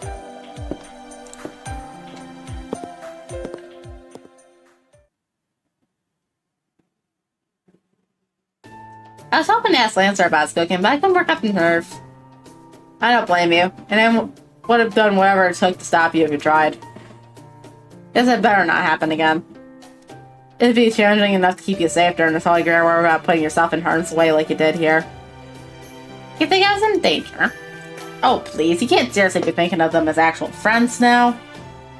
If you are, you're far too naive for your own good. Maybe, I guess I just love Bro more than anything. So I can't help but have a soft spot for anyone who appreciates it in the quality of our materials. Well, you should work on that.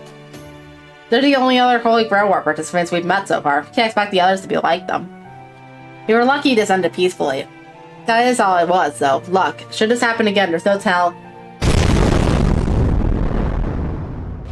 What was that? Hey, come in. What happened over there? We're in trouble. We're under attack. It's a servant.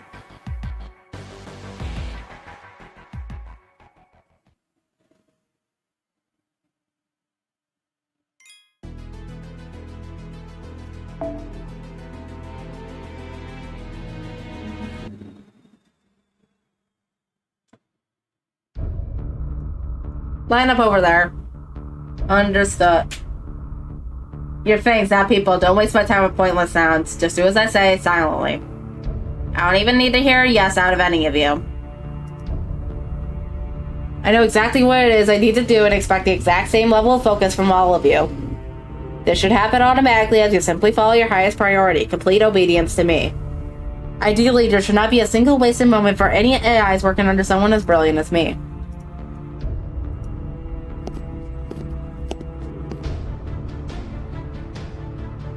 Good, now time to activate my new modified programming.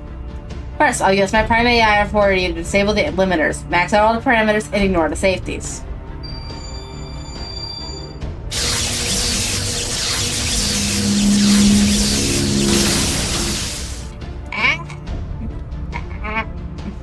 Ah, music in my ears. What a lovely symphony to fill the air.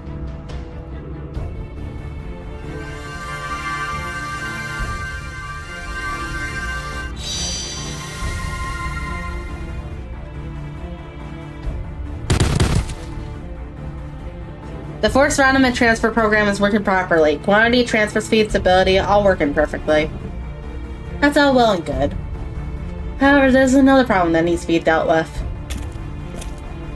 Some of you started singing this by your lord's explicit orders, didn't you? Did he not just command you to stop wasting his time with pointless sounds? Could you dollars not obey a simple order? Do not expect forgiveness simply because you succeeded in making beautiful music. Isn't that right, Master? Your only option now is to, punish them accordingly. That is the logical conclusion. That is the natural way of the world. Besides, if they break down, you can always make me more. Go on then, do it. Good point. I'll conduct another extraction.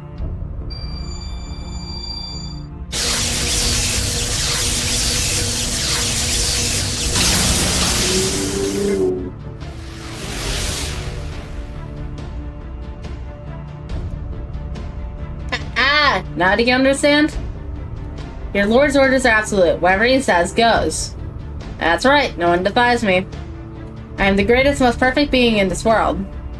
The superiority gave me a right. No, a duty to stand atop others. That's the ideal I strive for. In the name of that ideal, I'm willing to employ the most logical and efficient means necessary to win this war. Right you are, Master. Those with power should rule those without. It is only natural. It's precisely why I must rule this world. And why I must win this Holy Grail War to become the new central governing AI. That's the best outcome for this entire world. Is what will make the other AIs the happiest. Your silence is forlorn, but your face is beautiful. I can see everything through it. Panic, pain, fear, bewilderment, all while you retain your sacrificial, mindless determination to your duties. That is the function you serve as an artificial doll. It is why you can never escape even the cruelest fate. Yes, that is your curse. What else could it be but a curse? Now, dance for me a little while. I'll be enjoying your show from my room filled with the sense of life. Alright, we have both recovered our energy. I trust you to see a path to becoming the king of this world. Of course I do. We'll start by eating the low-hanging fruit. For the time being, we'll save the cowards who joined forces for later. Our next target will be our other neighboring area.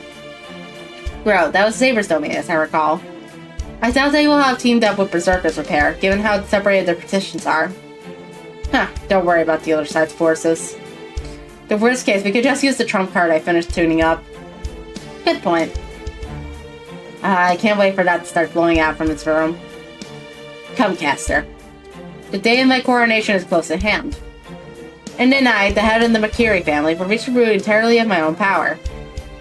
And once I have the root, all the world's evils, all its ideas will be mine. The head of the Makiri family. Master has mentioned that several times, and I still have no notion of what it means. I suspect even Master himself is unaware of what he is saying. I wonder where his Master personality came from. Some Fate Stay Night reference? Then again, I suppose one might ask the same of me. Regardless, now that we are here, our only concern is to fulfill our role as pawns in this Holy Grail War. We are all alike. Every living thing is a pawn of the gods. Of the story being told. All we need to do is release the desires given to us and live our lives without heeding instant pleasure until death takes us. Come then, let us feast on their screams. Just as I did when I indulged myself in that room.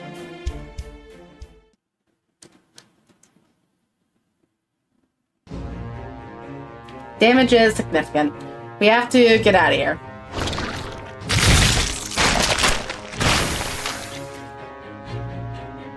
This is awful. We have to help them.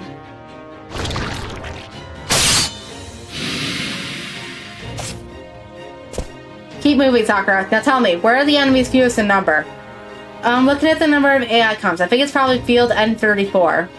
That's where you need to fall back to. I can handle these things individually without much trouble, but there are so many of them. Yeah, I understand. Hey, get a hold of yourself. Sorry, I'm fine. I'm just tripped, that's all. Well, it seems the AIs here quite enjoy the taste of dirt. So you're the ones doing this. Caster, the pleasure's all mine. I hope you can forgive my poor manners. I'm not quite done feeding my pets, you see. Eat up.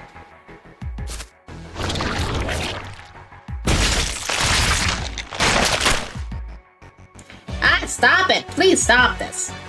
Don't be ridiculous. What sense is there in not finishing so delicious a feast? Huh. What's our excuse for masters you and Berserker's master are? Masters are supposed to be superior mages. How is this possible that there are so many dullards among you? Are the basics truly beyond all of you? I know we're fighting a holy grail war, but even so, this is going too far. These girls keep this world functioning. We need them. And not just here in growth. They're the foundation of everything that makes this world what it is. If you keep killing them, how will the world continue on? Everything will start warping and falling apart. Oh please, these AIs will be regenerated soon enough. The worst that will happen is a temporary reduction in their numbers. And these materials are growing, I can't imagine they'd need any help from you. They'll just grow just fine on their own. Yes, once I'm the central governing AI, I'll automate this entire partition. Making cutbacks where resources are being wasted is just being sensible. You're wrong, they'll never... Please, you must understand. You don't know how seriously we take our jobs. How much pride we take in our work. I'm sure that's true for the girls in the build as well. The hell do I care? I'm not like you lower forms of AI. Access is access, period. I don't mind dying. I don't care what happens to me. But please, whatever you do, don't destroy, grow. If you want to fight, then I'll fight you myself. Obviously, I'm here to fight. However, we're still gonna keep eating in the meantime. My pets and I share a stomach, you see. But if you're not feeling up to it, I don't mind waiting until we finish every last morsel in this area. No, you can't. Forget it, Sakura. There's no point in talking to them. They're gonna try and destroy Grow no matter what you say. Fighting is our only option. She's still reeling. I can't be sure she'll be able to provide me with the magical energy I need. So I can't plan on being able to use my Noble Phantasm. I can't let her use Epic Command spell here either. On top of all that, I still got one hand tied behind the back since I have to worry about minimizing collateral damage. But even so, I have to be the best I can with what I have. I refuse to let Sakura die here.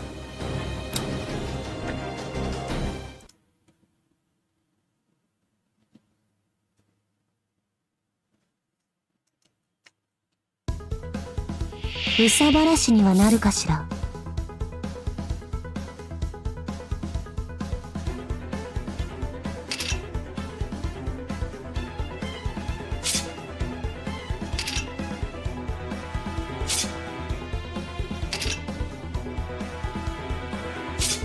しょうがないね。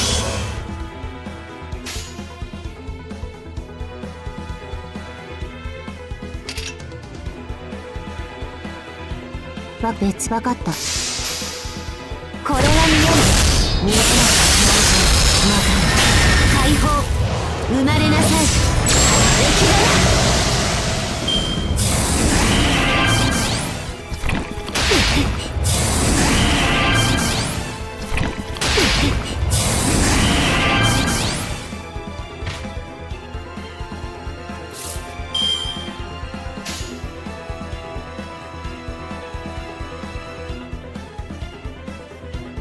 はい、分かった。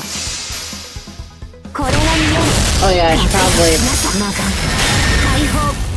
怪物よ、見たことはある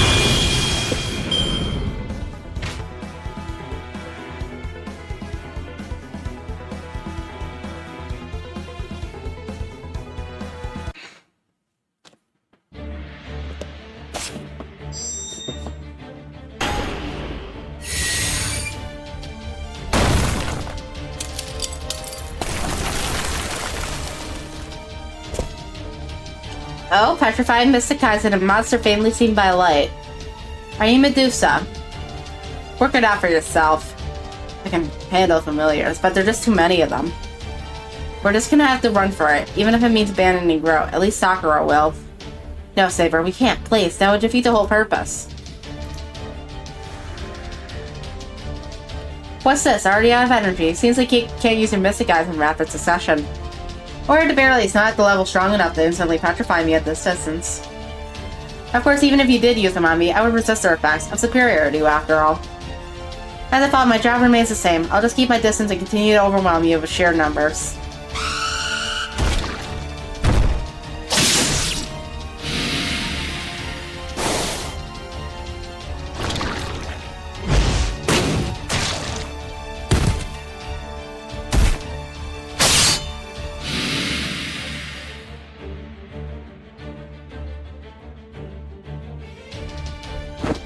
Sakura. I'm sorry, but it's okay. I'm okay. Don't be ridiculous. Of course you're not okay. Allow me to deliver the finishing blow. At first, those eyes of yours are terrible. Didn't seem they shouldn't. I'm not going to get a gouge on your skull. And then, I'm going to bask in the repentance screams of my beautiful new bride. All that. The protagonist is here.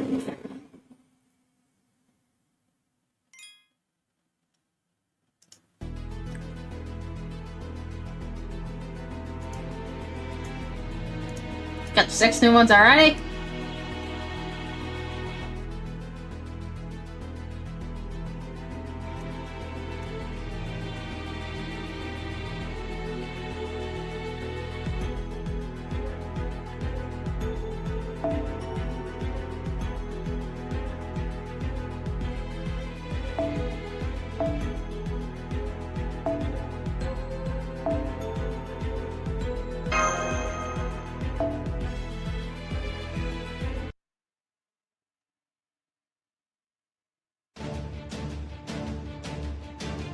I'm Maya, the private AI repair. We've come in response to your request for emergency aid. I know we're in the middle of a Holy Grail war, but it's still Repair's job to treat the damage to the eyes. I can't possibly ignore an official request for help. He really came, thank goodness. Sakura, you called him here. I saw the Type T on my way here, so I entrusted her with the SOS while I helped her escape. There's an emergency system meant for Bro to request help for repair in case there's some kind of disaster. I didn't know if anyone would actually come, but I thought it would at least be better than doing nothing. That's absurd. It would like you'd be asking someone burgling your home for help with putting out a house fire. But for whatever reason, I guess it worked out in this case. Ugh, great, it's that caster again. He really ought to be ashamed of the same shit over and over again. I think he's never heard of the word brazen before or something. So this you have been binging on AIs here as well as in repair. Huh? Caster? Damn it, I thought it'd be... Well, looks like I was way off the mark. Can we leave now? No. We aren't letting him get away with this time, right? You again? What's your problem? Why must he keep showing up and interfering? Maybe because you're just a walking bad guy cliche? Honestly, it's embarrassing. What's the plan this time? Get your ass kicked and run away like the hack guy, third-rate villain you are? Again? Went great last time. You know, you're so pathetic, it's almost cute. No, really, I'm starting to get chills down my spine. Shut up, you miserable mewling worms! How dare you stand in my way! Fine then, if you're so eager to interfere, I'll take you on myself. I'm completely certain that my superior method of collecting resources is a more efficient approach. I can't lose. Whoa, someone's full of himself.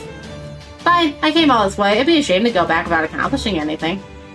So let's crush this caster while we've got the resources to spare and put Bro in our debt while we do it. I don't really get what's going on, but if we could get Saber aside in confusion, that'd make this worth it.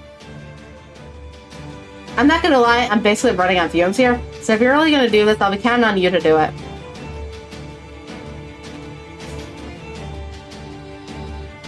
Medusa?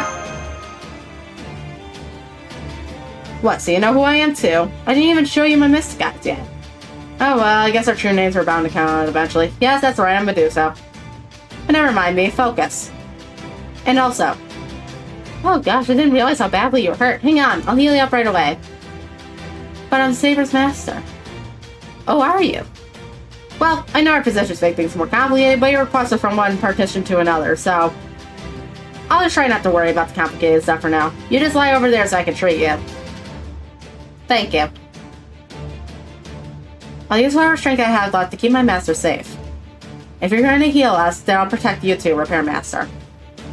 Just remember, offense is your job. I'll never trust you no matter how hard you try, but if you really did come to help, I hope you can. Come on, Saber, be nice. No more talking. Right now, I need you to just stay still. Oh, sorry. Oh, you're already looking much more shapely than the last time I saw you, Assassin. How fitting for a beautiful bride.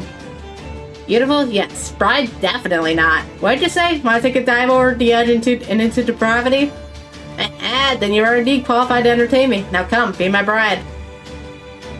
Allow me to explain. I must go, but I will leave this key for you. This little trap will test your love and loyalty. Now prepare yourselves, wicked ones. Taboos you will never wish to have witnessed will soon pour upon from my secret room. Great. He's a nasty little freak.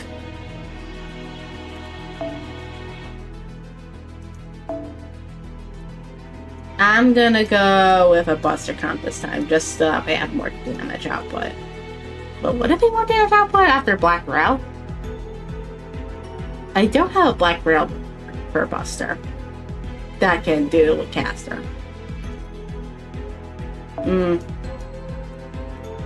We'll just stick to Castoria.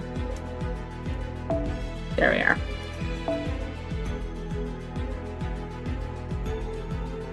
Here we go!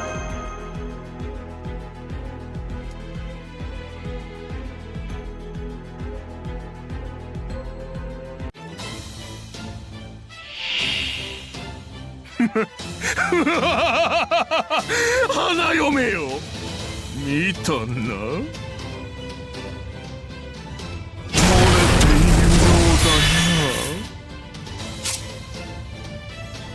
Okay, so I just have to bomb those before I go.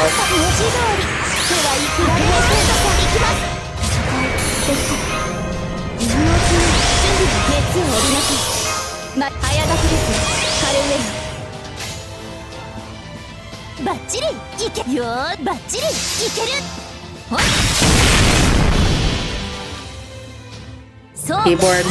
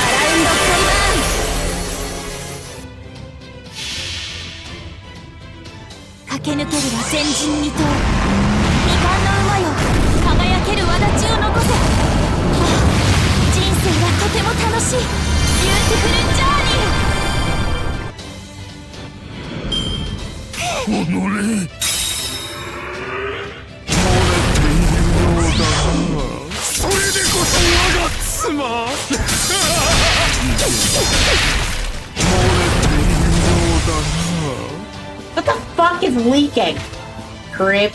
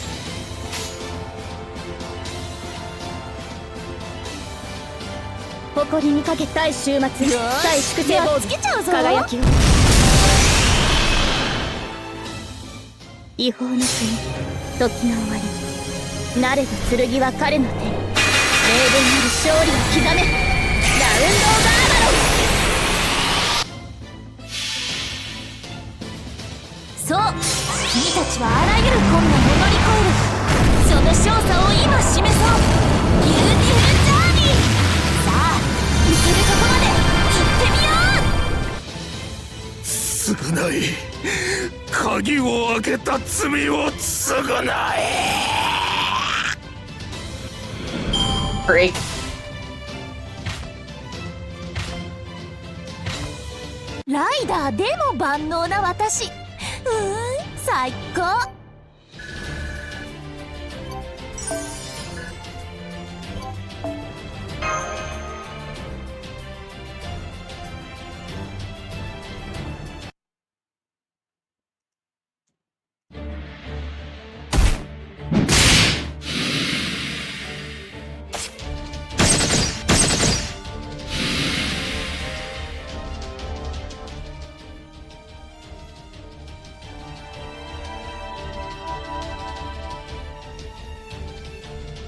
Phew, how's that?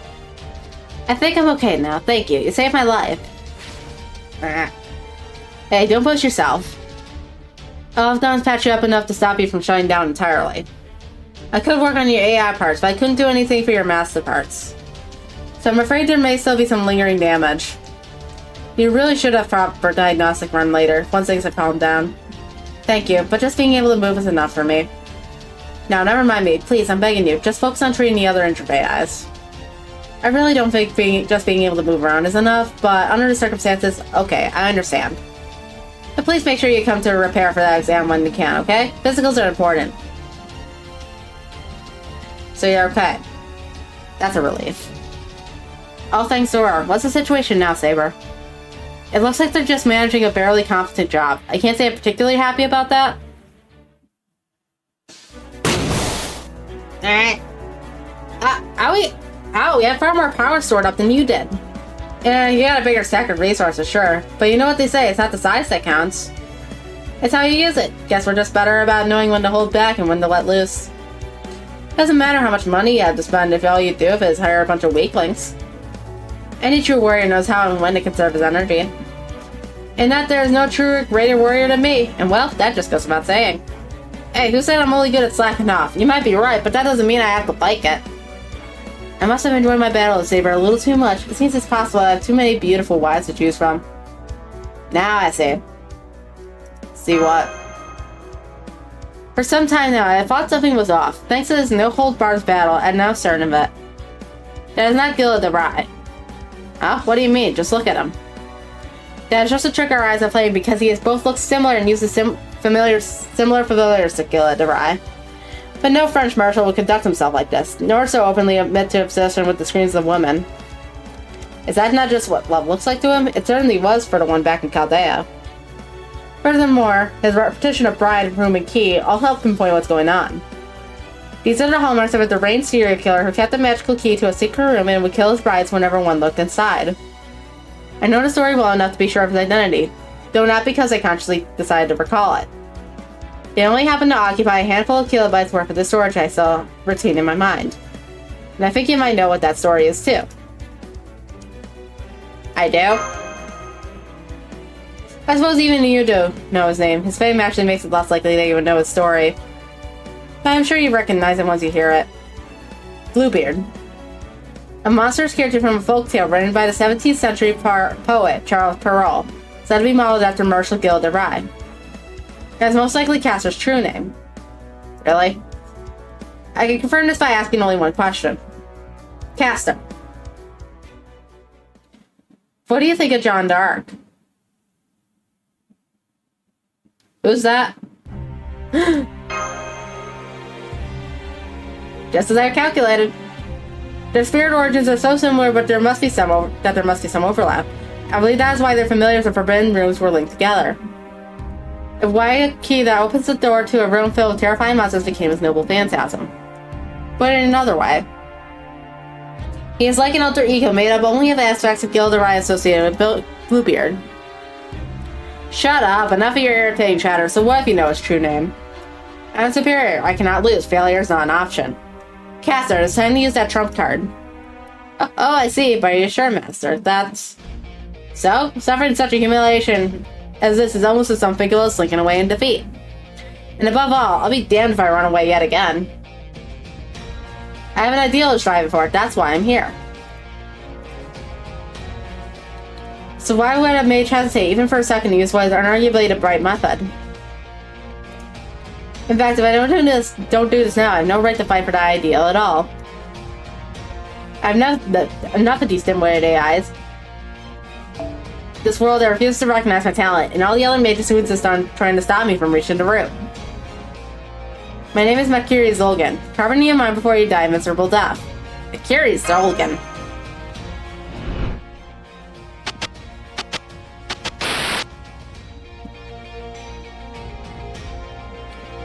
Name sounds familiar, but I can't place it. Now, bear witness to the noble phantasm I, Build's Prime AI, have created with my unparalleled mind. Do it, Castor. Swear by your cursed true name they'll kill them all.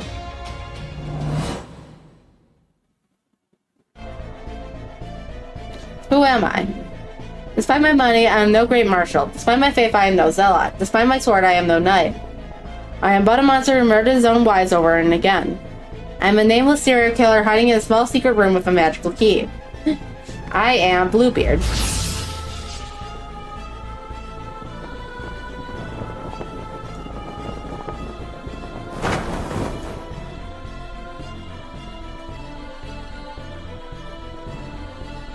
Oh, my little key opens a lock to an even more forbidden door. I fear no dragon nor royal guard. Hear me, wives 7 and 8. Hear me, all my future brides. Come, give me the ecstasy of killing you with that very room.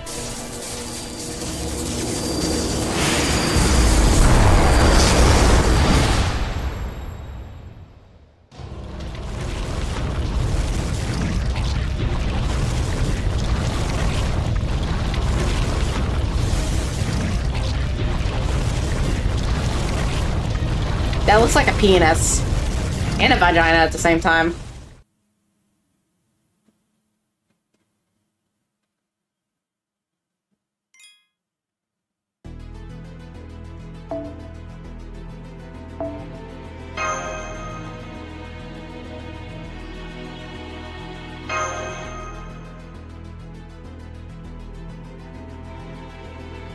Let's throw a bunch of foreigners in for shits and giggles.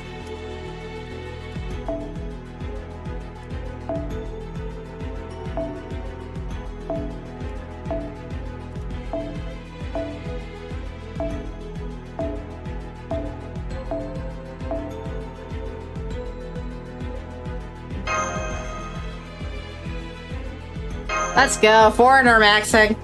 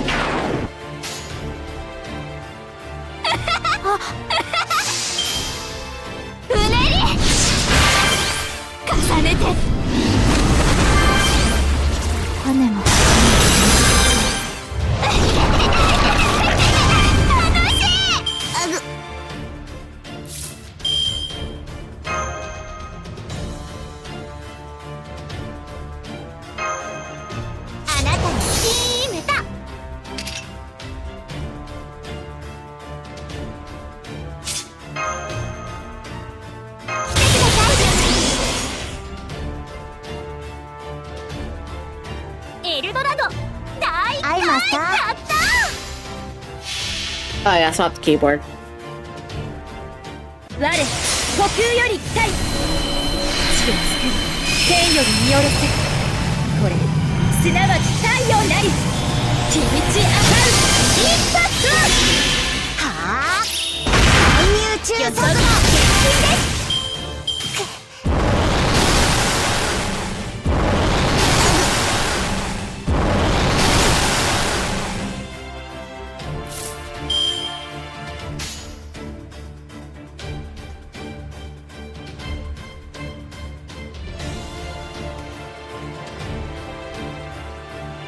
Roger, copy.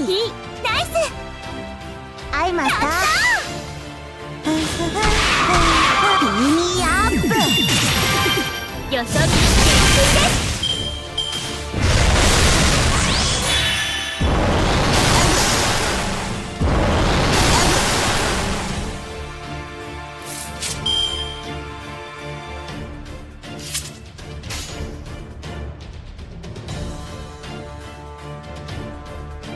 見とOK アイマス見届けようセントールフルスラッドショット僕は導く人の夢人の望みいつか僕らはたどり着くペイルフルドットスーパートイジャーパンチそっか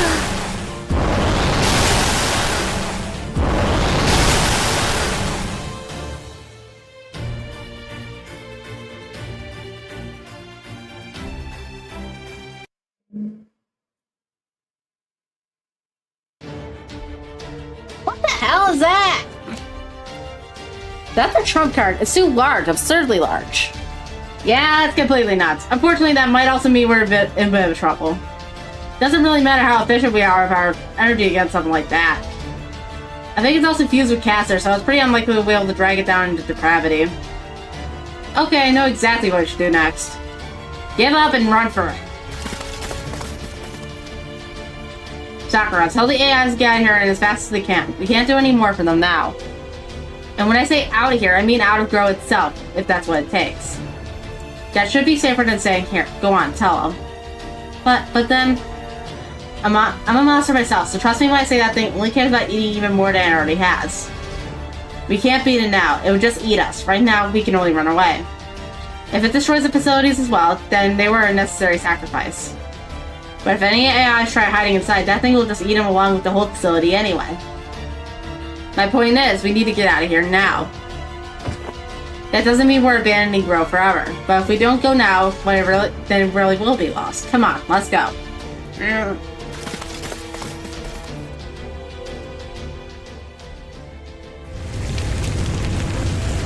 There's the genital monster.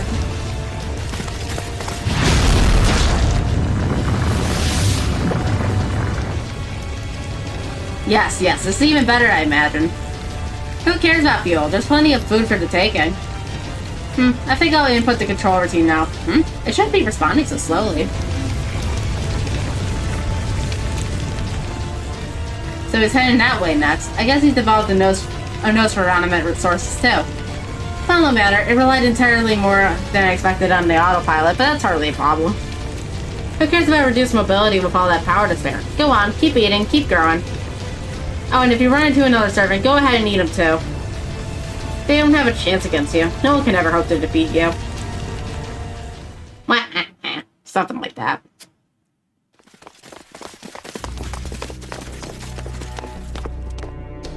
Can we stop now? We should be more than far enough. What is our current location? Let's see here. Right around here. It's this point almost perfectly intersecting Row, Keep, and Defend. You told the Grow AIs to run over to your inner-type comms, correct? Yes, I told them to run for their lives and get as far away as they could. And they should all forget about Grow for now. But they're not like the Type Ts. They can't move nearly as fast.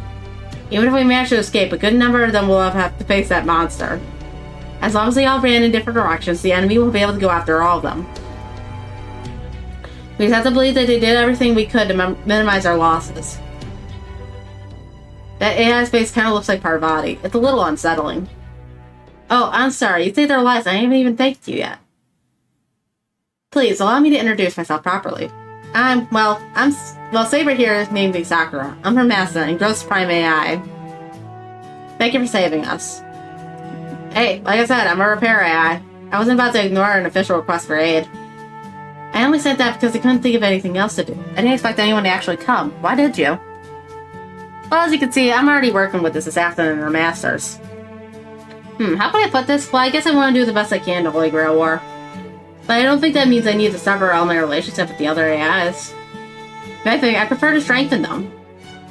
So I suppose you could say I could just ignore that call for your help. Well, let me just say it again. Thank you for saving us. Never mind the thanks, we just did what anyone would. Now, let me get a better look at you. Are you the one? No, I'm not sure.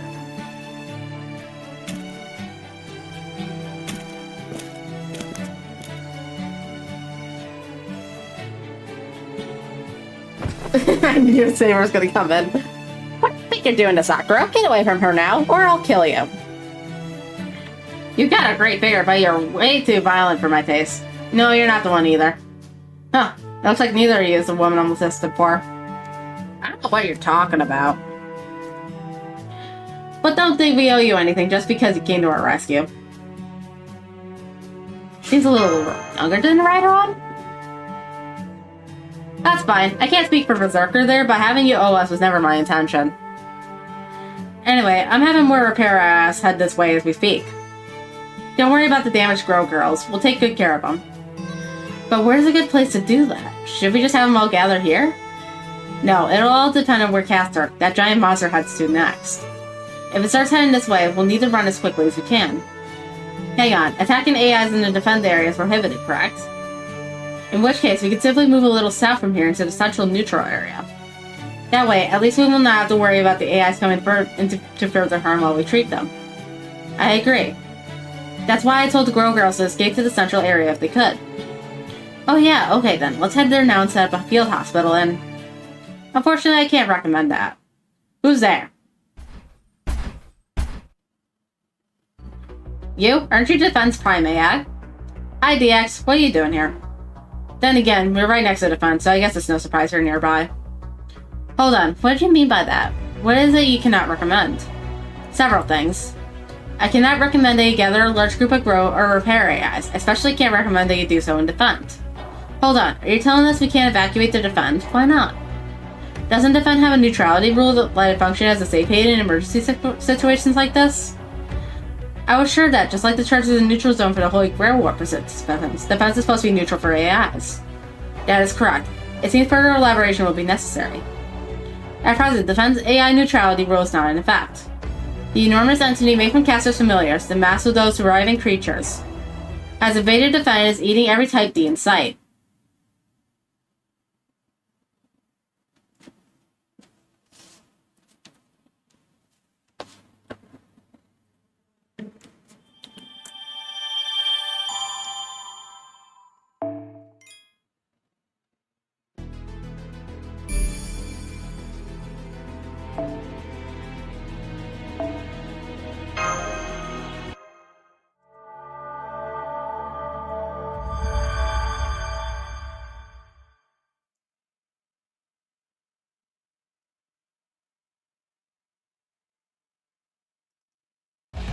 What do you mean? Exactly what I said. The neutrality rule is currently not being followed. We believe there is probably some matter of bug afflicting the Master of Caster. That is, Bill's Prime AI's programming. Master's Caster Riving Dean is devouring every nearby AI can get its tentacles on around coordinate 1750. Type Q's that escaped from Grow, Type D's from Defend who came to deal with it, and other AIs who happen to be in the area, all of them. We have an emergency on our hands. The central governing AI detected several servants gathered at these coordinates, so I sent this unit here. So Ronnie the 12 told you to come here, huh? Well, never mind that. What's the number of servants that gotta do with anything? The central governing AI proposed a temporary ceasefire for the system Grow War. So Master and Servant pairs can work together to eliminate Caster, who is believed to be rampaging out of control. So I'm calling for all servants present to assemble with their masters at the church. Saber, Berserker, Assassin. And Lancer. Got it. Where have we met him before? Was that the Valentine's Day event? With the love in the background? Lancer, when did you get here? We're at the edge of our territory, too. After we got our ingredients and left, I couldn't shake the feeling that something was wrong. I really wanted to just get to work on the ingredients and figure out how to best accentuate their flavors, but I decided I should come back here just to be sure. I think I smell another Indian god. Is that Vayu, the wind god? That's right, I'm Vayu's kid. While we're on the subject, my big bro is the son of Dharmaraja, and my younger brothers are the sons of Indra and the Ashman twin gods. I knew it, so what's you, Bhima? Hey, Durodinya. Didn't expect to run into you here. Bhima, son of Vayu and a wind god, do you know what this means? So you're Arjana's older brother? Huh? You know Arjana? Hell of a guy, isn't he? I'm proud to have him for a little brother. I'm sure he hasn't given you the slightest bit of trouble, but I guess he might have made your life tougher sometimes being a little too serious. Well, that's just the kind of guy he is. Don't pay him any heed. Oh, sorry, I just assumed you were both allies. You are, right? I mean, you wouldn't be alive right now if you considered you an enemy, so it just makes sense. One of the 5 Pandava brothers are Rena's older brother, and that's not all.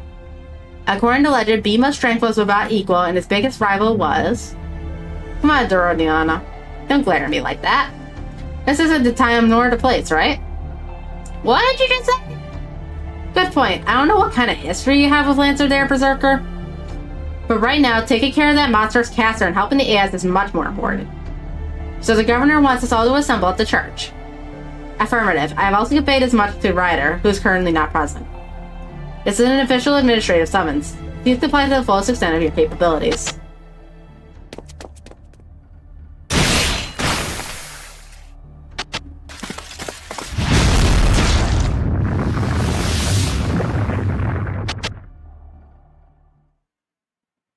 Fine with me. Come on, let's go.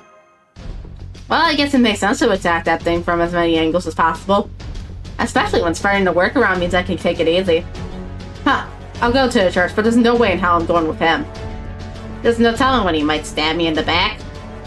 I'd never do something so cowardly. Why, you got a lot of nerve lying to our faces like that. Yikes, I've never seen Berserker go so red of anger before. Guess he really does hate Lancer. I have no intention of befriending any of you either. As long as we show up, it doesn't matter how we get to the church, right? So Sakura and I will get there our own way. Right. I only ask that you all make your way there as quickly as possible. Tell them, not me. We'll probably be the first ones there. Whoa! She just scooped up her master in her arms and left away. I've got to head back and talk to my master, too. Still, I'm a child of the god of the wind. I might be bulky, but that sure doesn't make me slow. Let's go. Hey, wait for me! This is unexpected. At least now we have an opportunity to see who all the other servants are, though. Come on, let us head to the church while we continue to gather information.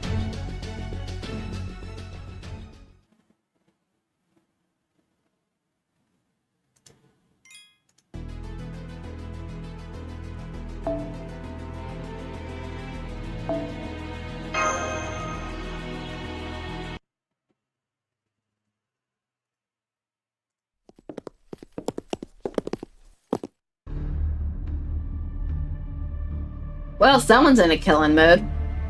You already knew Lancer, right? Is this about him? Shut up, don't ask me about him. Ugh, of course I'm gonna ask. How else am I gonna get Thea to talk to me? That servant could end up being our enemy until we grant war, right? So obviously I want to know about him. If you are not willing to speak up yourself, we can tell AS the information we have about him instead. Should any of the information turn out to be inaccurate or unflattering to you, well, I suppose you'll just have to live with that. What? Wait, don't do that. You're obviously just gonna spout some baseless lies and make it seem like I'm the bad guy, or what happened was all my fault or something. So fine, I guess I could tell you a little bit what went down. The first thing to know is that the 5 Pandava brothers were the sworn enemies of the 100 Princes, my family. But since we are all from the same kingdom, we all studied under the same martial arts master. Okay, so how'd you end up becoming enemies? Why do you hate him so much? It largely comes down to a disagreement over the matter of succession. Each side insisted they were the rightful heirs too. Hey, shut it. There are plenty of reasons for the fallout. Ultimately, though, it happened because there were a bunch of delusional bastards who didn't know their place. The end. I can't help but feel like there's a lot more to the story than you're letting on. Yeah, well, you're wrong. They were always like that. That's why my brothers and I were constantly fighting with them. And Bima was the worst of the lot. Ever since we were kids, he was always the biggest and strongest guy around. Gods, I hated him. The only way I could fight back was by relying on my wits, so I drugged him, tied him up, and threw him into the Ganges. But then, not only does the guy survive, he ends up in an underground world where the Serpent King gives him an Emerita elixir, so he comes back stronger than ever. Can't believe the nerve of this guy at this. Such crap. Let's see here. There was also that game of dice we played where I took him for absolutely everything they had. I had to thank Uncle Sakuni for helping me make sure that went smoothly. Oh, and one time, I went out to the woods to point and laugh at those sad sacks who've been banished and sent to live there. I ended up getting caught by the gun Harbas, and I had to suffer the humiliation of having them come to my rescue. There, you see? Now it should be abundantly clear how irredeemably evil they are. Can you blame me for not wanting to talk about them? No, you can't. Well, I guess I can see how that must have been pretty rough. Especially for the other guys. Huh, there you are. Are you satisfied? Now come on, we're almost at a church. Well, as an abrupt end to the conversation, I really guess he really doesn't want to discuss dirt or... I wonder why not. I can make an educated guess. From Durohana's perspective, Bima is an especially loathsome rival. Little wonder that Durohana is not eager to revisit how he died in a duel with him.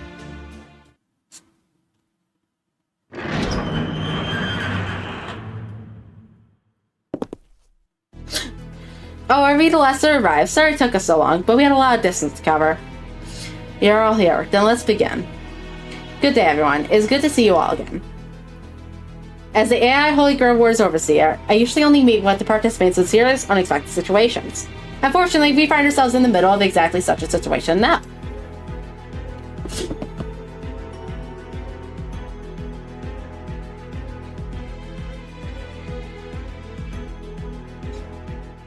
I'd rather have stayed home if Lancer had let me. So that's Lancer's master. I think Saber's master said her name is Sarah Hera. Not that I care. Well, something's off, but I do not know what. What could it be? I believe Defense Prime AI has already told you what is occurring. Through a combination of his noble phantasm and his master structural support program, Caster has become an enormous abomination. The abomination in question is a massive rising theme composed of its familiars.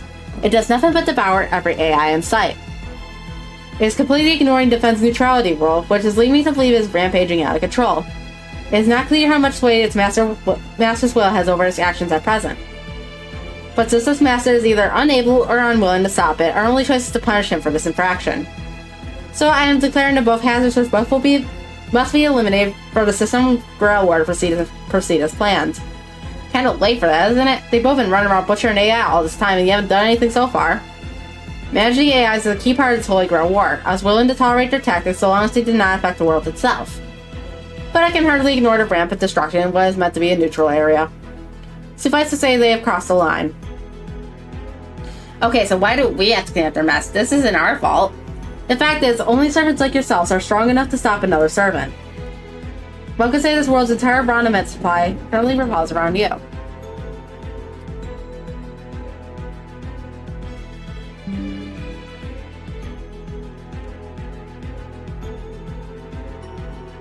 My mic back on? Yep, okay. For some reason the lights on and aren't working today, so I can't tell if it's on or not. Anyway, but putting such fact-based reasons aside, I do understand why you would question your need to assist. So as Assistant Grail Wars Overseer, I'm prepared to offer a substantial reward for this operation. Oh? What reward? I'm willing to share the spare command spells I have access to as the Overseer. I'm sure this goes without saying, but these command spells consist of highly compressed ornament that has been customized for each master taking part in the system Grail War. All this is to say that they will be very useful for you in future battles. Oh, that does sound good. Does that mean you're going to give them to everyone here who agrees to take part in this operation? No, that may give an unfair advantage to anyone who fails to meaningfully contribute in this battle. It may be difficult to be completely fair about distributing awards, but I will have to defend AIs if certain record the best they are able to. If one servant manages to accomplish something major on their own, they will get a reward. And if you decide to form a team and work together, the whole team will be rewarded. These kinds of decisions are part and parcel of a Holy Grail War. But I don't think that's an opponent any of us can defeat alone, so I say we all work together. Seconded. I agree. There must still be lots of Grow AIs in that area. I can't abandon them to die. Not me, I'm staying out of this. What? I'm giving it some thought, but there's something else I need to focus on at the moment. And if you're all working together already, then you don't need my help. I'm sure you can manage on your own. So you dragged me out all this way against my will and you're not even gonna help? They asked us all to show up, so I did. But that doesn't mean I have to do everything else they say. There's no penalty for not going along with this, right? No, there isn't. While I'm asking all of you for help, this is merely a request, not a demand. Then it should be fine. We just won't get any goodies ourselves. And since we're the only ones here getting to eat really delicious meals, I say that makes us even. That doesn't make any sense. I mean, it kind of does, but... Well, I guess we're probably just being in the way if we didn't really want to be there anyway, so... It's okay, Sarahara. Everyone has somewhere they belong, right? And we should be fine with everyone else agreeing to help. I can't wait to see what kind of yummy dishes Lancer comes up with. Once this is all over, I really hope you'll let me come and see what you did with my materials. Sure.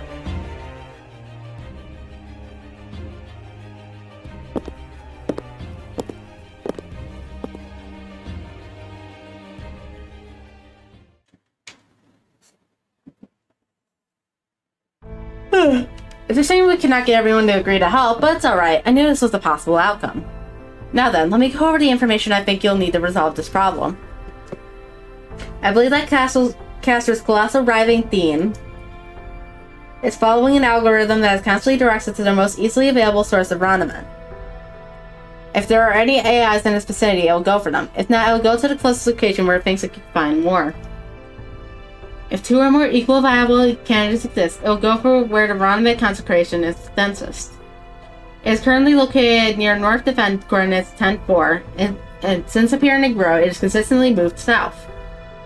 Its current trajectory puts it on the path to central defense. It may even be headed towards this very church. Comparing the density types of types G's and D's, the most likely reason it came to defend from Grow is that defense type D's didn't run away, which puts defense population above Grow's. This isn't your fault, Sakura. Defense just is too much to blame for not handling that thing. More importantly, did you say it's headed for this church? If Caster is able to detect Ronamen quantities, then it's possible he may be after the spare command spells I was planning to give to you.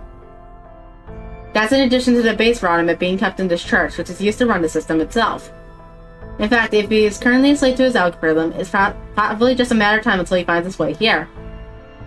Meaning you have a pretty clear idea of where that thing's going. Heh, that's obviously what you need to do. Well then, Ryder and I are gonna bounce too. Huh? You're not even gonna fight with us? Nope, I don't see that in our future. You wanna do this? You go right ahead. Well, see you around. Let's go, Ryder.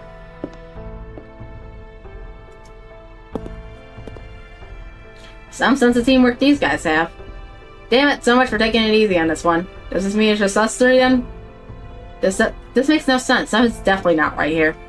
To Bima, I know, would never put anything above fighting. So does that mean that it isn't actually Bima? Hey, we're still talking here, Berserker. I don't know why, but it looks like we're going to have to do this fight with just 3 servants. So we need to come up with a plan. Now that we know the enemy's route, the most reasonable course of action would be to set up an ambush. However, our opponent is almost certainly much stronger now than he was when we fought him. So ideally, we should have something of our own that also gives us an edge that we lacked before. Question is, what could that something be? Since that thing is an official request you're making in his capacity as Overseer Ronnie the 12th, you should also be able to offer him some kind of official assistance to help us complete this request. Very well. I'll provide you all with some Ronamen before you head to battle, and it'll be doled out at my discretion. Good. So unlike last time, we'll have more resources to work with, and the locational advantage to anticipate the enemy. And that is not all. We will also have you on our side this time, Saber. So you want me to work? Isn't that why you're still here? Please, Saber, I'm asking you too. I guess things have changed since I fought him in Grow. There are no Type Gs around here to worry about, and no facilities I need to be careful with, either. Having more Ronamen to work with this time should mean I can fight at full strength if I want to. But to be honest, I don't want you people seeing me fight at full strength. Otherwise, we'd be showing our hand. You do get that, right, Sakura? I do, but I don't think we have a choice. We can't very well go back to Grow until we do something about Caster. That's all I want. I want to go back to the place I love and work peacefully alongside the other Type Gs, like always. Fine, I'll do it. But if I'm going to go all out, then you people had better pull your weight too. No slacking off like the ones who turned tail and ran. Honestly, I'd rather slack off too, but I guess that's just not realistic. Especially when our chief slacker, Mr. Berserker here, seems to have his head in the clouds. So Someone's gonna light a fire in his ass to make sure he pulls his weight. I can help with that. If your fire burns his ass, I'll just fix it up good as new. But you really do think we can win, Saber? I can't say for sure until we try. But if we don't have to worry about collateral damage as much, then yeah, I think we can. From there, it'll just come down to which of us is the more destructive monster. That thing, or me.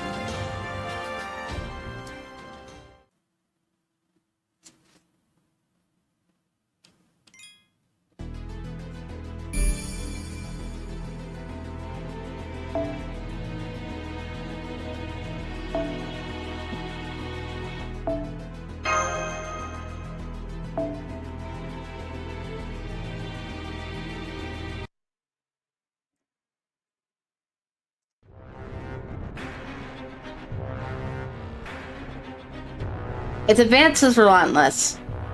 It continues ever onward, driven only by its simple-minded, hedonistic desires.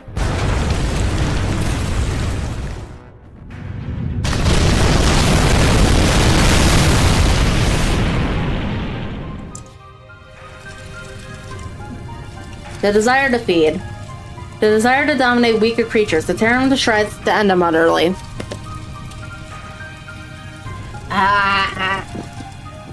The dawning appeared, a wish to flee, and the crushing realization of that wish's denial, the realization of inevitability of what is to come, her tantalizing screams. Have I ever feasted upon such things myself? I haven't, have I? It is the same. It's the same as that red room decorator of my foolish brides, the same color, the same smell, the same screams, the same taste. I no longer need to wait for my sacrificial brides to come to me. I can go and collect them myself. Yes, his body can tell. The skin can smell it. Yes, I see. Yes, that's right. Now I have to become the very taboo for him from my room. I am the forbidden room. Don't look. Whatever you do, don't look inside. Better leave the key right here. Don't go in. Whatever you do, don't go inside. Better leave the key right here. Because if you do, my beloved wife, even I don't know what I might do. It's not technically Gilles. It's like only the parts of the Bluebeard legend, which is apparently a separate thing from Gilles, and the parts of Gilles that overlap with each other as a servant. That's why he looks like Gilles, but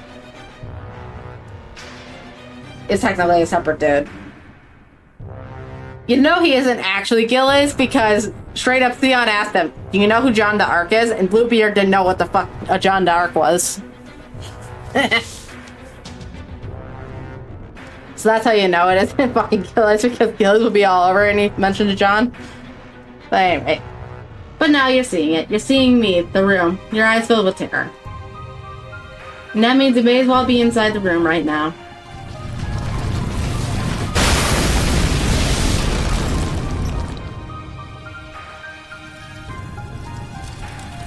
Where are my next wives? Where are the wives I entrusted with my magical key?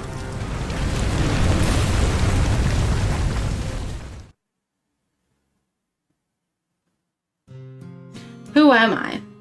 I know who I am. Of course I do. I exist to understand all things. That is the ideal I'm meant to strive for and achieve.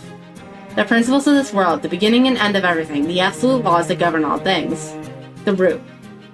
So of course I understand who I am. I am the prime AI of Build. I am the master of Caster, Makiri Zolgan, an elite mage. I'm the greatest heir to ever inherit the Makiri name and the last of the pure bloods. I'm so perfect in every regard that there's no way I could possibly fail. I don't know what that means, but I do understand that is who I am. So. Yes, that's it. The elation of having figured out a way to make Caster's noble phantasm invincible courses through me. The relief of having proven how exceptional I truly am rattles my lungs like laughter. All the while, some part of me, deep in my chest, seems to strain against the mixed-matched surroundings. Is this justice?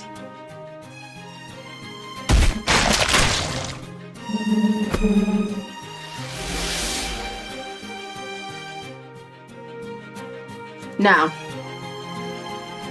No, it isn't. In fact, I'll go further. The question itself is faulty.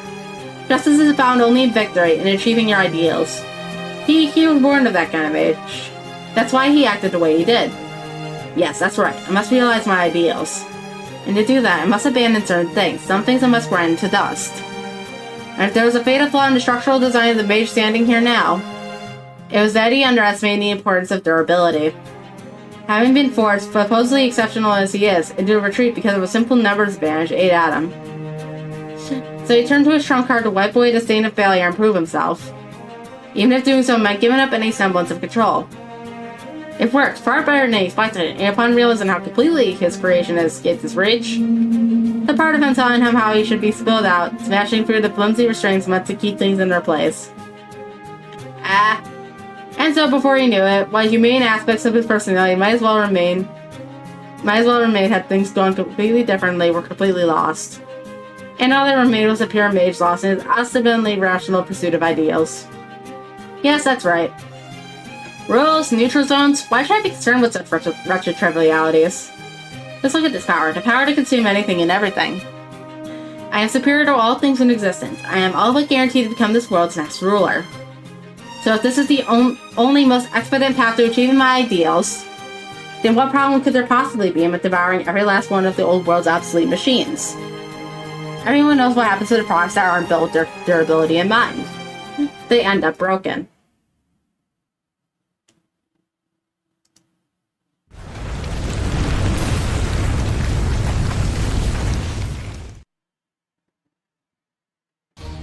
Let us go over the plan one last time. It may be a simple thing, but that is exactly why we need to make absolutely sure we are all on the same page. You said it. The enemy, cast us in massive writhing being form, continues its advance stop at a pace that is 97% in line with my calculations. This is due to the unfortunate AI casualties that were unable to escape despite taking optimal measures, and the efforts of the defend AIs who gave their lives in service to their duty. Now's not the time to mourn their loss. Right now, we need to do the best we can to stop that thing so it doesn't hurt anyone else. Exactly. Our ultimate objective is to eliminate the colossal writhing theme in which Caster is assimilated. And while we also need to deal with the small and medium-sized fiends in this vicinity, they are Caster's familiars and should disappear once we defeat him, so we need not worry about killing all of them. The important thing is to dispose of the smaller ones in front of the colossal fiend, thereby stopping its advance. Since it is capable of sensing Raniment, it should also detect servants, since they possess high quantities of high-density Raniment. So our job is to draw the colossal fiend's attention while eliminating the nearby smaller ones. And if possible, to whittle the colossal one down. Oh, come on, taking out the little guys? That's no job for a prince. Stop whining. Still, at least he seems to be feeling like his old self again. Never thought I'd be glad to see him being so selfish again. So Berserker and I are pretty much decoys, huh? I'm the god of love. I'm not much for the brawny stuff like smashing huge monsters or brute force or weakening them with sheer destructive power, so I guess this is our only choice. Are you sure you can handle the brawny stuff? Like I said, this is our only choice. If there was anyone else here who could do it instead, I'd happily let him. I don't think there is, no. I'm also guessing just tearing off a tentacle or two won't be enough to stop that giant monster. The only way to do that is probably to destroy its heart, to kill the caster at its core. But the problem there is, we don't know where that master body caster could be. No, we do not. I'm doing my best to pinpoint it, but I have not found a clear answer. Sakura, the prime AI of Grow. She seems to be largely non-aggressive, just like Eos. But it also seems like she technically has what it takes to be a confident master. It's safe for her to use her full strength. Oh, didn't you be able to figure out that damned caster's whereabouts? No, I'd slice the thing to ribbons, turn all the pieces into stone, and hopefully one of those stone ribbons would be the right one. I see, that's a lot more brute force than I was expecting. Alright, got it. I'm not cut out for that kind of unseemly hard work, so I'll let you handle that part. What if we tried going after his master instead? You mean cutting off the caster's main supply of Ranima at its source? There would certainly be one way to resolve the situation. Unfortunately, the problem with that approach is that this monster is essentially acting on its own now. So I'm sure its master is staying as close as necessary. We cannot be sure that we will find him nearby. It says safe to assume Caster's master is aware of this vulnerability and is therefore doing everything he can to hide. I'm therefore forced to conclude that it's not realistic to search for him when there are a limited window of opportunity. I don't know why, but just seeing that master kind of pissed me off, so I would have been happy to win by killing him. But if that's not possible, then we'll just have to do something about his monster. By the way, would you two mind standing next to each other for a moment?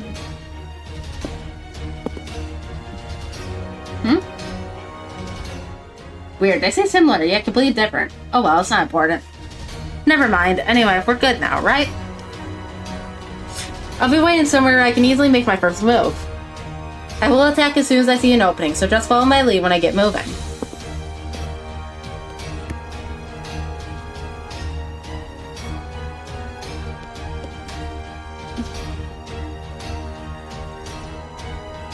Oh, Saber.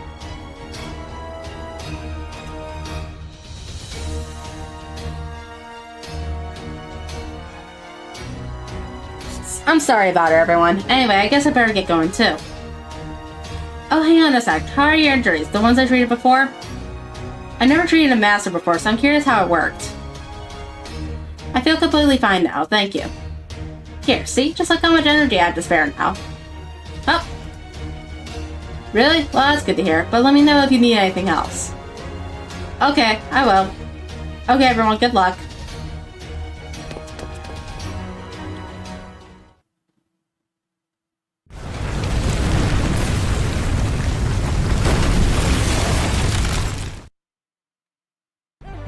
Here it comes. I'm doing my best to protect the exact move in real time using fog acceleration, but there may still be situations I cannot anticipate. In those cases, I'll only ask that you do your best to play it by ear. Yeah, we know. Though I wish you'd focus on protecting exactly those kinds of unforeseen situations. Alright everyone, let's do this. I know it. It's just not right for me to be working cleanup duty like a common foot soldier.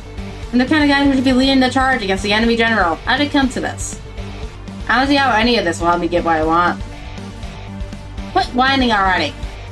Okay, everyone. I swear by all repaired, I'll heal you right away if you get hurt. But I'd much rather not you get hurt in the first place, so please be careful.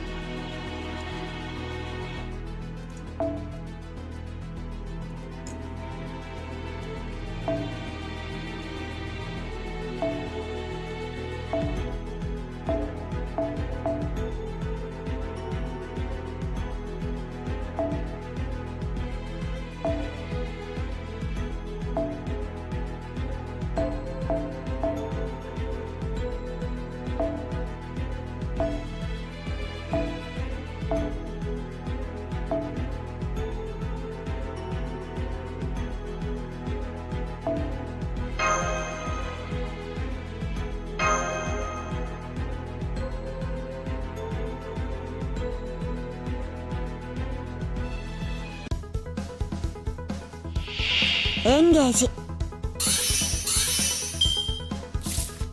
風が覚えたよ。シールドアップ。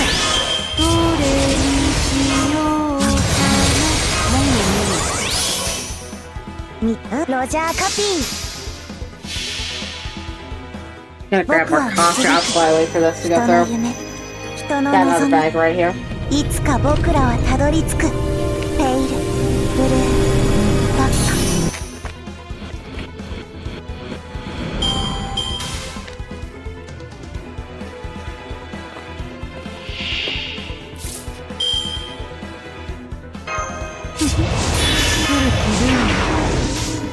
見届け、ロジャーカピー。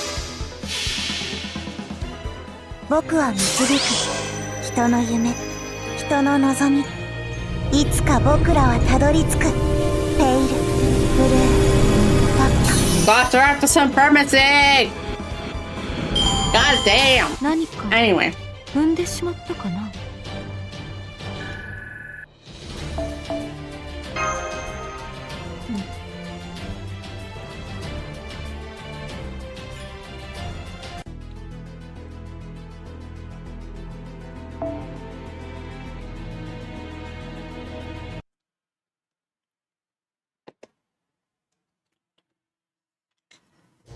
Where shall we put this, Chief? Over there, and hurry. I hate wasting time. You don't have to tell us piece or twice. We'll have it done in no time. Broom. Now this should go here, and that's it. It's all coming together. No, wait. I felt like this would work better this way. I'll make some minor adjustments. Gotta keep things running as efficiently as possible. What is it you're seeing, Master? Oh, curious? No, I am merely a sword. I have no doubts or questions of my own. Forget it. I shouldn't have asked. Please disregard what I said. I do not have the capacity to see things as you do, Master. And I certainly do not have the capacity to see things more clearly than you. I've been wondering this for a while, but... Are you actively trying to make yourself seem unexceptional? Not at all. There's neither anything exceptional nor unexceptional about me. I truly am just your blade. Nothing more, nothing less. Is that so? Well, whatever. I'll go ahead and answer your question anyway. What I'm seeing here is the future. Though that's not to say I'm seeing the future itself. I'm measuring and observing what it will become. Oh, not so much of a from you this time, eh? For a general, you really are a lot like a sword, aren't you? Of course, I don't know if that's how you want me to see it, but oh well. Anyway, I don't know if you got all the nuances, but that's what it is I see. But there's just so there's no misunderstandings, I'll say this. I'm just doing what I want. I have no idea what the future will bring. Whether those other swords live or die is all up to them.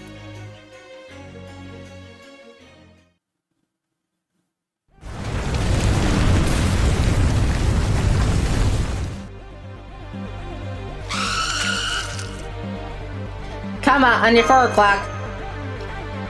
Already dealt with. Gosh, we really are in sync today, aren't we?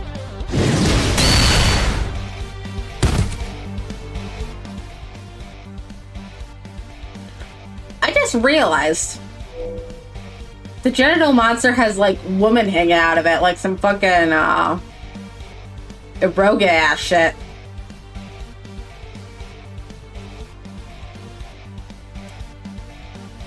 These white things protruding from it? Women.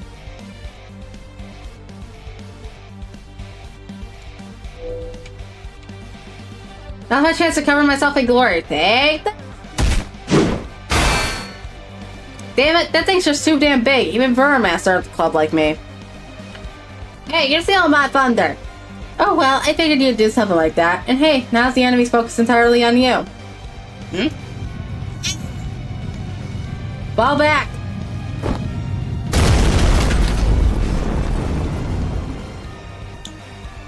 Alright, we've cleaned up a fair amount of little ones, and we got the big one's attention, so anytime now. I wonder just how Little Miss Resting Bitch Face is gonna come through for us. Meanwhile, Little Miss Resting Bitch Face. Okay, Sakura, I'm going. Get somewhere safe and wait for me. I'm your master. I'm gonna watch you from right here. Also. Oh! Here.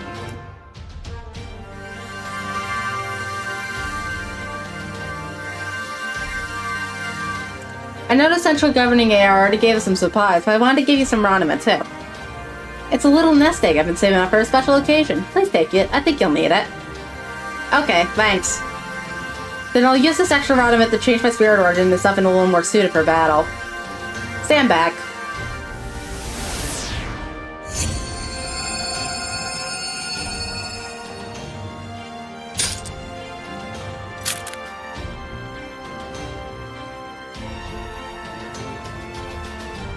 The worst assumption. Wow, you look awesome. Huh? Did you just click your tongue? Much as I am loath to admit it, there's apparently a bit of Athena in here. Much as I am loath to admit it? Maybe that's why. Maybe that's why I started speaking more formally. I don't mind either way, just be yourself. I do not think I mind either way either. But for the time being, I will keep to the formality. I am your servant, after all. I just have made it abundantly clear. And yet, I am also still me, still fundamentally the same person. Yes, I know.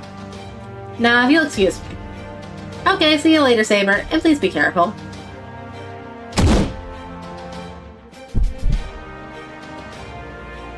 Huh? What was that? No, never mind that. Right now, I need to focus on our battle. Good luck, Saber.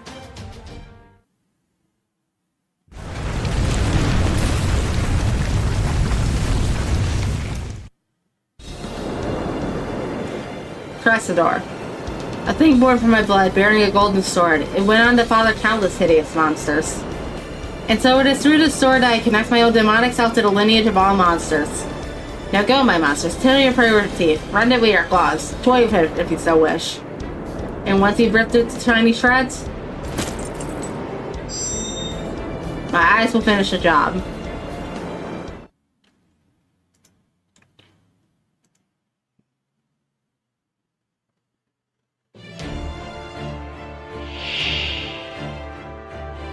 時間をかける気はありません。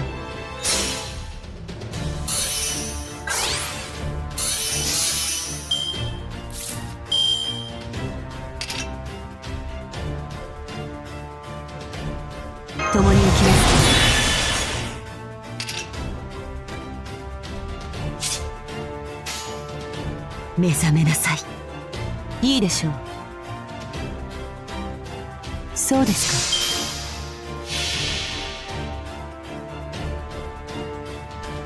我が血より天魔と共に生まれし者よ、剣持ちて怪物に父たる者よ、我が魔眼にて汝を祝福するクリューサーオールケルベラこうしてあります。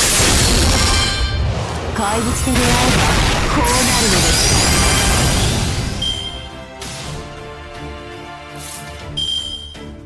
共に行きます。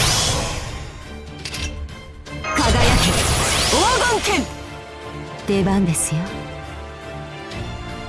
いいでしょう。そうですか。我が血より天魔と共に生まれし者よ、剣持ちて怪物の父たる者よ、我が魔眼にて汝を祝福するクリューサーオール見えますか。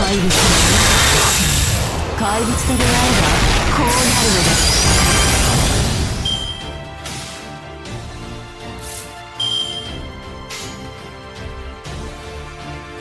従います。そう従います。ケルベラ見えますか。怪物と出会えばこうなるのです。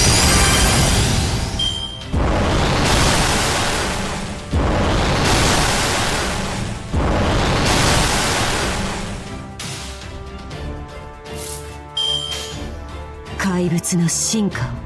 そうですか。いいでしょ。そうですか。我が血より天魔と共に生まれし者よ、剣持ちて怪物の父たる者よ、我が魔眼にて汝を祝福するクリューサーオール乱暴で何が悪いのです。水蛇よ、スキュラの餌になりなさい。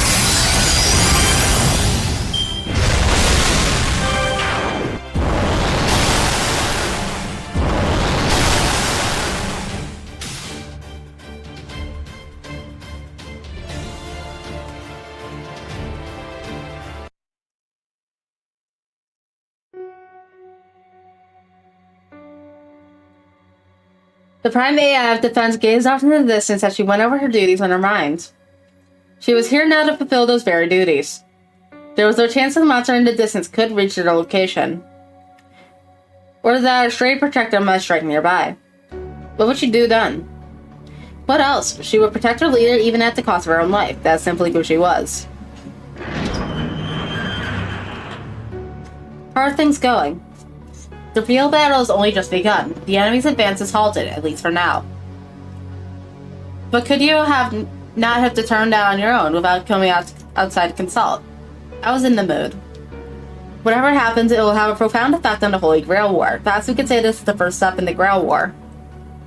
Either way, when watching the stars move, it is best to step outside and look up at the sky, even if the sky is false. Incomprehensible. From then on, the two remained silent as they studied the giant writhing mass off in the distance. And then...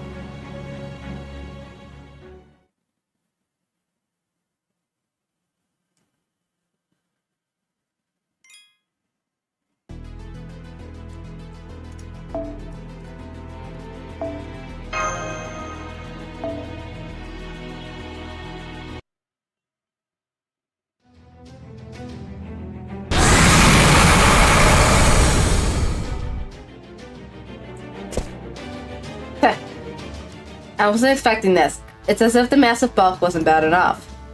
It regenerates, too. Gaston must be moving around inside that thing every time I attack.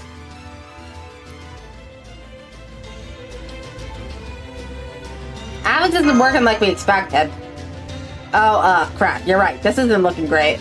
Could you back her up, please? How can I say no to such cute puppy dog eyes? Okay, I suppose I can help out a little. But if it goes well, I want you to give me a nice big word in exchange, okay? Hey, quit slacking off, would you? Now that we've dealt with the little guys, I say we try going after that thing directly again. I swear, I don't know what you'd all do about me. Well then. Well, when they write about it today in the history books, make sure you include this. The moment the plan failed, the things were at their most sad, the great Duran swooped in to save the day. And thanks to him, everything worked out. Okay, I'll give it one more shot, and if things look hopeless, I'll run for it. Well, I feel like I should probably praise him, but now that I see the look on his face, I'm not so sure.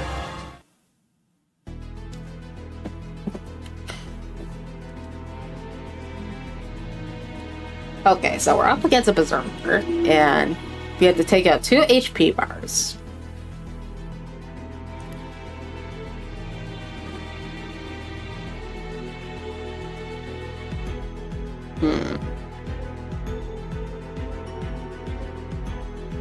Do I just go all foreigner meme?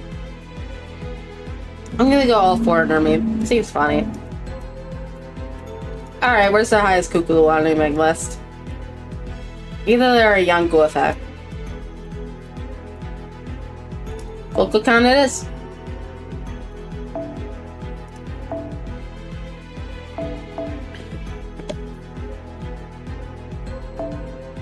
Foreigner memes.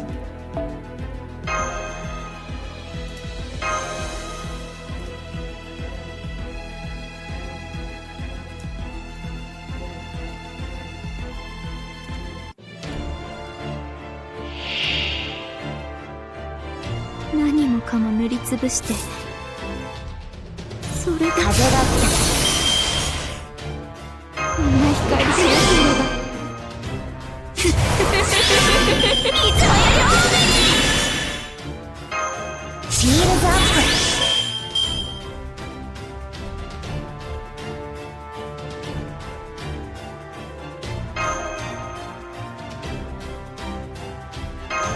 準備いいですか髪見られてますね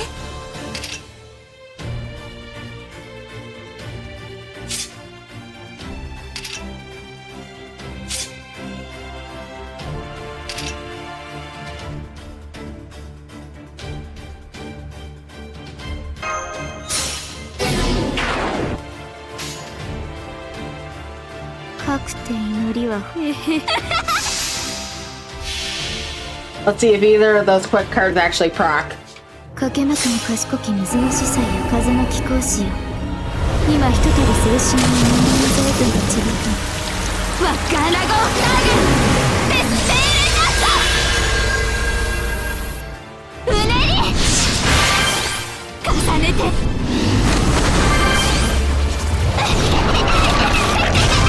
楽しいおう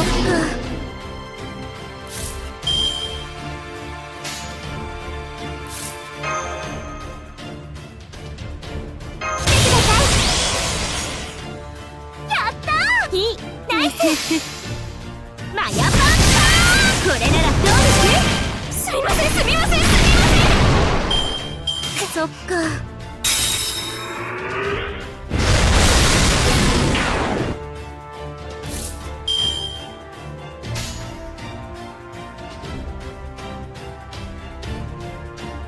ロジャーカピーあ止めないでね大中中速度えいですら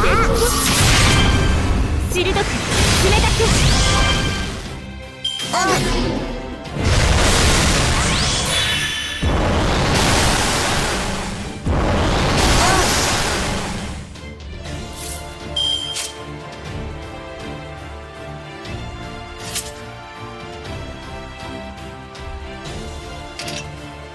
風が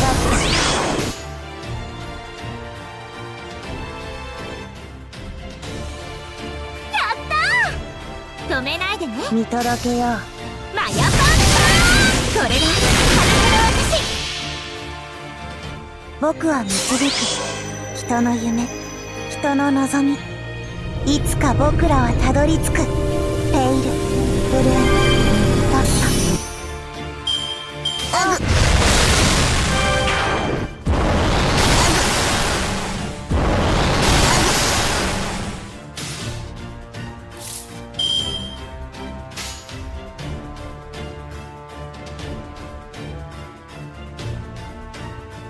火止めない。やったー。鋭く冷たく風は光。まだまだここから最後はやっぱり現金で。そっか。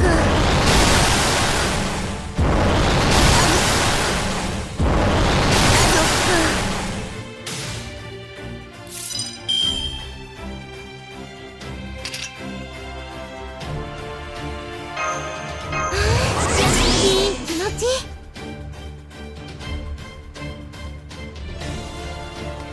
What's the overcharge effects on these guys?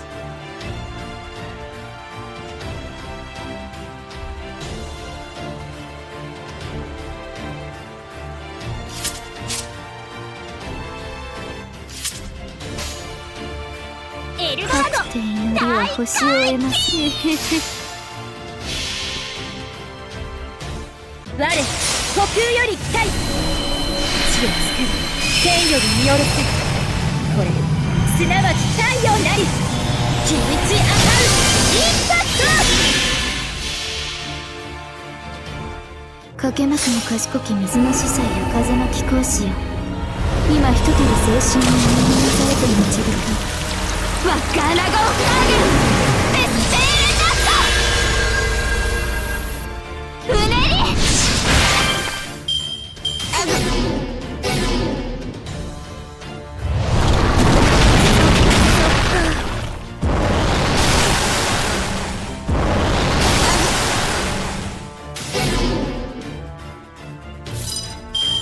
ヒューストン、聞こえますか？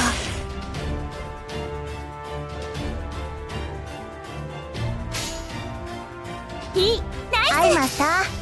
翡翠、先落とし。セントール、フルスラット。そっか。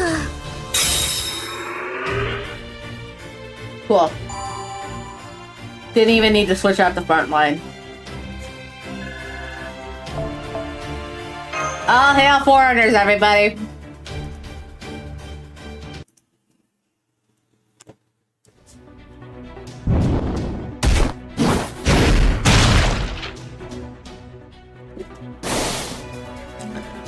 Oh, now we're starting to see the damage in the background. I can't believe you're making me work so hard. Can't you finish this thing off already? Were it so simple, I would. I think I have a chance to finish this now. These resources I'm working with won't last forever. I need to find a window to catch my breath. Come on, come on. What?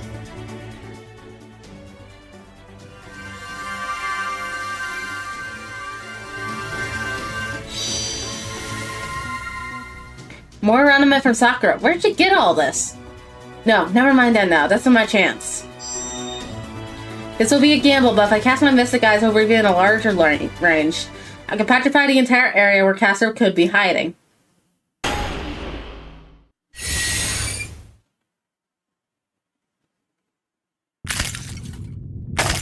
10 out of 10 editing. Truly a small indie company, Lasagna. I see, the petrification is working. And I know for sure that it's reaching Caster. Cut the crap, if that's true, why hasn't that thing fallen yet? Because it's so massive that even my Mystic Eyes petrification has taken a little time to work its way inward. At present, Caster is like a parasite hiding within its host's flesh. When the outer layer of flesh is petrified, he makes a new flesh to hide himself in.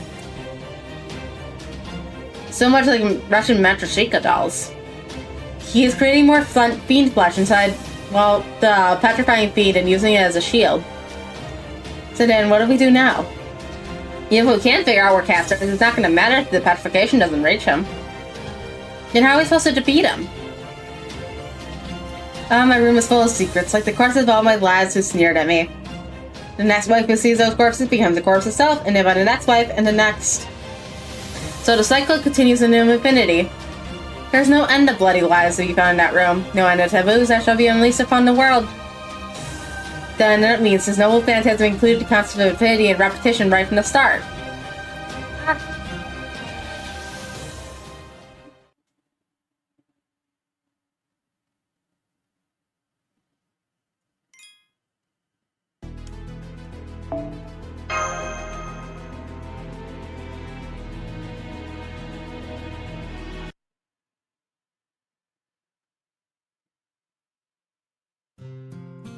Who am I? There's no way I would know. I have an excellent memory. I can clearly recall cast events with barely any effort.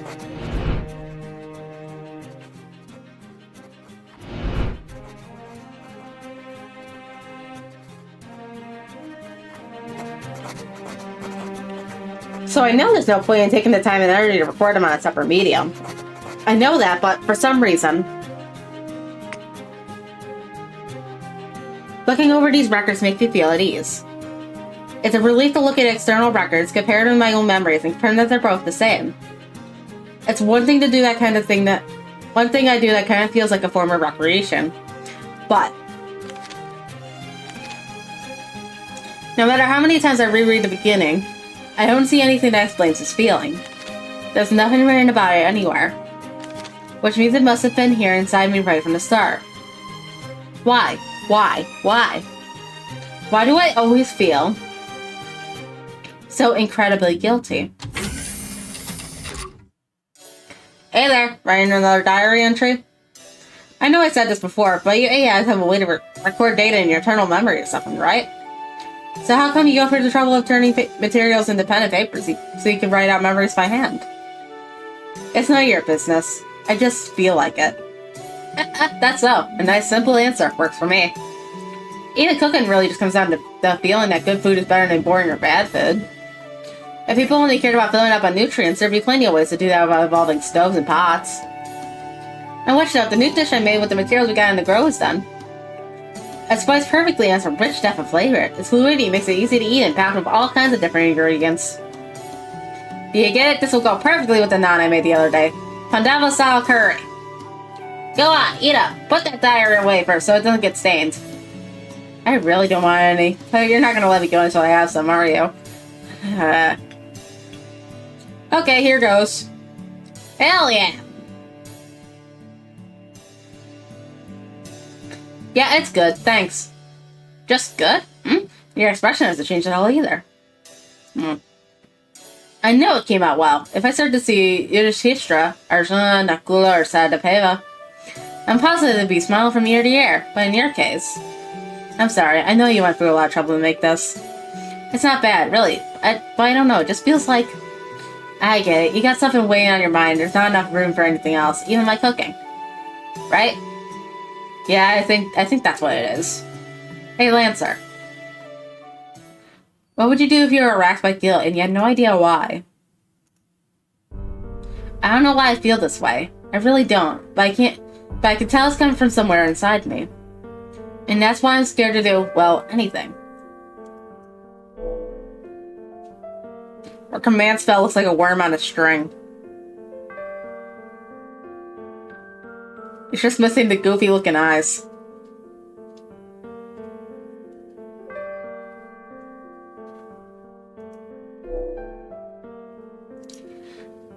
I was so relieved when he said you were coming back here after what they told us at the church. This way, I don't have to do anything. Still, I really am the worst, aren't I? The other AIs and Surds are out there fighting right now. And I'm just here feeling bad about being the only one not doing anything. Some of the guilt is coming from that. I swear, I really am hopeless. I know I'm messed up, but I have no idea how I got like this or what it means. Master. I knew the diary was pointless, but maybe it wasn't completely useless. At least now I know that no matter how much I write in it, I won't find an answer. So I'm sorry, Lancer.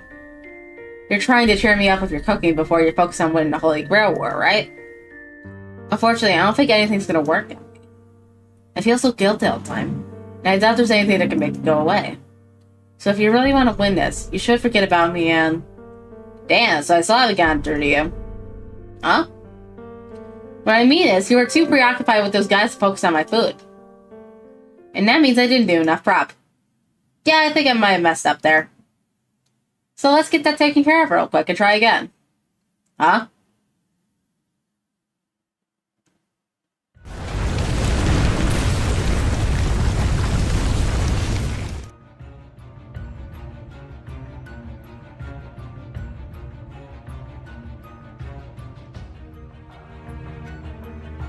Ah!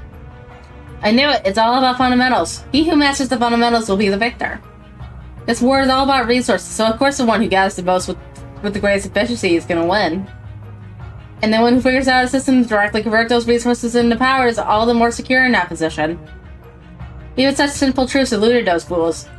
So how could they do anything but lose? I knew it. I am Akiri Zolgan, the one who's destined to achieve his ideals and reach the root. Huh? Beema. I know guys like you. You're greedier and more envious than anyone, but you've got pride in spades. You never want everyone seeing you lose, so you rely on everyone else to do the fighting for you, as much as you can. Yeah, I'm used to fighting guys like that. The sorts who hide at the margins of a fight. Usually I just rely on my instincts to actually find them, though. No, wait, maybe you don't deserve to be lumped in with him. It could have been a trick of the light, but I think I at least saw a glimmer of justice deep in your eyes, even if it was held back by reason. Of course, that was also at a distance before you went and pulled this nonsense. I guess bringing out the big guns and balance your mind. I get it. Handling heavy weapons isn't easy. You coward.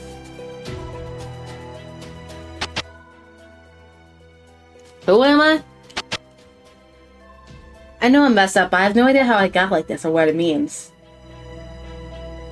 Yeah, maybe I'm no different. Honestly, I think I'm a little strange myself. Where my true warrior self, I never was resorted to ambushing a weakling, especially over something that doesn't directly affect my allies. I surprised even myself here. You. But at the moment, I guess I'm more of a cook than anything else. So I'll do whatever prep work I have to, however much of a pain it might be. There's no fun in killing a weakling. But cooks can't be worried about that kind of thing every time they put down a struggling fish.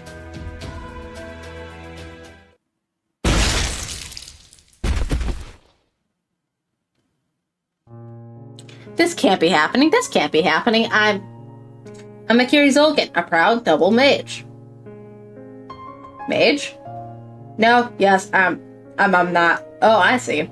I'm just a part of an artificial personality, which means... Damn it.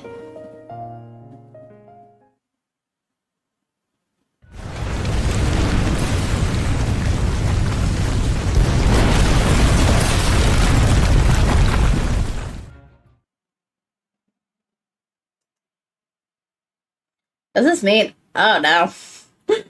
Huh?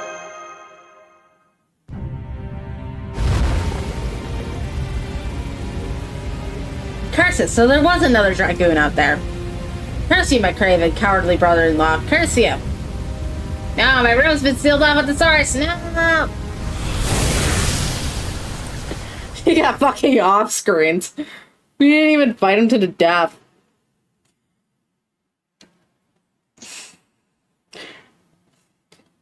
Beam is just like, oh, homicides, antidepressants? Okay, time to do that then. The fuck just happened? Both Caster and the colossal rising theme signals have completely disappeared. Most likely explanation is that something happened to his master. From the looks of things, it looks like someone killed him. Who, though? My first guess would either be Lancer or Ryder, who declined to participate in this operation, though I cannot say whether this was a coincidence or the plan from the start. So if only the master was killed, why did Caster disappear too? Something so large must have acquired a constant supply of mass amounts of Raniment to function. Even after supply was cut off, it tried to continue summoning additional smaller fiends. As a result, all the Raniment Caster was using to maintain his form was swallowed up in an instant by his own noble phantasm. That is at least my best guess as to what transpired. Though that is not the only possible explanation.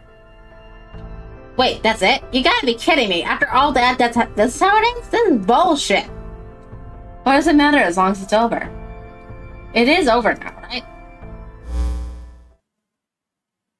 We have confirmed that Castor's colossal rising Athena has disappeared. Congratulations on a job well done. Whoa, a special transmission from the governor. Shit, gosh, that's neat. Indeed. Good. Great job, Saber. You are amazing. I didn't do anything special. I only did what I had to. Alright, fine, whatever. If it's really over now, then hurry up and give us our reward. Well? A moment, please. I am considering. Confirming definitions, reviewing data, replaying records, substituting alternative solutions, deliberating, comparing, searching for contradictions. No objections. I've come to a conclusion. Game against everything. The definitive factor in ending the situation was the cessation of a function on the part of the caster's master. I have therefore determined that the servant responsible for that cessation deserves the lion's share of the credit, and will be awarding his master with an additional command spell. However, I am not completely heartless. I will send someone over with enough ornament to compensate for your energy expenses later, as consolation prize. That is all. I look forward to your future efforts and hope you will all participate enthusiastically in the next round. Goodbye. That's it? After all that hard work, all we get is a little ornament? This is bullshit. It's a scam. Hey there, Baxus. I figured it would end up like this. Still, at least that monster is finally gone. Now none of the AIs from Grow or anywhere else will have to worry about being eaten. We could go back to our regular peaceful Grow at the job we love doing so much. Really, what more could I ask for? Sure, nothing more important than peace. Oh, peace can't fill your belly. Ugh, I can't believe all my hard work was for nothing. I'll happily put in whatever effort it takes to get what I want. But I never put in effort for anything else. How humiliating. Quit whining already. Sure, it's a shame we didn't get that command spell, but at least we weren't going to go home empty-handed. I'm not happy about the circumstances that led to this, but the fact remains regardless. With that creature gone, the next thing we're going to see is a ton of damage to Fen, Groat, and other AIs come to repair to have their injuries treated. And that means this is a huge opportunity for us to rake in the ornament, so this is no time to sit around complaining. Woo! I just can't wait to start repairing. You're really fired up about this. Talk about a wild fiend chase. All that hard work and all we got was reimbursed for our expenses. I think there's a term for this kind of thing. Passion exploitation, was it? Passion, huh? You know, in spite of everything, I really did my best out there. Thanks for giving this hero all, comma.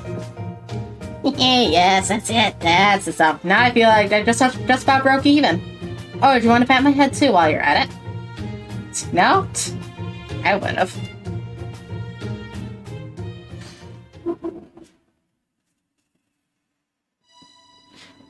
It was an incredibly messy conclusion. As a result, the bird looking down on the world from above couldn't help but think that this made Ver completely unsuitable for step of the war. In fact, it didn't even qualify as such. The situation itself only made that clearer. There was someone who had been given a small bit of grace, a being with a will of his own who continued to struggle for his life in the way that all living things do.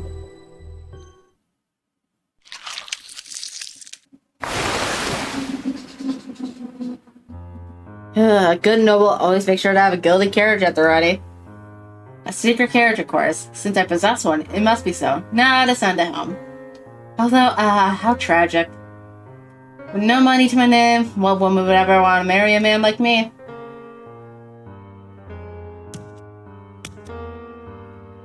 I can't see anywhere, but I can tell you're a servant. Who are you? Has a reaper come to collect the fallen grain? Hi, Durga. Well, why haven't you finished me off yet? What's more, the service master wasn't even properly disposed of. Normally, the winner of a battle should be given the authority. That is the rule of the Holy Greer War. If the master isn't nearby, you could just remove their AI core and transplant it elsewhere. But Lancer was content to merely destroy that master's outer shell. He even left his command spell intact. In which case, this master should be given another chance. Yes, he overstepped, but right now, things are far too stable. There are too many masters here who are not all eager to engage in their own acts of aggression. We can't have that. We must have servants and masters fighting and killing one another. This is the power at the heart of the AEC method, the power that makes this world go round. which is why I'll now create a new master. Fortunately, the experimental format set for Build's Prime AI allows for a certain degree of inventive freedom. So come forth, wicked AI master. Come forth, alter ego inventive master.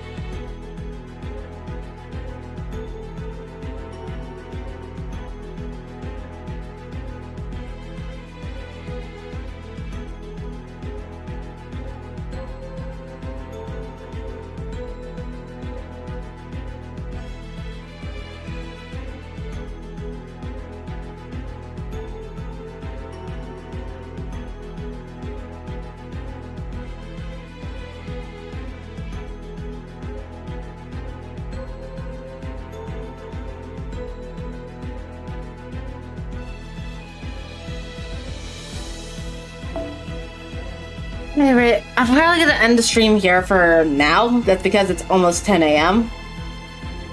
And I'm both tired and my teeth hurt. All that fun stuff. So I'll probably run up another stream tomorrow night, or I guess tonight now.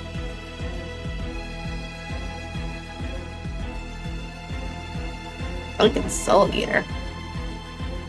Welcome to the chat, Sally Pay, but what do you mean by liking Soul Eater?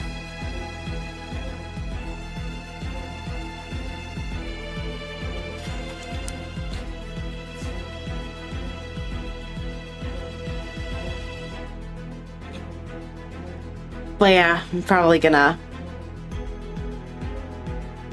Yeah, I never finished that series, so it's probably something beyond me at this point, but